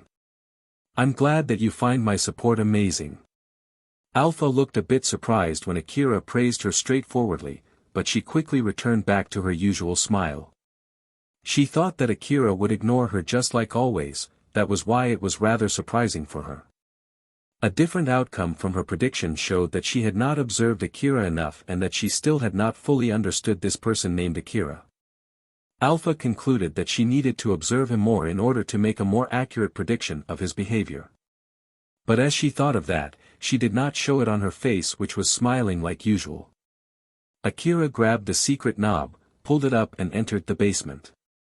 No sunlight was able to reach the basement, making it completely pitch dark. The faint light that entered the room from the open door was not of much use either. Akira thought that since it was a secret room, he could hope to find some unclaimed expensive relics and used a portable flashlight to check the room. As the light filled the place, Akira could see the 4 concrete walls that were surrounding him. The room was empty, there was nothing but the floor, walls and ceiling that was covered in dust. There was not even that much dust down here. Akira turned to Alpha with a dumbfounded face, seeing which she smiled to cheer him up. "Yep, there's nothing here. Someone must have found and emptied this place before us. But it's not my fault." Akira actually was not planning to blame Alpha at all, thus he felt a bit sorry when she awkwardly tried to make excuses to him. So, he casually replied with a little bit of joke. "Ah no, I was just wondering if there's another secret door. According to my search, I don't find anything though. But, do you want to try looking around a little more? If you can find another secret door that I didn't detect, then it means that the information gathering device is faulty. Try to check the walls and the floors as closely as you can." Since Alpha's answer sounded hopeful, Akira decided to check the room one more time. He checked the walls and the floors very closely that his nose was almost touching them. He was looking for any grooves like the one from before. But he could not find anything in the end. "Nope, nothing." "Alpha, do you find anything?" "Unfortunately, I don't find anything too. I guess I'll just go back home now." Akira then turned off his light and was about to climb up the ladder when he suddenly stopped. He then extended his hand outside and pulled the trap door close. As the only source of light in the room was gone, the whole room went totally dark. Akira then scanned the whole room, but he could not see anything. "That didn't work, huh? I thought that if there's any groove, there should be some light leaking out from that groove. But now that I think about it, we're in the underground now, so I guess that's to be expected, huh?" P4553R, our boy Akira has started to grow up. Coming up with something like this and not just relying on Alpha for everything. Akira looked like he had given up this time for sure and was about to return back outside. But right when he was about to go, Alpha suddenly called out to him while smiling. It did work, I found something. Although, it might be a little different than what you are expecting. Even inside that completely dark room, Akira could see Alpha clearly. After all, she was actually some kind of image data that was displayed directly into Akira's vision, thus her image was not affected by the brightness in the place. In the next moment, the room which had nothing but Alpha and darkness was projected as a black and white image into Akira's vision. I've expanded your vision, this is an image made from the data gathered through the information gathering device. Although it has no color, it should be enough, right? In his vision, Akira could clearly see Alpha who was bursting with colors inside that black and white world. It was weird for him to see how only a small part of his view was colored. Well, it's true that I can see better now. So, what did you find? Alpha then pointed her finger to the floor. When Akira shifted his gaze there, he could see a circle with something that looked like a footprint in the center of it. It's painted using fluorescent material. Although it's painted with such material so that it's easy to see, but since we're in total darkness and there's a limit on how sensitive the information gathering device can be, it's still rather hard to notice its glow. Is it telling me to stand there? Who painted such a thing in this basement? Is it a cultural thing from the old world? I don't know that far. There's nothing like this in my knowledge about the old world.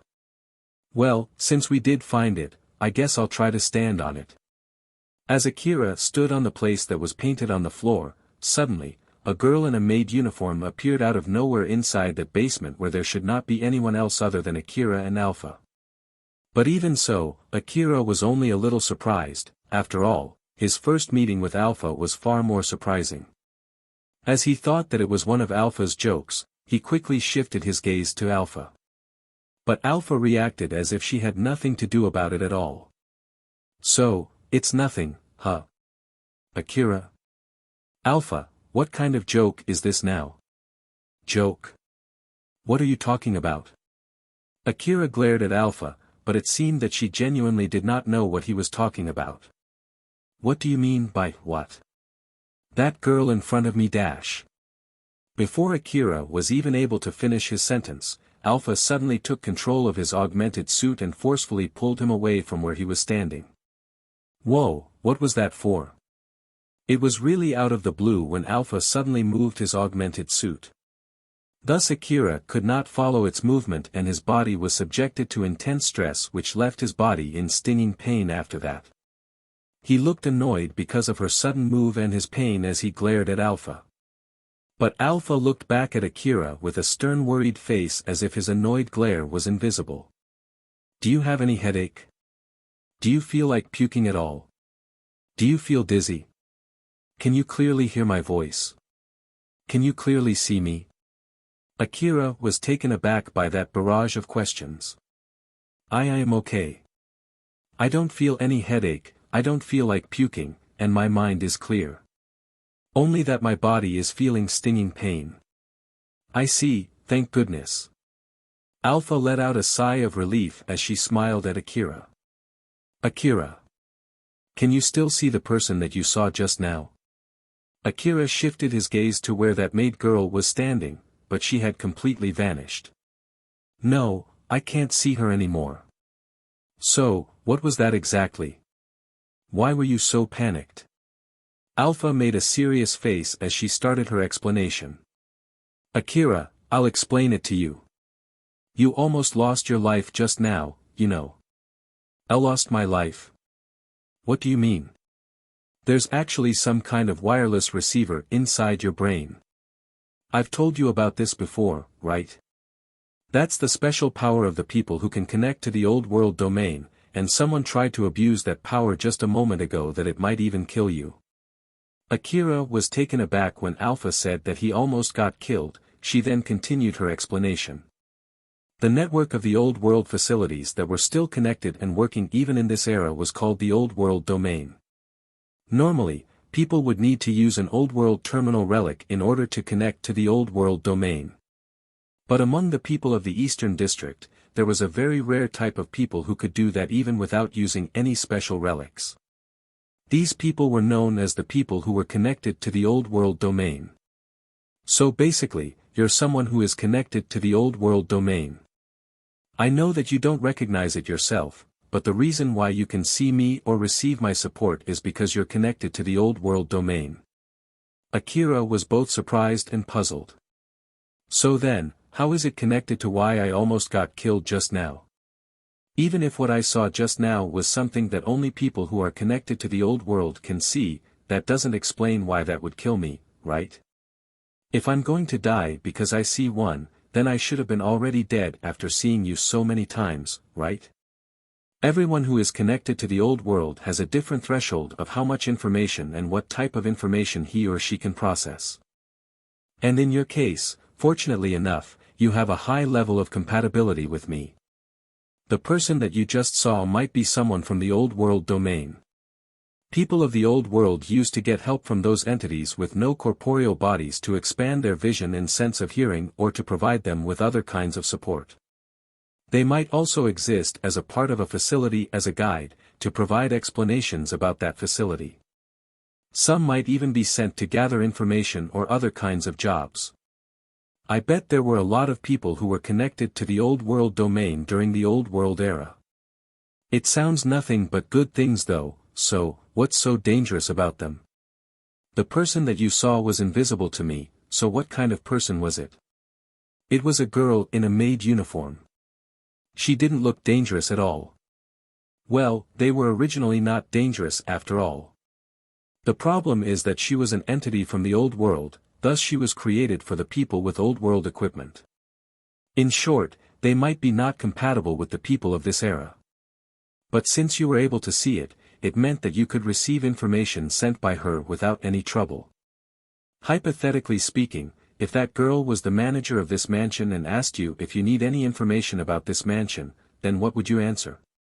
Something like okay, sure, or maybe even yes, please. You might be killed the moment you answer back with that, you see. That'll be enough to kill me. Akira was shocked by that unexpected answer. Alpha continued her explanation while giving him a warning.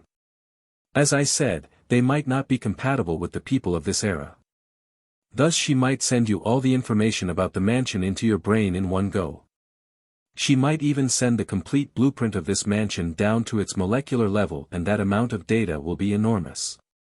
It would be fortunate if your brain filters it as noise and ignores it, but if you're not lucky, the part of your brain that allows you to connect to the Old World domain might try to receive all of that information, and that would likely leave you paralyzed for the rest of your life or even fry your brain and kill you. After all, there were people who were connected to the Old World that met their ends just like that. Akira was completely shocked. It took some time before he came back to his senses as he tried to calm himself down by taking a deep breath. Alpha just waited for him until he finished. Are you feeling better now? Why yeah. Alpha, about that question, what should I answer back if I'm asked? Let's see, I think you should say no in that case. Either that or you should request the information to be displayed in the simplest form so that you can process it through your vision, maybe something in the form of blurry images. Or you can also ask the information to be sent to your information terminal and then ask it to explain the details through that method. There are many methods that you can request so that it won't overload your brain. But even so, I still can't say that you'll be safe for sure. It might be alright if they ask you for permission for every information that they will send, but there are cases where they don't, you see. If I meet one like that, then what should I do? Can I do something about it? Akira's face looked grim. It was because he was just told that he was someone who was connected to the Old World domain. But there was a danger of sudden death that came with it, and there was no way to avoid that sudden death. Alpha suddenly started talking in a monotonous voice with an expressionless face. It was completely different compared to her usual self. Are you sure you want to allow downloading information from the old world domain through this unit, Alpha, in order to avoid harming the subject, Akira? To be more precise, the downloaded information will contain the following topic. First dash. Akira remembered something similar had happened to him before, thus he swiftly answered back without waiting for Alpha to finish. You have my permission. Permission confirmed. Well, this will do the trick. As Alpha's voice and demeanor turned back to normal, Akira felt a bit of relief. That was the same thing, right? Something like you needed my permission for stuff, right? Yep. The reason why you didn't do that back then was because you didn't have the permission to ask for the same, huh? That's correct. Although I got your permission to help you with all kinds of support, this wasn't included in that permission. Will this happen again in the future? Of course, there are still a lot of things that I need to ask for your permission. But it's not like I can tell you all the details, but you do know the reason, right? Yeah. Because that'll take 100 years of oral explanation and you don't have the permission to ask for the same, right? It's great that you're a smart boy. Alpha smiled at Akira and he returned with a bitter smile. Deep down, he felt relieved now that he was at least safe from that sudden death. Akira then turned off his flashlight once more and stood on that place again. The room was immediately filled with colors as the maid girl from before appeared again. That beautiful girl was smiling gently at Akira. The black and white maid uniform focused more on beauty rather than functionality. It was made of very beautiful fabric and it had an elaborate design all the way up to her neck. Her black shoes were peeking out from her long skirt and both her hands were enveloped in snow-white gloves. The ribbon that she used to tie her hair was extremely long. She was floating above the ground ignoring the gravity. Akira knew that the thing he was seeing was not real, it was just like Alpha. He was looking at that maid girl full of curiosity. Alpha, you can't see her, huh? It's okay, because of the permission that you just gave, I can see her just fine now. But it's not like we know for sure if she can see me or not. So be careful.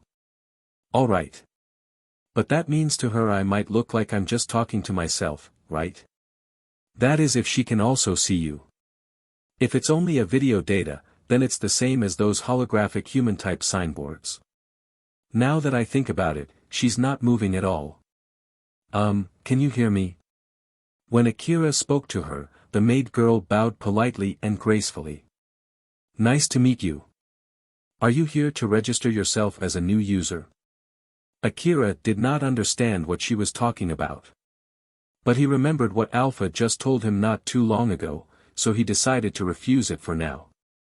No. I just want to ask you some questions. Very well, we'll be waiting for your next visit. That maid girl bowed gracefully once more to Akira before vanishing completely. What in the world was that? It has no real body, it could react when you talk to it, and it vanishes if you refuse its offer. Try to step out from there and then step back in again, but this time try to be more positive and ask for an explanation from her. I guess I'll try that. Akira took a step out of the circle before stepping back in. That maid girl immediately appeared in front of him again. I want to ask you something. As Akira tried to talk to her again, the maid girl gracefully bowed just like before and said. Nice to meet you. Are you here to register yourself as a new user? We need some information first before we can decide about that. So we have some questions we want to ask if it's okay with you. Alpha suddenly interjected, but the maid girl did not respond at all. It didn't work. Akira, take your information terminal out. After Akira took out his information terminal, Alpha's voice then came out from the terminal. We want to think about it first, so, is it possible to send your information to this terminal? Alpha said that not through telepathy but from the information terminal as her voice echoed inside the basement. But the maid girl still did not respond back. Even this doesn't work, huh? Akira, you go ahead and try asking it. I want you to send your information to this terminal, is that possible? The maid girl finally reacted. Certainly. Thank you very much for considering using our product. Akira then looked at his information terminal, but nothing happened. Alpha also confirmed the same. There's nothing in the terminal. Unfortunately, it seems that the data is sent in a format that this terminal can't receive. So let's just give up and go back home. Is there anything else that I can try? We can try to download the data to the terminal through you. Since you can see it, it means that you can receive information broadcasted by that maid girl. But as I explained before, it's an extremely dangerous thing. I'll try my best to keep you safe, but I still can't guarantee your safety. So what will you do? Akira hesitated before answering. Let's do that. It will bother me if we give up and return back without understanding anything like this, not to mention that facing danger is quite normal in this line of work. Alright then. Be sure to tell her to only transfer the data bit by bit, okay? If you feel nauseous, quickly step away from that place. I think the data transfer will stop if you step away from where you're standing now. Akira made his resolve and said. Send the information to me rather than to my information terminal, but do it in small amounts. The maid girl bowed politely. Certainly. Sending the information now. Akira prepared himself to step away from that place in case anything bad happened. But unlike what he expected, he felt nothing at all. He did not feel nauseous nor any headache at all, and his mind and vision were still clear like usual. Akira, it's finished, it's alright now. That was fast. I was so prepared but I didn't feel anything, you know. I intercepted and received the data straight to me without passing it through you. The amount of information that went through you was kept to a minimum. To make it simple, I immediately took over the line after you exchanged address and established a connection with that maid girl. I see. So in the end, what exactly was that girl? Not to mention that she already vanished too. It'll take a long time to explain everything. Let's just go back home for now. Although it's not like it can be exchanged for money right away, we have received good results for today. That was rather an unexpected result since we originally came here just to test the information gathering device. Is that so? Well, I guess it's fine for now. You can explain it to me later. Akira agreed with her and decided to end his exploration. And since his bike was alright, he did not have to go back home on foot. Rebuild World, Chapter 38, A Help Request for Temporary Base Construction. Akira was talking with Alpha about what happened back in the Higuraka residence ruin while doing maintenance for his guns inside his room. So, what exactly was that girl? It seems to be some kind of holographic worker from a company. I think there's some kind of device inside that basement that connects it to the old world domain. But judging from the fact that you had to stand on a certain location to activate it and its limited connectivity, I believe that the device is unusable for the general public. Akira was puzzled. Worker, huh? But they're only holograms, right? In this world, there are various types of work that would open up if you can see and accept their existence. Is that so?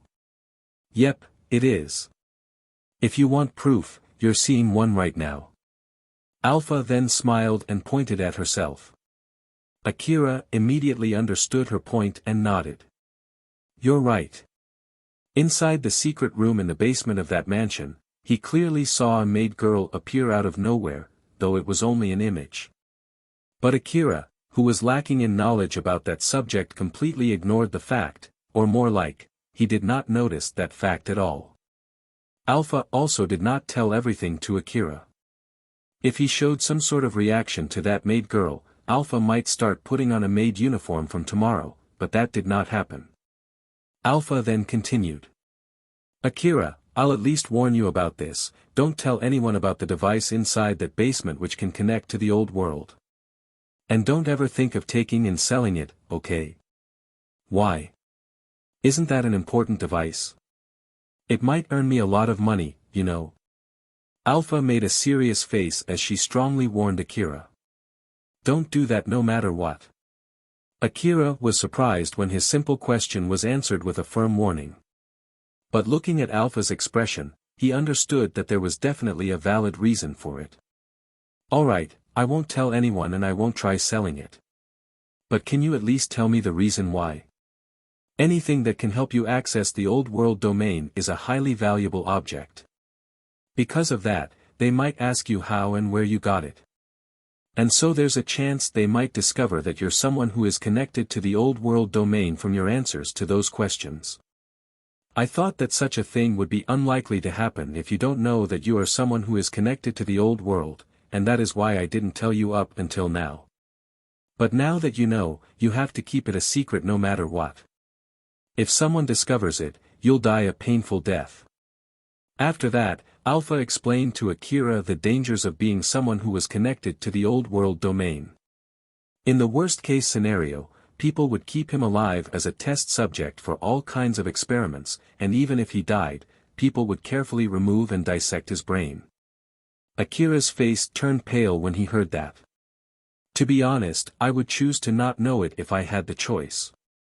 Wait, no, I guess it's better now that I know, right? Wait, screw that, it's better if I don't know. It is actually pretty safe if you keep it a secret, you see. I'll also give my support too. And not to mention that there are people who keep lying by saying that they are connected to the old world domain. So I think it's going to be alright as long as you're careful. I don't understand why people would lie about being one of them.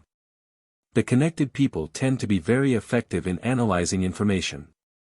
So there are people who want to market their name as a skilled hacker by lying so. Although, I think the real connected people would never do something like that. Akira let out a big long sigh as he hung his head. He looked depressed for about 10 seconds before he suddenly raised his face. Alright then.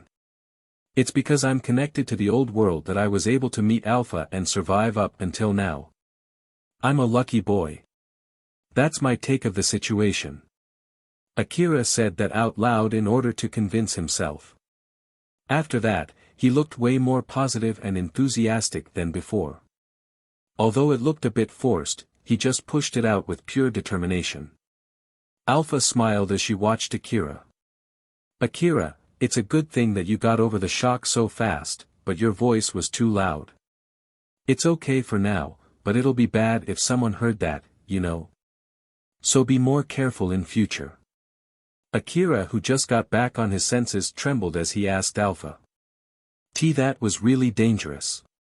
But it was okay, alright? It's alright. No one should have heard that and I don't detect any eavesdropping tool. I've checked everything, so don't worry. Akira let out a sigh of relief. Judging from it, Alpha knew that he understood the seriousness of his situation as she smiled in satisfaction. Now then. Let's just stop talking about scary stuff here and talk about our today's result.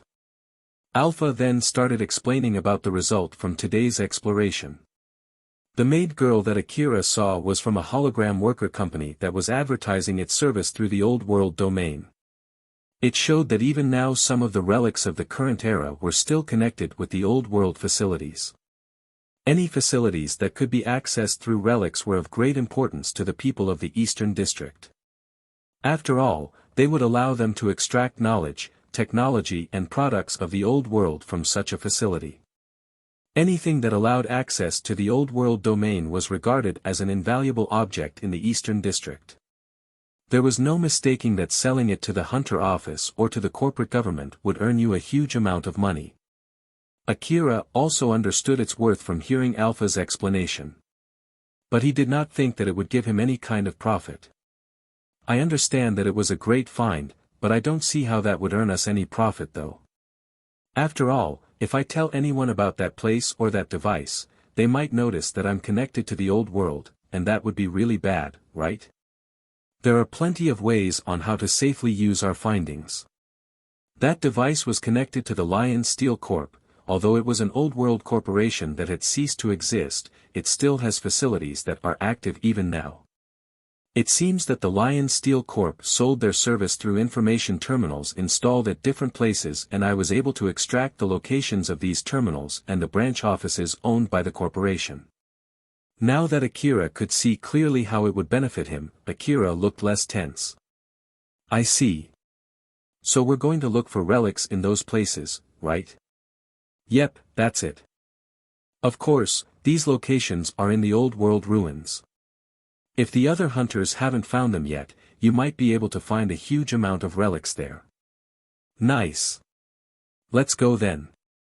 Stop there, at least wait until you have a vehicle specialized for exploring the wasteland. Since you will need to go to a faraway ruin, it would be dangerous to go on a bike, not to mention, it would be hard to bring back home all the relics that you might find with a bike.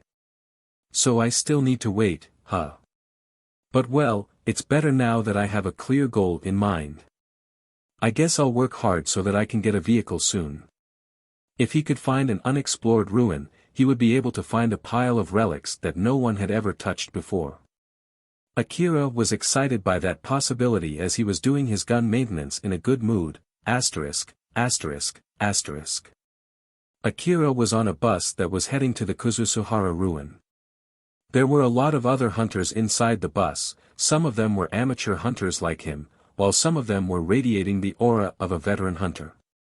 All of them were on the same request from the hunter office. The Kagamayama city management decided to build a frontline base in order to effectively explore the deeper part of the Kuzusuhara ruin. They first planned to build a base near the outskirts of the Kuzusuhara ruin before constructing the communication line into the deeper part of the ruin. As the construction of the base went underway, they would also use the heavy equipment to remove the wreckages that blocked the way to the deeper part of the ruin. Once the wreckages were removed, it would open a way to send in transport vehicles and tanks. Of course, the monsters roaming inside the deeper part of the ruin were powerful monsters, but if they could send in tanks and humanoid soldiers, it would help them fight against those monsters and carry relics that were difficult for the normal people. Exploring a ruin would accelerate the development of a city and bring profit to that city. That was why they would do all of these preparations for exploring a ruin. The request that Akira took was to help protect the construction of the said base. It basically consisted of protecting the workers and securing the area. After all, constructing a base was not Hunter's job. Akira was listening to the explanation given to the hunters inside a temporary base. After that, the hunters would be assigned to their jobs depending on their ability and interest. The staff distributed rental terminals for the work and explained how to use them. We'll give our instructions through this terminal. This terminal also contains a transmitter so you can check the other hunters' whereabouts if you open them from the terminal. So be careful not to mistake another hunter as a monster and shoot each other. And also, although we're in a ruin, refrain from searching for relics. I won't tell you as far as to not take any relics that you accidentally find, but we're not here to gather relics. We would be in trouble if you guys focus more on searching for relics, and don't forget that we always track your location too. So make sure not to stand in the same location for a long period of time or do anything that might cause suspicion. Finally, there should be a number behind the terminal, we will call you based on that number, so be sure to check that too. That's all. You may go to the ruins once you finish your preparation, you just need to follow the map's navigation in the terminal. Akira then turned his terminal over and checked his number. Akira and Alpha immediately smiled bitterly the moment they saw the number. It seems that this number is really fond of me. You're right. The number taped behind his terminal was 14. As Akira followed the navigation from the terminal, he arrived at an opening surrounded by countless crumbling buildings. He then pulled out his terminal to answer a phone call from the Hunter office staff. This is A2 Division HQ, number 14, can you hear me? This is number 14, I can hear you.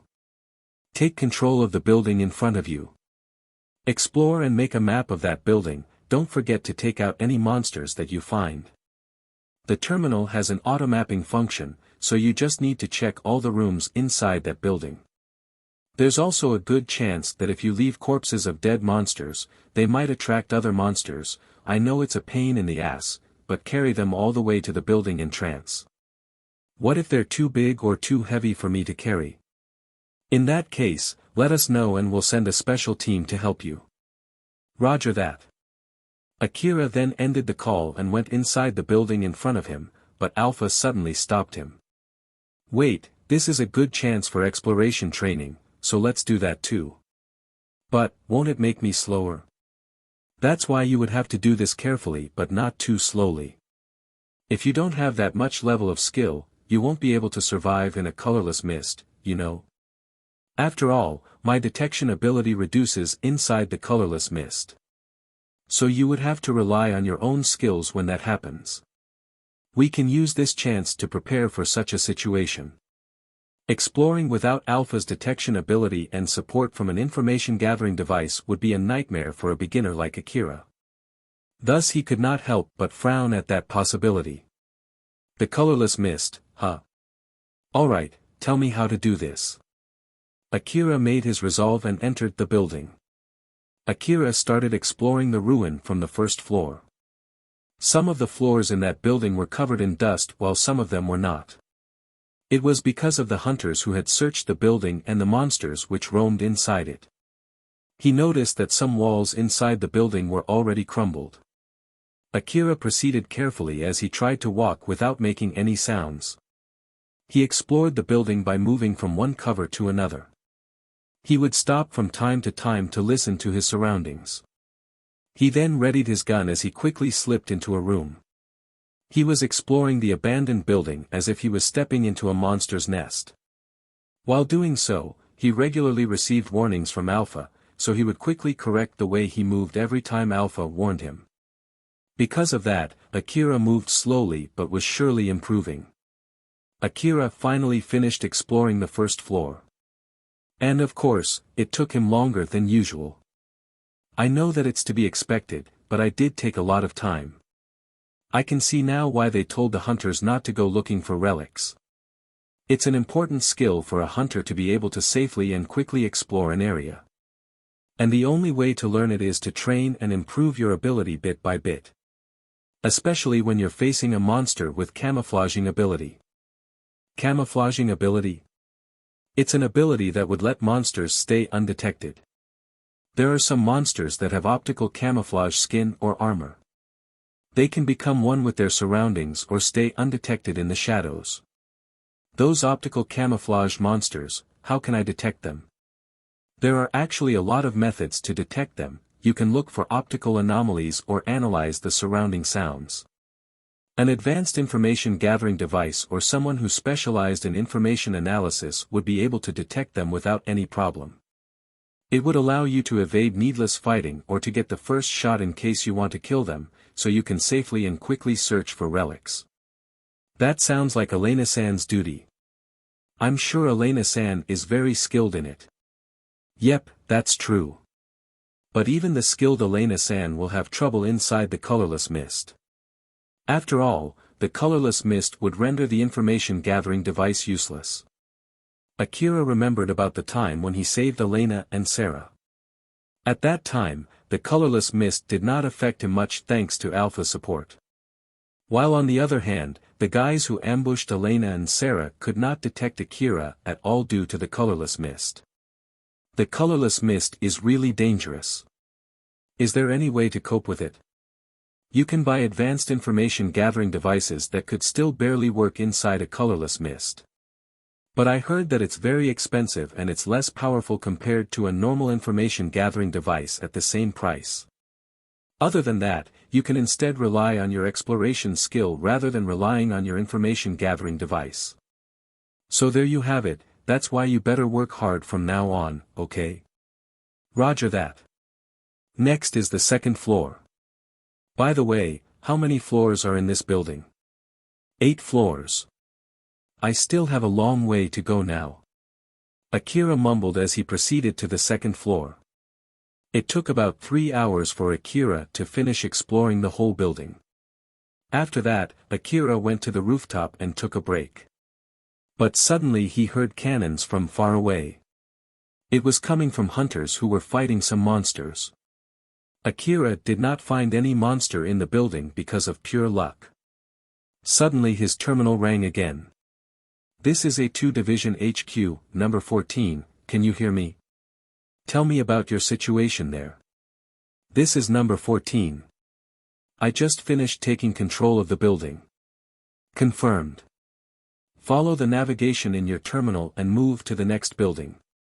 Now then, number 14, you took more time than we expected for taking control of that building. Did you meet a powerful monster or was there any other unexpected situation? I didn't meet any monster at all. It's just that I searched all rooms carefully, I think that's why I took more time than usual. How long is your approximate time by the way? We approximated that it should take you only about 1 hour. I won't tell you to rush things up, but do it faster next time. That's all. Roger that. Akira ended the call. He was a bit depressed after being told that he was less skilled than expected. Looking at that, Alpha just smiled trying to cheer him up. Don't worry about that, let's just continue like this. There's no reason to get yourself in more danger just to rush things up. But what if it causes me to fail this request? It doesn't really matter. It's way better rather than getting injured badly. Your safety is number one priority. So if you try to rush your exploration, I'll force you to stop, you know. Since Alpha told him firmly like that, Akira cheered up feeling lighter. You're right, I understand. Let's continue carefully. Yep, that's good. But you need to remember that you have to enhance your detection and stealth abilities as soon as possible, you know. So you need to hurry up to improve in that aspect. Please be gentle on me. Nope, I'll work you hard. Akira and Alpha smiled as they exchanged jokes. He then changed his gear and headed to the next building. Akira took control of so many other abandoned buildings after that. Eventually, his navigation map led him back to the temporary base. So he went back and gave his terminal back to one of the staff there. With that, his job for today was finished. Akira felt tired as he let out a sigh, though, he was not tired to the level of exhaustion. He only met some monsters during his exploration and his augmented suit greatly reduced the stress on his body, but it did not help in reducing his mental stress at all. This will be all for my today's request, huh? I'm tired. As I thought, since I always rely on your support during my exploration, it's really tiring when I do it myself. Alpha smiled and complimented Akira. You did very well. Let's take a rest for now. Since we're here, how about we look for something to eat? After all, you'll only get to eat that frozen food if you're back in your room, right? The construction site was surrounded by many trailers, they were owned by the merchants who were selling their stuff for the hunters and the workers from Kagomayama City. There was a bus in the construction site that traveled regularly from here to Kagomayama City. But since it took time to go back and forth, these merchants catered to the hunters who wanted to get ammo refills and food but did not want to take the bus. Some of them sold ammo and guns, some sold food. There were even some renting their camping trailer as a portable inn. The construction area was bustling with people. Seeing how the hunters were eating soft and warm food rather than their usual hard hunter ration, Akira felt hungry out of nowhere. You're right, I guess I'll buy something to eat too. Although Akira went and browsed the trailers, he did not know which food was tasty and which one was not. He felt like he would end up picking up something bad if he just chose randomly, so he observed other hunters. Although there was no queue close to him, he spotted a relatively long queue nearby. After adding himself in that queue, Akira peeked at the price and the food that the trailer was selling. It was a hot sandwich, 980 orum per portion. With Akira's sense of money in his current situation, he felt it was quite costly for a meal. But it would not feel right if he just left after lining up, so he ended up deciding to buy the hot sandwich. As Akira's turn was about to come, he heard a familiar voice coming from the transaction between the seller and the buyer in front of him. Akira tried to remember whose voice it was, but before he could come up with any conclusion, his turn came and he stepped forward. He immediately realized that it was Cheryl. Cheryl looked surprised for a moment, but she quickly returned back to her usual smile. Welcome. The hot sandwich is 980 orum per portion. I'll take one, please. Certainly. If you are going to pay with card, please place your card over the terminal. Cheryl operated the terminal at the counter. The upper part of the counter showed 980 orum. As Akira put his hunter ID on it, it made a beep sound and the payment was completed. Cheryl then took a warped hot sandwich and gave it to Akira, but as she handed it over, she leaned towards him and said, "I'm happy to see you here." Cheryl indeed sounded very happy when she said that, but she returned back to her normal smile almost immediately after. "Thank you very much, please do come again." Cheryl then smiled at Akira with a smile that she directed towards other customers. After Akira left that trailer, he quickly noticed that Katsuragi's trailer was also present. Katsuragi spotted Akira who was standing not too far from Cheryl's shop. "Akira. So you're here too, huh? Good timing. I have something to talk about, come in." "Darius. Watch the shop for a bit." Darius' voice echoed from inside the trailer. "Your break is still later, you know. Akira is here. There's something I want to talk to him about. So just watch the shop while I'm gone." Darius appeared out from inside the trailer while looking annoyed. But the moment he saw Akira, he was taken aback by Akira's equipment. Akira looked completely different compared to the boy that he met not too long ago. Darius looked at Akira's equipment and understood what Katsuragi meant when he said he had something important to talk about with Akira, that he would even ask him to watch the shop. Thus he went to watch the shop without complaining any further. Katsuragi went into his trailer with Akira. He and Akira then sat on a table together. Cheryl was there too. She had also left the shop to one of her subordinates. There were 3 hot sandwiches served on the table. Akira and Katsuragi looked a bit troubled while Cheryl was smiling very happily since she was able to meet Akira again. Akira and Katsuragi looked at each other and noticed both of them looked a bit worried about Cheryl's behavior. "So then, Katsuragi, what do you want to talk about?" "Well, it's not something that big. I just wanted to know how you are doing lately. To be honest, I'm just wondering why you haven't brought any relics since that time. I thought you were injured or something so you couldn't do any hunter job. But since you're here, it means that it's not the case, right? I'm focusing more on taking monster hunting requests lately. I do hunt for relics in the Kuzusuhara ruin usually, but I'm sure that you know it's not the right time for that, right? Well, it's true that it's not a good idea to explore Kuzusuhara ruin in the current situation. I heard that the distribution of monsters in the ruin changed greatly after that battle and strong monsters started roaming the outskirts of the ruin. And since there's no expensive relics left in the outskirts, I guess it isn't worth the danger, huh? But on the other hand, I heard that battle greatly culled the number of monsters. So this is a good chance if you want to grab some relics from the deeper part of the other ruins, right? Isn't that the reason why the manager of the city would even spend a huge amount of money to build the frontline base like this? It's kind of difficult to go to the other ruins since I don't have the means of transport. I can't rent a vehicle with my current hunter rank, you see. Katsuragi took another look at Akira's equipment. An augmented suit, AAH assault rifle, CWH anti-material rifle and an information-gathering device. Akira did not look like someone who would have a problem with transportation. You have pretty good equipment though. I don't think anyone would refuse a hunter like you if you want to rent a vehicle for your hunter job, you know. It's because I'm selling my relics to you, so my hunter rank doesn't go up much. I only got the augmented suit from the money that I earned back then, and for my information-gathering device, Elena-san was nice enough to sell it for cheap to me. I put all of my money into my equipment, that's why I don't have much left, and not to mention I need money to rent a vehicle after I get my hunter rank high enough. It's because I promised to sell my relics to you, I have to do monster hunting jobs to increase my hunter rank now. So there you have it, I can't do much even if you say that to me.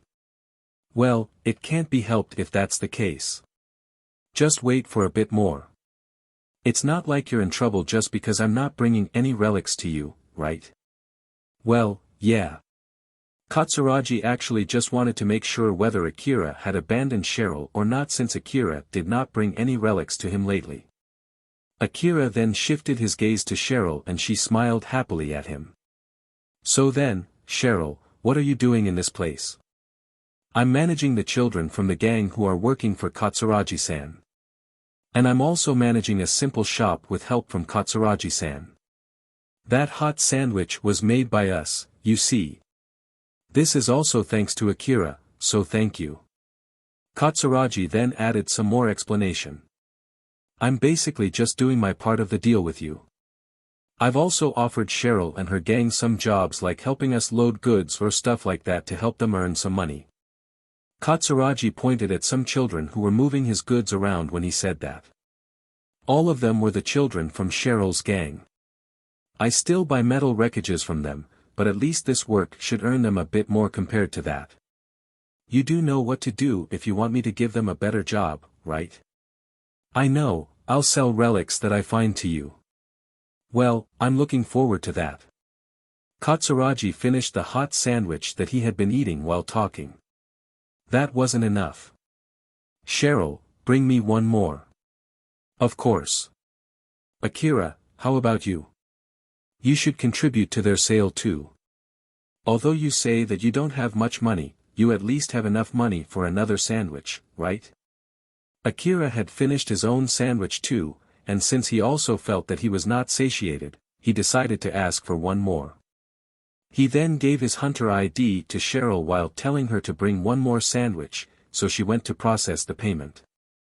When Cheryl left Katsuragi alone with Akira, Katsuragi suddenly asked Akira while making a puzzled look.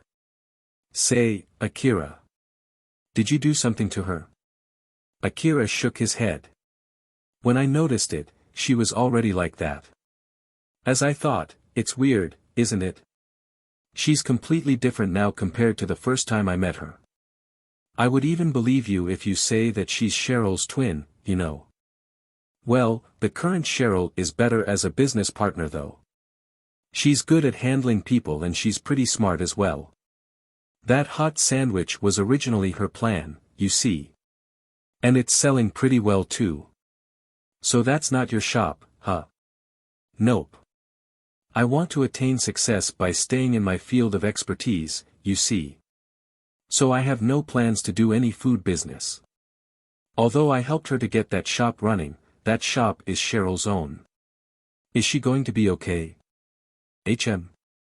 I'm the one who procured the ingredients.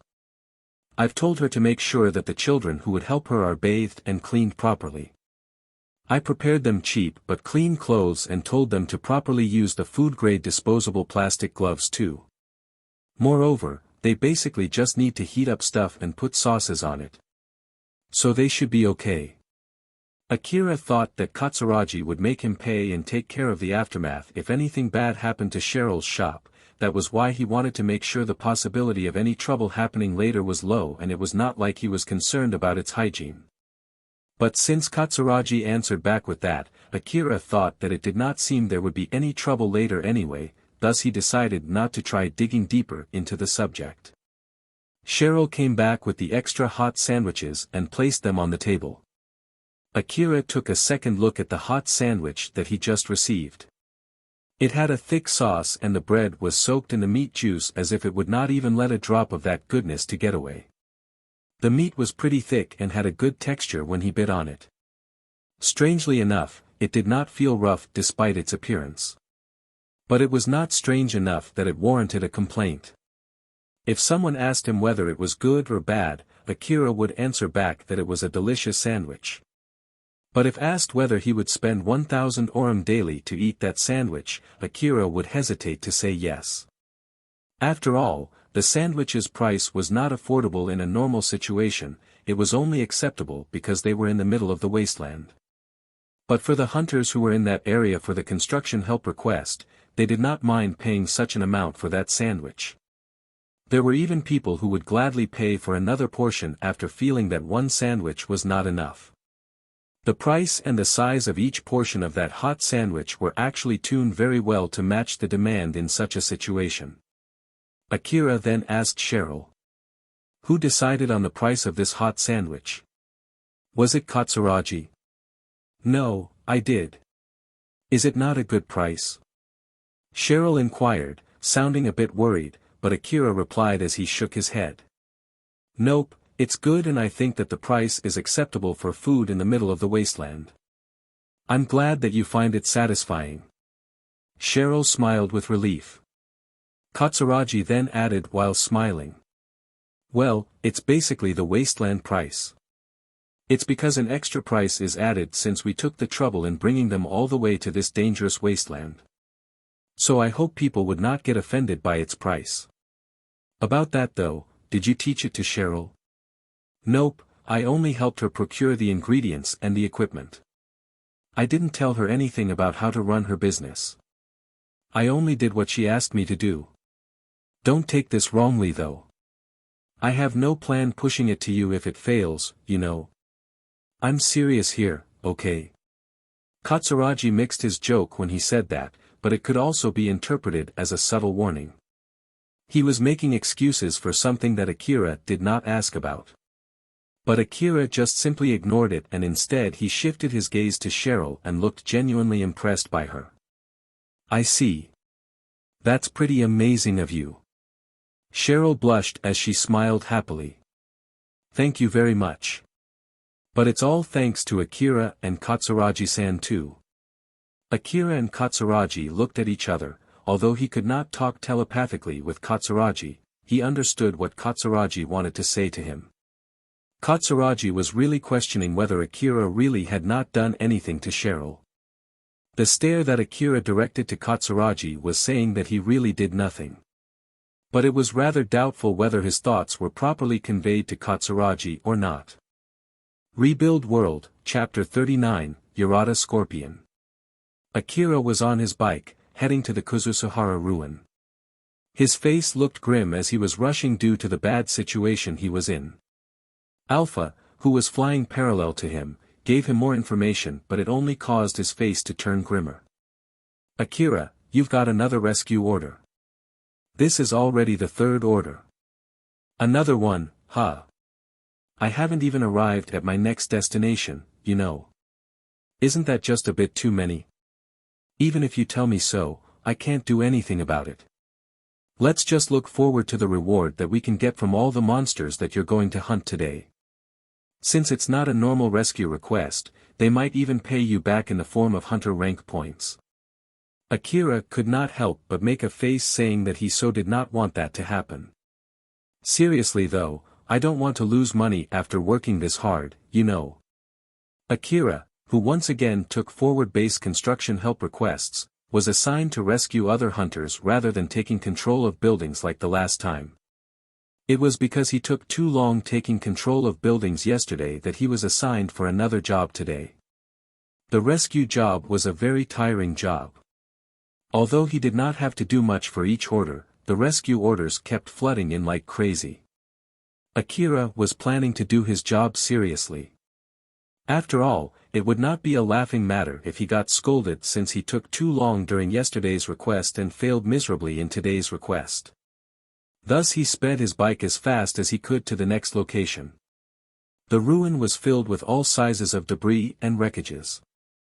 With the help of Alpha's superb control support, Akira would blaze through them, evading them left and right, and sometimes even jumped above them as he was closing in onto his destination. He got to face all kinds of situations during his job. Sometimes the people in the site already took control of the situation when he arrived, some other time, the monsters had already died when he arrived, and sometimes the rescue request dispatcher had already escaped from the scene after requesting for a rescue, thus leaving the monster for Akira to take care of. Akira worked really hard and somehow was able to take care of all of the orders until finally, his remaining order came down to only one. After he took care of the monsters in one of his orders, Akira could be seen exiting a building while breathing roughly and looking very tired. He then took out medicine that he bought from Shizuka's shop and gulped it down. Although it was just some cheap medicine, it should at least be able to help him recover from the exhaustion. Akira managed to grumble. It doesn't feel like it actually works. You can't compare these with the medicines which you gathered from the ruins, you know. Both their potency and price are so different. You can try to take a huge dose of this medicine to see its immediate effect, but that would need you to consume a huge load of it, you know. I guess this is why most hunters become dependent on medicines. There were all types and kinds of drugs for hunters sold in the Eastern District, this medicine was one of them. There were hunters who consumed a huge load of medicines daily. Bad medicines could cause bad side effects or bad after effect. But the hunters were desperate to survive to see the next day, so they had no other choice but to consume a huge amount of medicine daily. The next order will be a good place to stop for a while. Once you're done with it, let's take a rest for a bit. You can just say that you need an ammo refill at HQ. What should we do if they say no? Like I said before, my first priority is your safety. So I have no plan letting you continue fighting monsters without getting an ammo refill. You're right. Alright then, let's go and finish the next rescue order. If Alpha got angry and refused to help Akira in this request, then it would be disastrous for him. He used that as an excuse and decided that he would take a rest after finishing his next rescue order. He felt more at ease with that reasoning, and that was all according to her plan. Akira arrived in front of an abandoned building which was the location for his final rescue order. As he parked his bike in front of the building and looked up, he could hear gunshots and explosions coming from the 5th floor of that building. Over there, huh? It's good that they're still alive. It seems that they're having a hard fight up there. Let's go before they run out of ammo. I'll provide you with the route. I'm counting on you. Just leave it to me. Akira could see the indicator within his enhanced vision. He ran and followed the route shown by the indicator as he charged into the building. The guiding line for the route was calculated by Alpha. It showed the shortest and safest route to Akira's destination, after she scanned the area for monsters. Akira knew that it was why he felt at ease as he blazed through an area where he normally should move carefully and slowly because of the monsters that might be lurking around. Akira could see the aftermath of battles between hunters and monsters scattered inside the building. At the moment, he did not see any hunter corpses, while on the other hand, he found a lot of biological monsters' dead bodies as blood and flesh were scattered around. Akira took a glance at the monster corpses that were still retaining their original form. They looked like a mix of spider and scorpion with an exoskeleton. This so-called Urata scorpion had a habit of attaching objects from its surroundings onto its exoskeleton. Thus they were able to become one with its surroundings and camouflage itself. Their exoskeletons looked like metal wreckage or debris to Akira. There were countless bullet marks on their corpses, and the bullets that did not even penetrate their exoskeleton were left around these corpses. Those were a testament to their super hard exoskeleton. Alpha then ordered Akira. Stop. Some of those Urata scorpions are still alive. It will be dangerous if you go deeper without making sure that they're dead. It'll take too long if you use AAH rifle, so use CWH anti-material rifle to finish them in one shot. Roger that. Akira immediately stopped and readied his CWH anti-material rifle, but the Urata scorpions did not move at all even after he did that. It was hard to discern whether they were really dead or not. Some could not move because of a fatal injury, while some might just be playing dead while waiting for their prey to come close enough. Suddenly, Akira could see some of the Urata scorpion bodies had turned reddish. Those were scorpions that Alpha judged to be still alive. Identifying all of the scorpions that were still alive among all of these unmoving scorpion bodies in an instant was an impossible thing for a normal human. But Alpha could do that like it was nothing. It would be extremely dangerous to just ignore these scorpions and continue forward. But shooting each and every single one of them just to be safe would consume a lot of ammo. But of course, it was a whole different case if it was possible to discern the alive scorpions from the dead ones. Akira aimed his CWH anti-material rifle at the scorpions that were outlined in red and nested one shot for each scorpion. The bullet that was spewed out from his gun's muzzle penetrated the scorpion's hard outer shell, wreaked havoc inside their bodies, and instantly killed them. After Akira killed a dozen of scorpions, suddenly one of them sprung up and attempted to attack him. But his bullet reached it first and instantly killed it. That should be all. Alright then. Akira then blazed through the corpses of the dead scorpion and rushed forward. The hunters were holding up in one of the rooms on the 5th floor. They were directing their guns at the only door into their room as they were shooting the monsters coming at them while making a grim face. One of them pulled out his rental terminal and shouted. "This is number 157. HQ. Answer me. This is A4 Division HQ. What's wrong? Don't give me that again. Where's my rescue? The rescue order has been dispatched and he's heading your way now. Just hang on there. How much longer should I wait? We've been waiting quite a while and no one is coming, you know. The rescue hunters are responding to the rescue orders in turns. There are too many rescue orders, we're basically flooded with them, you know. If you want to get angry, then you can curse those hunters who dispatch rescue requests although they are only fighting weak monsters. You're actually getting the short end of the stick because of those hunters. So just try to hang on, that's all. Wait. Damn it. They just cut the call. He was about to slam the terminal on the floor, but another hunter stopped him. It was the last still functioning terminal. The others were already destroyed during the fight. The door to their room was piled up with dead Urata scorpion corpses. Some of them could also be found inside the room. The hunters did not even bother to check the bodies if they were really dead or not. But they also did not have the leeway to shoot them to make sure that they were really dead.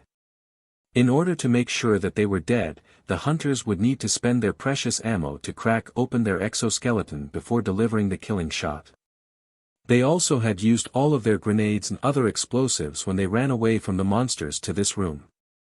They had no other choice but to hold their position using their regular ineffective bullets until rescue came. Thus, they could not afford to waste any of their ammo. The hunters had no other choice but to wait for rescue.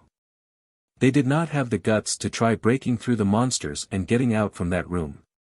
After all, they did not know what was the situation outside that room. In the worst-case scenario, there might be a huge number of Urata scorpions waiting outside the room. Because of that, they could not work out the courage to get out of that room. It did not take long before the hunters there heard gunshots from outside their room. And they noticed that the gunshot sound was approaching closer and closer. A rescue. We're saved. The hunters cheered in happiness. But their cheering was immediately stopped. The Urata scorpions inside that room which were faking death started moving again because of those gunshots. This caused the hunters inside the room to fight desperately. Akira tried to reach his rescue target as fast as he could, but he was interrupted by the scorpions that were pretending to be dead. Every time he found a pile of dead monsters, he could always find scorpions that were faking death mixed among the corpses. Among them, there were scorpions that were still alive even after losing their heads. Akira would destroy their legs or tails, although it would not kill them, it would be enough to at least render them unfit for battle. Akira grumbled as he changed the magazine of his CWH anti-material rifle. There are just too many of them. What the heck is up with these monsters? How many did I kill until now? That last one was your 54th scorpion. This is indeed too many. The usual CWH anti-material rifle's ammo was much more expensive and had higher piercing power than normal ammo. They were normally used for fighting mechanical monsters, thus it was a bit of an overkill using them on Urata scorpions. But since his normal ammo would not work against the hard Urata scorpion's exoskeleton, so he had no other choice but to use the expensive CWH ammo. Akira frowned every time he pulled the trigger of his gun. It felt like he shot money out of his rifle's muzzle. I have to pay for the ammo with my own money, you know. If the reward from this request is bad, I won't do this request again, okay? This request is basically not a monster hunting request. So unlike a usual monster hunting request where the reward is decided based on the type and number of monsters that you kill, we wouldn't know how much reward we will get until we receive it. Not to mention that from yesterday's request, the basic pay is only 20,000 orum. I already spent more than 20,000 orum worth of ammo, you know. Just how big is my ammo expense today going to be? Let's put that aside for now until you finish the rescue order. You'll get killed if you're too frugal with your ammo right now, you know. I know. Akira rushed forward while closely gripping his gun. After killing about 20 more scorpions, he finally arrived near the room where the hunters were holding up. Gunshots echoed endlessly from inside that room. As Akira carefully stepped into that room with his gun ready, he saw the hunters fighting 2 Yarada scorpions. The normal ammo that the hunters used could not deal much damage, they were only able to barely hold those 2 scorpions off from coming closer. Akira quickly aimed at those scorpions and destroyed their heads and tails. Their limbs were blasted and scattered all over the room. The hunters only noticed Akira after those 2 scorpions stopped moving. Are you the rescue hunter? Thank goodness. The hunters slumped on the floor, they were relieved and glad. A hunter who had not lowered his guard came and asked Akira. Are you alone? Yes. Did someone else come? No, you're the only one. Akira was surprised to know that he was the only rescue sent to a Yarada scorpion nest. But before he complained to the HQ, he asked the hunters. What did you say to the HQ when you requested a rescue? I told them that we encountered a group of insect-like monsters, but then they told us to hold our ground. To be honest, it was really dangerous. You really saved us, you know. Akira thought that the HQ might have misunderstood and thought that they were attacked by some small-sized insect-like monsters. It was important to inform the HQ with the correct information. Just like the other hunters, Akira also wanted to get out of that building as soon as possible. So he shouted at the other hunters. Let's get out of here before more of those monsters comes. The route that I took to come here should be still safe. Why, you're right. Hey, we're leaving the place. Akira prioritized escorting the hunters out as soon as possible. The hunters would suddenly stop every time they saw a pile of Yarada scorpions' corpses in the middle of their way out. Only after seeing no movement from those piles after Akira, who was leading the group, approached them, they would finally feel safe to walk past those piles. After leading the hunters out of the building, Akira contacted the HQ. This is number 14. HQ, answer me. This is A4 Division HQ. What's wrong? I've rescued the hunters and will be returning back to the temporary base now. Don't return, just send the hunters to go back by themselves. You should go to the next rescue order. Akira's face turned grim and shouted at the terminal. Are you crazy? That building was filled with Yarada scorpions, you know. I won't go to the next rescue order without an ammo refill first, okay? Akira waited for a response, but there was no reply from the HQ. He could hear a little bit of ruckus from the other side of the terminal. He then asked for a response while making a puzzled face. HQ. Answer me. What's wrong? When he did that, the HQ staff asked him back slowly and carefully. Let me reconfirm. Were they really Yarada scorpions? Is that building a Yarada scorpion's nest? I don't know if it's a nest or not. But it's true that the building is flooded by a type of monster with a super hard exoskeleton that would even bounce off a normal AAH rifle bullet. If you doubt it, you can go ahead and send someone to check the corpses. Forget what we just said.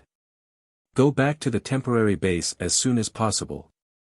The terminals that we gave you are still functional, right? Mine is all right. But as for the hunters, they are broken except for the one that they used to contact you. Or so they said. The HQ staff suddenly shouted. Don't lose them no matter what. Come back here as fast as you can. And make sure to not damage the terminal even further. That's all. Then the HQ staff ended the call. Akira and the other hunters looked at each other with a puzzled and worried look. Akira was obviously confused, but Alpha then said to him with a smile, shaking Akira off from his confusion. Akira. There's no need to think about the things that you don't understand right now. Let's just head back for now. Just see it from the bright side, it's a good thing now that you have a reason to go back. You're right. There was no mistaking it. There was something going on. But since Alpha was not making a solemn expression, Akira thought that it should be alright. So he decided to just push that aside for now. And so, Akira and the other hunters headed back to the temporary base. The hunters were walking in front while Akira followed behind them on his bike. Since his job was finished the moment he evacuated the hunters from that building, Akira could just directly go back. But the other hunters pleaded with him to accompany them on their way back. Akira was tinkering with his information-gathering device to correctly detect the hunters in front of him in order to get himself familiar with it. But it did not go well. Although the hunters were not too far in front of him, the output from the information-gathering device could not display the correct information. Akira mumbled as he was playing with the information-gathering device's setting. This thing is difficult. The output goes crazy every time I make even the slightest change from Elena-san's setting. Maybe I should just stay with Elena-san's setting. Elena's setting is basically an ideal setting after all. If you change it randomly, the accuracy of the information-gathering device will fall greatly. But you should play with its setting to understand the setting parameters and get familiarized with it. Now that I think about it. You're also using this information-gathering device to detect monsters, right? If I play with its setting, wouldn't it disrupt your detection ability? Is that really alright? It's okay. I'm directly using the raw data from that information-gathering device and analyzing it myself. The data that you're seeing right now is produced by the software inside that information-gathering device, and it has nothing to do with my detection ability. So no need to worry, you can play with it. I see. In that case, I'll just keep on tinkering with it. Akira was viewing the scanning result through his visor-type display. There was a separate area on his upper right visor showing the scan focused around Akira. Although there were hunters walking in front of him, the signals coming from those hunters were rather wacky and unclear. It was because the setting on the information-gathering device was incorrect. The search results would vary greatly every time Akira changed the individual setting of his information-gathering device. If he could optimize the setting to focus only on the important information, the information-gathering device could be effectively used in many different situations. By adjusting the values in the settings, he could focus on a vague signal, which only showed that something was detected, and get a better set of information that would let him extract shape, size, and any other information. Alpha then explained to Akira the basics of adjusting the setting. Normally, you would just expand and contract the search area. And when you find a signal, you would focus on where the signal comes from and try to analyze it. It's important to set the interval between wide-range and close-range scan, the power output ratio between the image, sound and movement processor, and the type of analysis that you would use for each data. For example, when you're in a place with a lot of obstacles, it's better to decrease the power output of image analysis and increase the range of the scan. In case when you can see your target, it might be better to focus the image sensor to only detect images from behind you. There are basically a lot of things you can do with it. Yep, it's not easy. Akira was listening to Alpha as he was having a hard time adjusting the setting of the information-gathering device. Not too long after that, Alpha suddenly said to him in a serious tone. Akira, you should either go ahead and leave those hunters behind or tell them to start running to the temporary base as fast as they can. A swarm of Urata scorpions is closing in on us. Akira immediately shouted to the hunters in front of him. Hey! Run to the temporary base as fast as you can. A swarm of those monsters from before is coming this way. The hunters were shocked as turned towards Akira. Akira made a grim face as he continued. I'll try to slow them down. So run as fast as you can. The hunters looked around but they could not see any Yarada scorpions.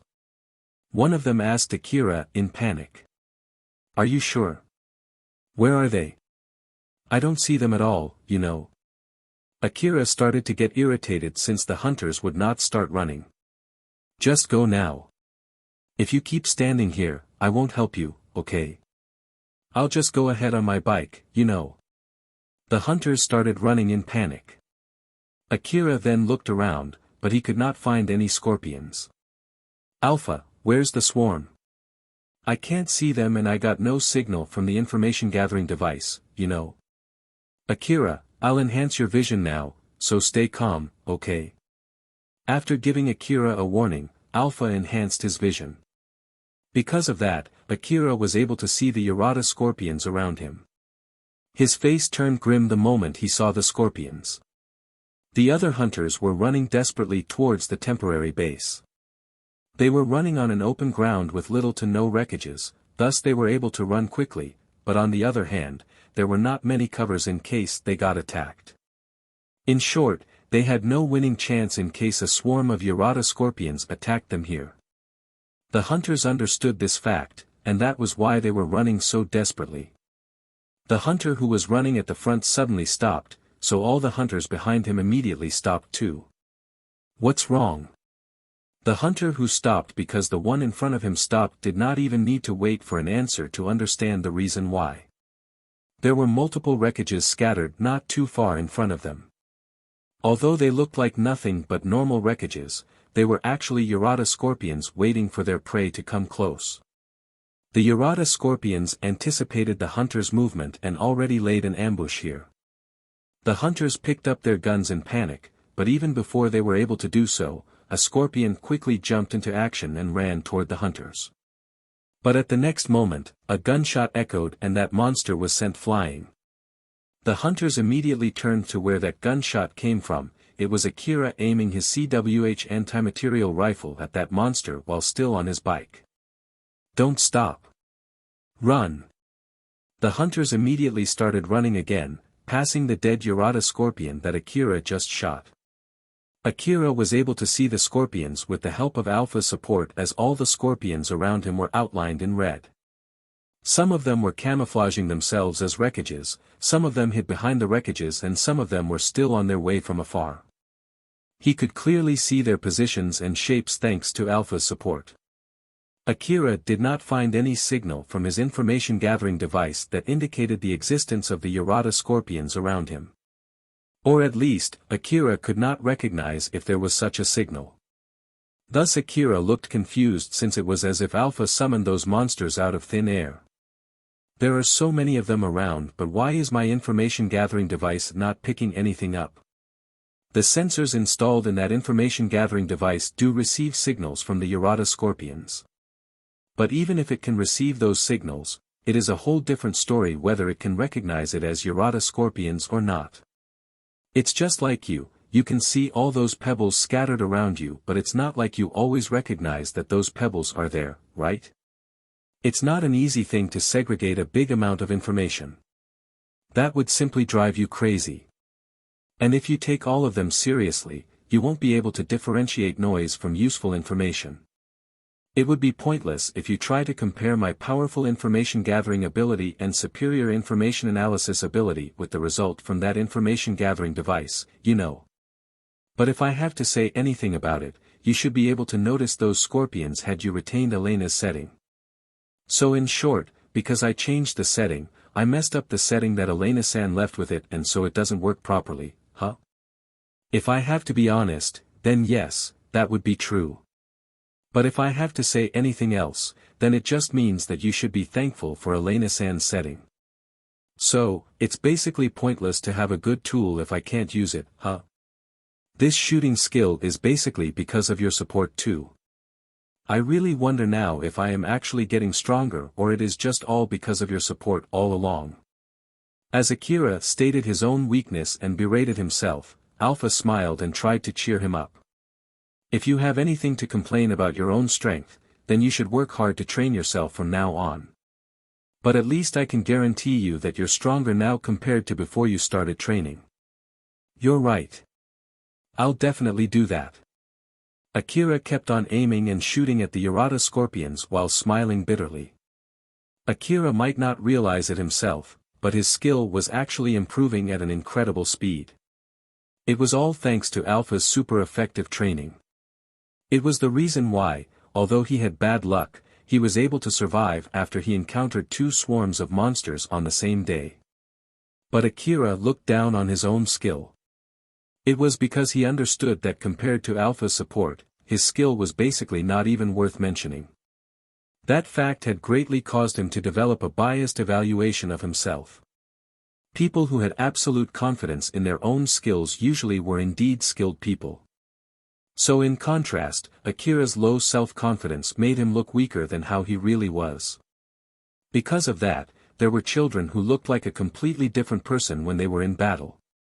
People used to mistake them as pebbles and stepped on them, just to find out that they were actually closer to land mines.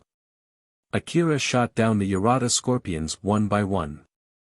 The piercing ammo that he used, pierced through their strong exoskeleton and destroyed their nervous system. It then either killed them on spot or at least rendered them paralyzed. But there were still a lot of Urata scorpions there. Akira thought that there was no end to them as he shifted his aim to his next target. But Alpha suddenly said to him, "Akira, that was your last bullet. Do you mean I've already run out of piercing ammo?" "Unfortunately so. Change your gun." Akira quickly changed into his AAH assault rifle while making a grim face.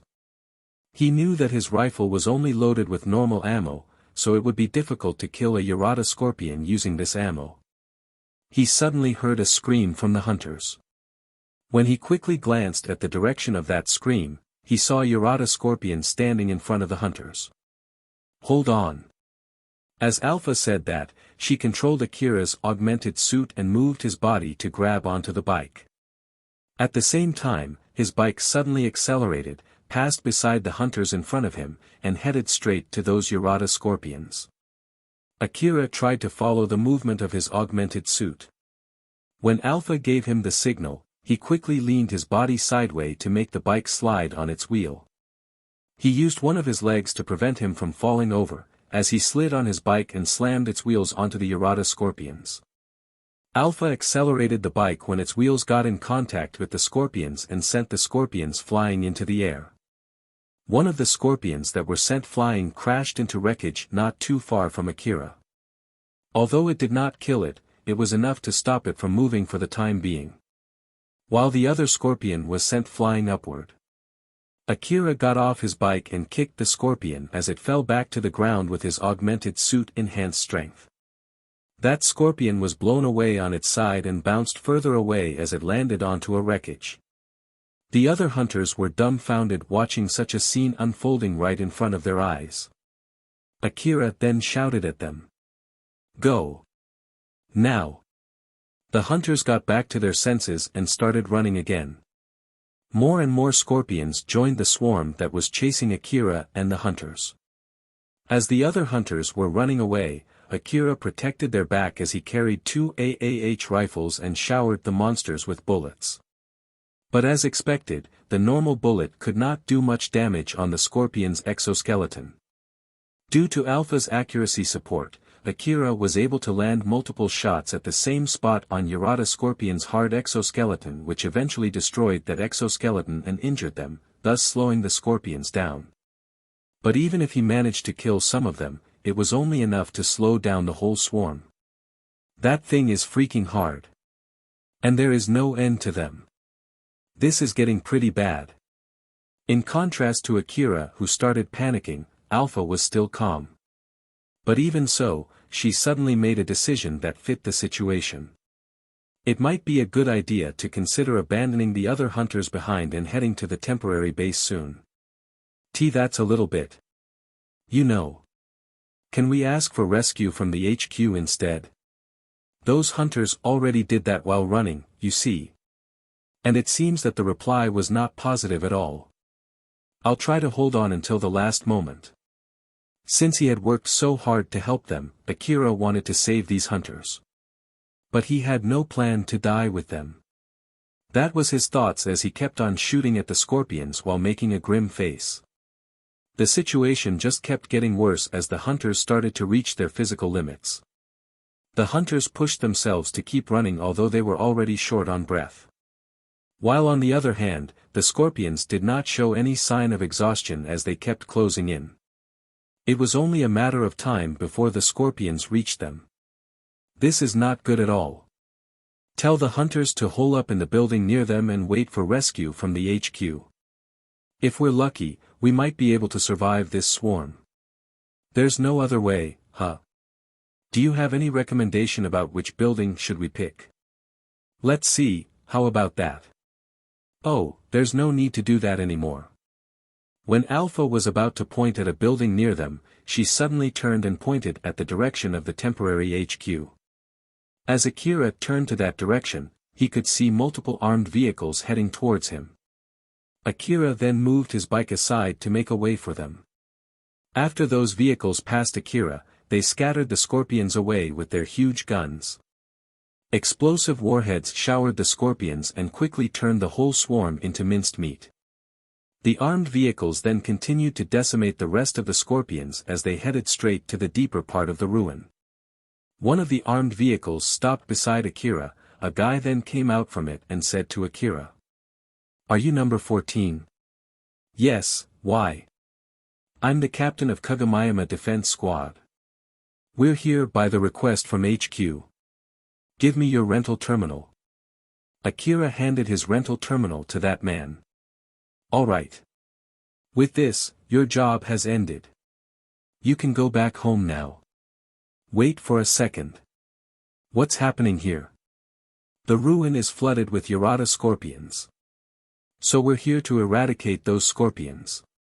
There's a good chance that a big nest is around here somewhere and it seems that the exploration around this area has stirred up the nest. I heard that they're resweeping the area around the construction site now. The HQ is trying to identify the location of that nest from the information terminals that they lent to the hunters, but it seems that a lot of hunters were killed, you see. So it seems like they're having a hard time pinpointing the number and the locations of the nests because of the lack of information. They also told us to retrieve the terminals from the dead hunters too. In any case, do you want to help us collect the terminals? You came all the way here escorting those hunters, so you're a pretty good hunter, aren't you?" Akira shook his head and refused. "No thanks. I thought I came here with plenty enough bullets but I'm all dry now.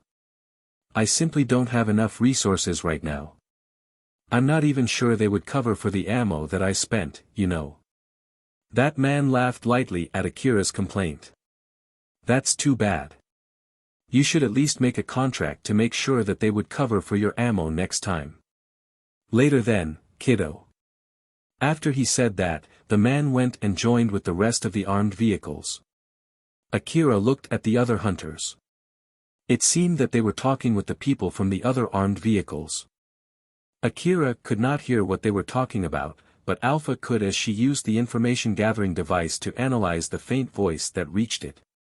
It seems that they asked for a ride to the temporary base but got refused.